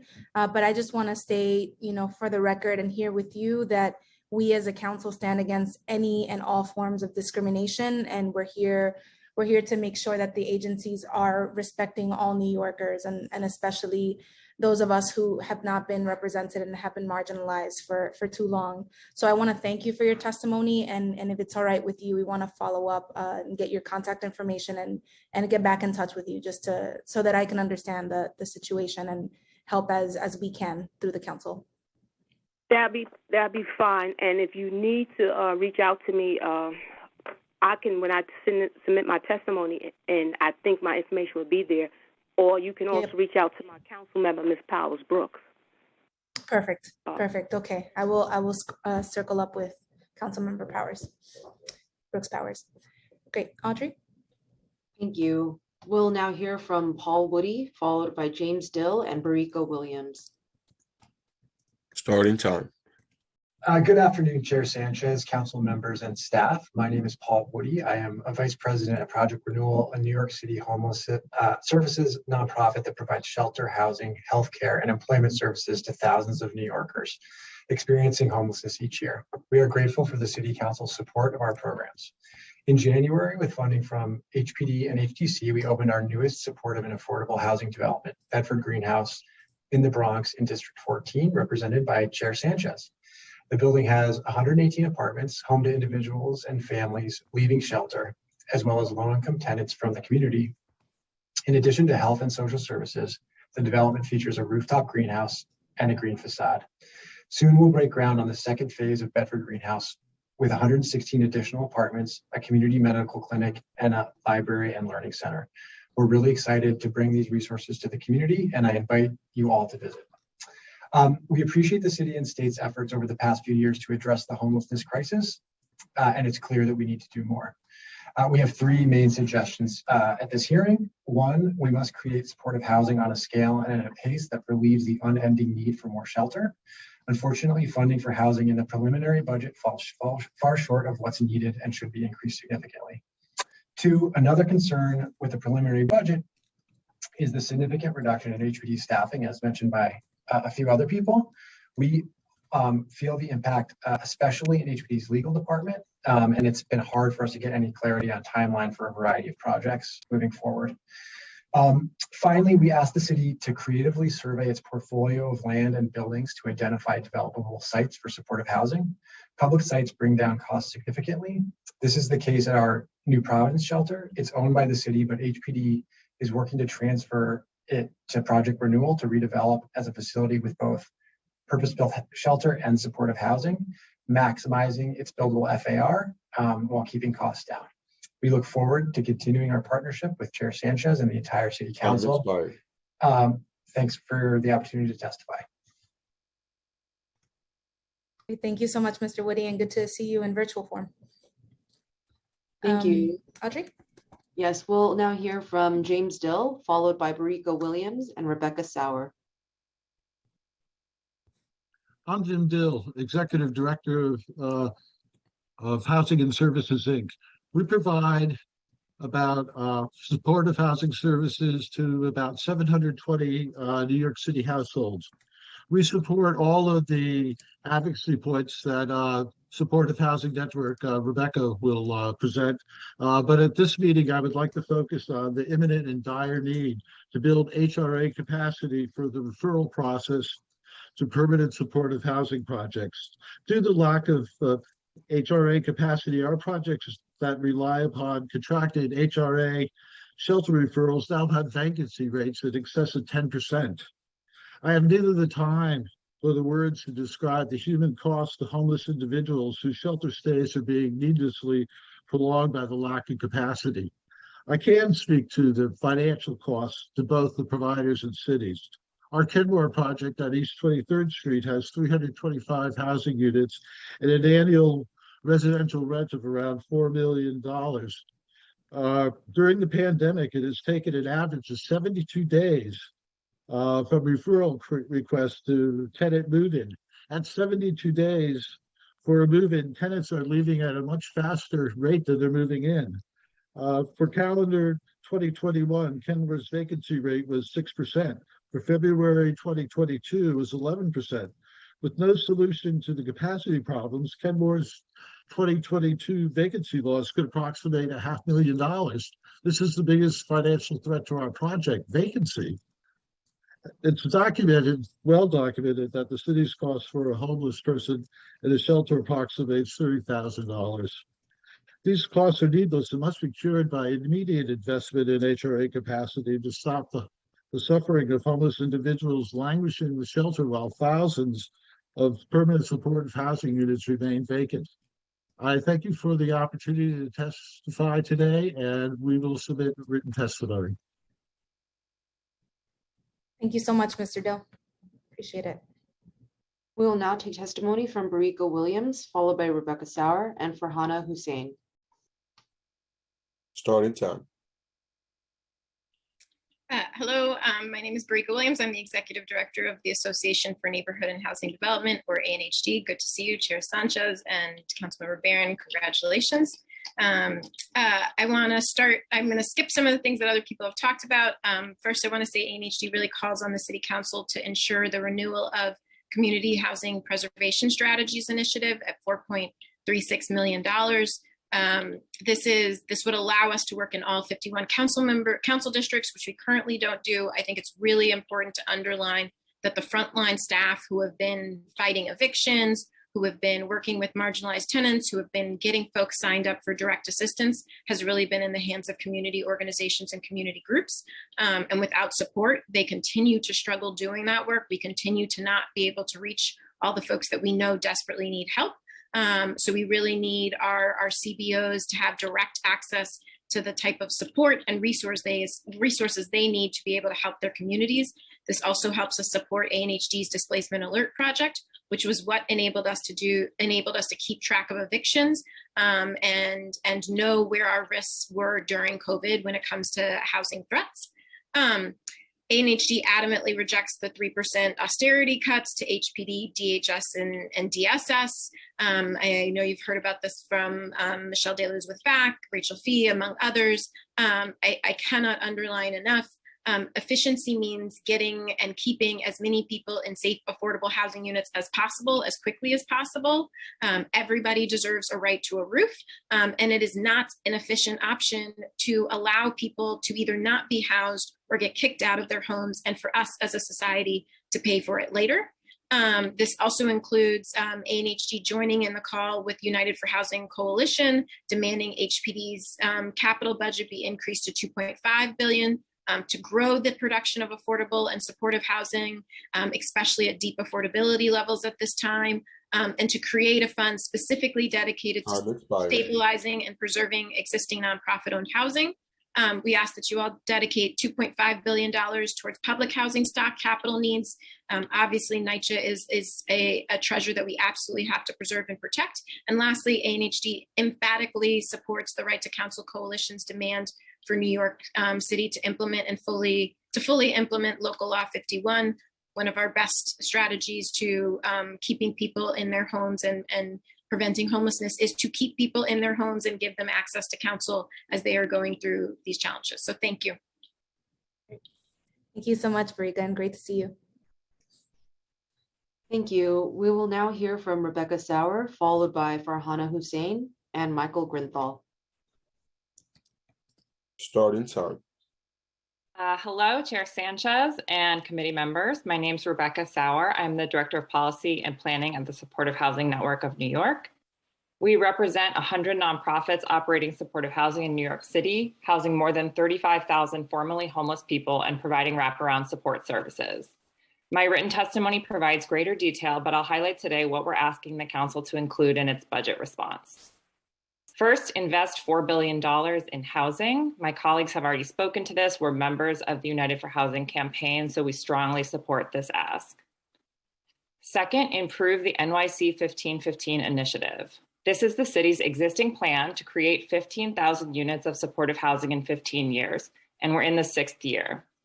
In order to ensure the program is successful, the city must reallocate the congregate and scattered site targets to 750 and 250 units per year, respectively.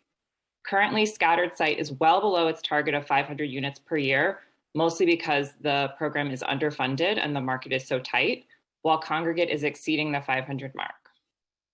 Third, preserve 300 supportive housing units per year. Of the 420 supportive housing residences in the city, 38% were opened before the year 2000, and most were just moderate rehabs of much older buildings. Our community needs dedicated HPD capital, services, and operating funding to preserve 300 supportive housing units per year, meeting new sustainability mandates, preserving integrated neighborhoods, and keeping people safe from COVID and other infectious diseases. Staffing and efficiencies. HPD staff vacancies, you've heard about this from so many of my other colleagues and also from Jim Dill about the HRA and DSS staff vacancies. These are slowing the supportive housing pipeline. The city must invest in staffing to push the pipeline forward while also exploring efficiencies that cut down the development and review timeline. We believe that the city should create an ombudsperson at City Hall to conduct interagency coordination, fast-tracking all necessary approvals for affordable and supportive housing. One final point. I just want to speak to public sites, and thanks to my colleague Paul Woody for bringing this up. The city should be required to survey its entire land portfolio for supportive housing development. As of now, only HPD, DHS, and health and hospitals have done this. Public sites bring down total development costs, which allows HPD capital to be used much more efficiently. Thank you for the opportunity to testify. Thank you so much, Rebecca, and thank you so much to Shini for the incredible work that you do. Thank you. We'll now hear from Farhana Hussein, followed by Michael Grinthal and Craig Gurian. Starting time. Good afternoon, Chair Sanchez and council members. I'm speaking here today on behalf of India Home, a nonprofit founded by healthcare professionals dedicated to serving South Asian and Indo-Caribbean seniors in New York. Our mission is to improve the quality of life for older adults in New York City by providing quality care in a culturally appropriate environment. Currently, we serve more than 500 seniors across Queens with our home delivered meals, senior center programs, case management, mental health, and educational and creative aging activities. Accessing affordable housing and home ownership have been longstanding issues for immigrant communities in New York City, particularly among immigrant seniors. In a needs-based assessment report we released in 2019, we learned that 65% of our seniors did not own a home and lived in overcrowded housing with their adult children, which limited their independence and made them feel they were burdens on their families. Paying for rent and mortgage are also housing challenges that continue to pose major hardships for our seniors. At India Home, we recognize these housing challenges and have helped our seniors secure and navigate housing options that are tailored to their needs as part of our case management department since 2016. 100% of the seniors India Home serves are foreign-born, and nearly 80% of them have limited English proficiency, which limits their understanding of what housing options are available and right for them. The need for in-language and culturally competent housing assistance services has grown overwhelmingly since the onset of the pandemic, which has prompted us to seek expanding our housing assistance services as a robust program of its own. Funding will allow us to onboard and train staff to assist seniors with services such as tenant advocacy, housing subsidies and referrals, housing benefits counseling, and completing affordable housing application forms. In order to combat rising housing insecurity, prolonged social isolation, and related challenges that our immigrant seniors are experiencing, we are also embarking on a project to develop affordable housing, for which we submitted an HPD repurpose application. This housing project will provide accessible housing with culturally competent supportive services and play an important part in bringing much needed housing equity to underserved populations in Queens. And I want to close off by saying, I just ask that the committee support our innovative senior housing project and increase the allocation of funds to support trusted CBOs like India Home with delivering the in-language and holistic housing assistance that our seniors need. Thank you so much for your time and cooperation. Great. Thank you so much, Farhana. We'll now hear from Michael Grinthal, followed by Craig Gurian and Valerio Orselli. Starting time. Good afternoon. Thank you, Chairperson Sanchez, members of the committee. My name is Michael Grinthal. I'm the Director of Housing at Take Root Justice. You heard from my colleague Visnya Vujika earlier about our work with the Community Land Trust. I'm going to talk about our work working with tenants citywide who are fighting against eviction and for better living conditions and for affordable rents. Specifically, I'm going to talk about 3 items in particular that are in consideration in this preliminary budget, without which our work would not be possible. And that includes the Anti-Harassment Tenant Protection Program and the Community Housing Preservation Strategies, which are 2 streams of funding that pay for legal services for tenants who are facing landlord harassment and neglect. And Stabilizing NYC, which is a coalition of grassroots groups that combines tenant organizing with legal services to keep tenants in their homes. Now, what makes these funding streams so critical and irreplaceable for our work is that unlike universal access to counsel, unlike right to counsel, they cover all kinds of legal services for tenants. So that includes affirmative litigation for repairs against harassment, work to train tenants on their rights. So they are a complement to universal access to counsel, which funds only in-court eviction defense. We thank the council for your support of our work with tenants over the years, and we urge you to redouble your commitment to these critical funding sources in FY23, and also to fully fund Local Law 53, which was passed by the council last year as a companion to the right to counsel, to further fund community organizations to educate and train tenants on their rights. Thank you. And thank you so much, Michael. We will now hear from Craig Gurian, followed by Valerio Orselli and Pilar de Jesus. Good afternoon. Good afternoon, Chair Sanchez, committee members and staff. My name is Craig Curry. I'm the Executive Director of the Anti-Discrimination Center. It's only beginning to be understood that our city must be reimagined in fundamental ways. Decades of managing homelessness must give way to an actual commitment to end homelessness and the provision of the resources to do so. Decades of housing segregation backed by the rhetoric, it's our community, a not so subtle reference to the idea that it's not your community, must be replaced with a commitment that all of our neighborhoods belong to all of us. And decades of secrecy and unaccountability in the co-op industry must be replaced with strong disclosure requirements when New Yorkers are rejected by co-op boards. Nowhere is it more fundamental for there to be a reimagining than a DOB and HPD. I'm not saying that incremental improvements are not welcome, but I am saying that incremental improvement isn't nearly enough. Imagine for a moment if non-compliance with building code and maintenance code requirements were thought of as essential parts of law enforcement. You know that the workings of the departments would change radically. There'd be far more proactive investigation. There'd be the deployment of modern technology to monitor, for example, the provision of heat in every covered building in real time. There'd be far steeper penalties, and of course, there'd be far more staff to carry out the mission. The requirements of the housing maintenance code would be re-examined and strengthened, and basic aspects of interagency cooperation, like having DOB, whenever it conducts an inspection, assess lack of accessibility in common areas for people with mobility impairments and report those to the Human Rights Commission, would be required by legislation.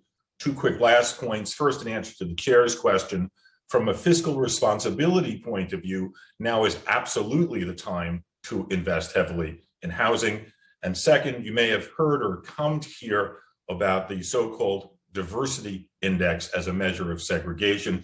It is deeply flawed and works to cover up elements of the extreme segregation that exists in the city. I look forward to working with the committee. Thank you. Great, thank you. And I'll look forward to your methodological improvements to the diversity index. We'd love to hear about that more. Next, we'll hear from Valerio Orselli, followed by Pilar de Jesus. Starting time.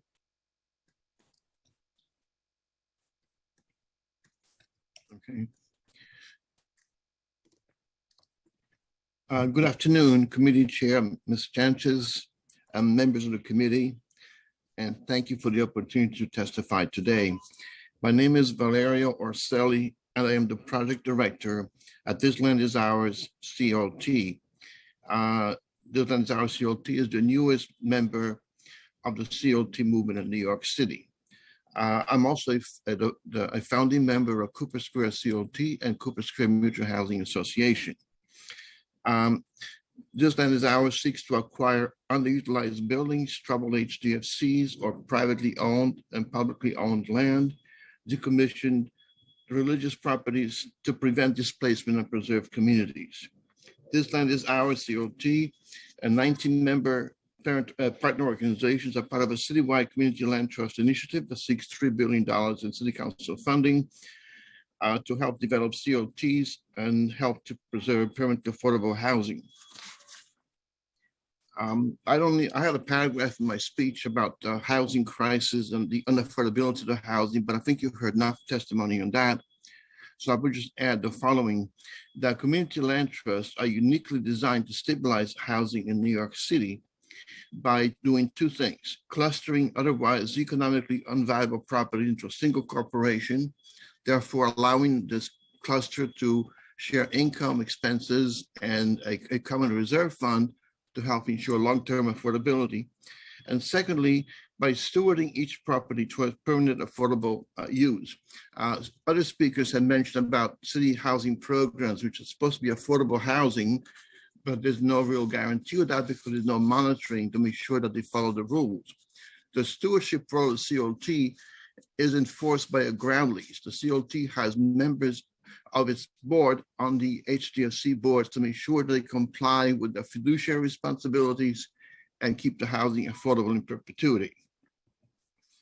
Although recently established, Time expired.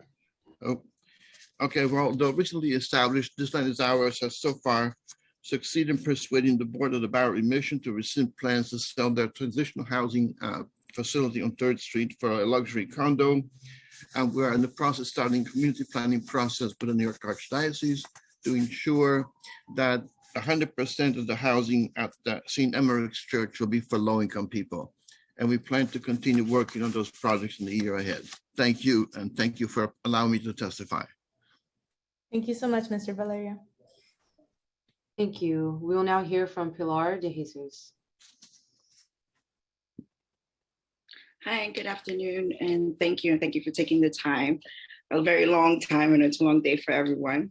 Thank you. My name is Pilar de Jesus. I wear a lot of different hats in this state, but I also wear the hat of being the Senior Advocacy Coordinator at Take Root Justice. And I'm here to support my colleagues and what they mentioned, but I'm also here as a Latina from East Harlem, who is an advocacy coordinator, but also someone who has experience and does experience a lot of the issues that we are addressing here and all the other intersections, and speaking, to what my tenants and my clients, and then again, just my neighbors go through. So again, supporting, my colleagues and others here for the Community Land Trust. I do agree that it should be a B, not it should be 300 billion. And I think not only for housing, I think as you may have heard in the news, we have a new industry coming in, this cannabis industry. And I think that that's also a way for the community, for people who have been dealing with the harms of the war on drugs and the war of being Black and brown in this country and in this state, to give back and to allow the people in the community to have ownership, because as we know, a lot of corporations will come in. So I think that there will be some money, and you guys should give this money to CLTs because it's needed, and it should be led by the people, mostly by the people of the community, the ones that have most harm. I do, again, funding for housing is a need in many ways. The ERAP program was mentioned, but you forget for Mitchell Lama tenants, they were not eligible for that program. Yes, there was the homeowners program that was delayed, and that still that much money hasn't really been issued. And tenants, shareholders are going to court, and unlike other tenants, they're required to pay legal fees. So if they don't receive that money, they're still going to be getting hit with legal fees. So again, there's a big housing crisis that I won't get to talk to here, but I think that there are avenues for us to get, and on these couple of points, I also, big thing in a lot of our cases is accountability of HPD. I heard about lack of staffing. I have clients that have been poisoned by carbon monoxide. We're not working with the tenants, but I am, giving, brief advice to the tenants who are in the fire.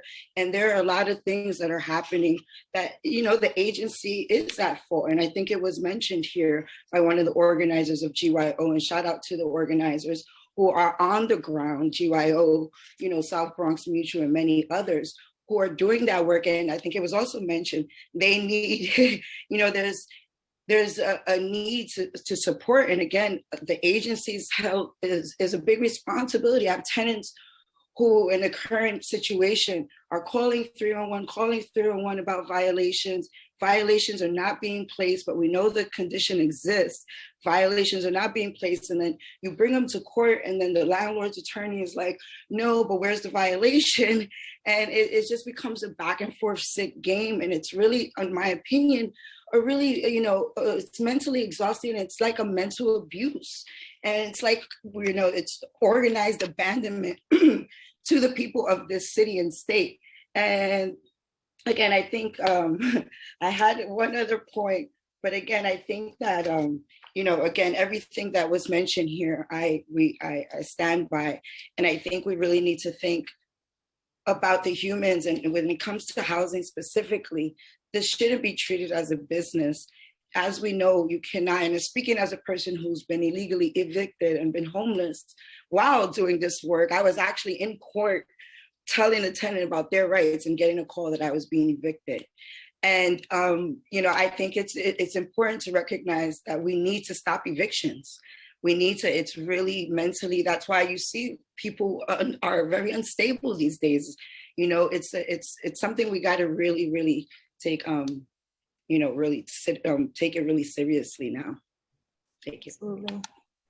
Thank you. Thank you so much, Ms. Pilar. Really, really appreciate that testimony. And of course, when you've been through it and you work on the issue, it just has a whole nother level of significance. So I want to just appreciate you and the work that you do. Thank you. This concludes the public portion of today's Housing and Buildings hearing. If there are any other members of the public who registered to testify that we have not yet heard from, please use the Zoom raise hand function now, and we will hear from you. Councilmember Barron. Just to Sister De Jesus, oh my God, you're just incredible. I know people who are personally affected by things, they can't help nobody else because they just have to deal with what's happening to them personally. But I'm just so amazed, by your commitment, your passion, and your work. I haven't met you before, but I'm just amazed that you stick to that kind of commitment, even though you were personally going through things. Because I find too many people, their personal stuff comes first, and too many people are talking about the homelessness and all this because they're getting paid, because a lot of not-for-profits have these people on salary, and the executive directors make money, and then the staff people for these, mainly a lot of the white not-for-profits, they hire staff people to work with us in our communities, but yet you have to volunteer for being on the board, or others have to volunteer for stuff, and they get paid staff people. But for a person like you who is so authentically and genuinely committed to our people, I just wanted to highly commend you, and I was very moved by your testimony. Thank you. And I appreciate that, because, it isn't easy, and it isn't easy for a lot of the organizers that you see doing the work as well. Because a lot of those organizers are doing it because we're affected by it and we're passionate, we want it to end. For me, I do it, maybe it's because I'm in Aries as well, I don't know. But, I'm a very fiery sign. In my community, they call me Pilar la Problema, but I added con la solución. So translation is Pilar the problem, but I've added with the solution, because I recognize that, yes, there are many problems, especially for us people of color, but there are also solutions. And, sometimes I feel like you guys don't hear us at our solutions, but, I working together, but we do right now, I think, especially with such great new leadership, and young and different, different energy, different mindsets, different experiences. I think that that's a beneficial, and that, I also, not to give props, but give props to my organization for, yes, the support, because I haven't even give you my story. They can tell you what I've been through and how supportive. As an organization, not only do we support the communities in the ways that we do, but we support each other in-house. And I think that that's also important. And when we're talking about, even when we're creating CLTs, right, how our mission and values align with the work that we're doing. And so thank you. And yeah, quiet there. I know you guys want to get out of here. All good, all good. No, thank you. Thank you for that. And thank you, Councilmember Barron. So with that, seeing no more public testimony, and Councilmember Barron, thank you for sticking with me to the bitter end. I just want to thank everybody for participating. I think we heard a resounding, we need a real commitment to affordable housing from this administration. We also need a real commitment to protecting the housing that we have now and the equity that we have built, and to expanding that equity to build wealth in our communities. So thank you all for driving that message with us today. Thank you for sharing your stories, and look forward to the next conversation. But I just want to thank everybody. Take care. Take care. Thank you, Chair.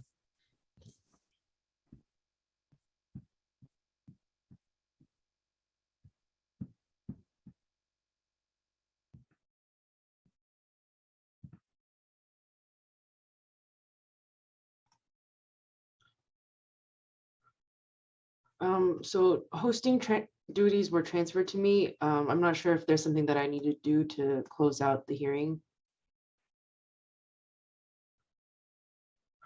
Nope, you could just end it. Okay, great. Thank you so much.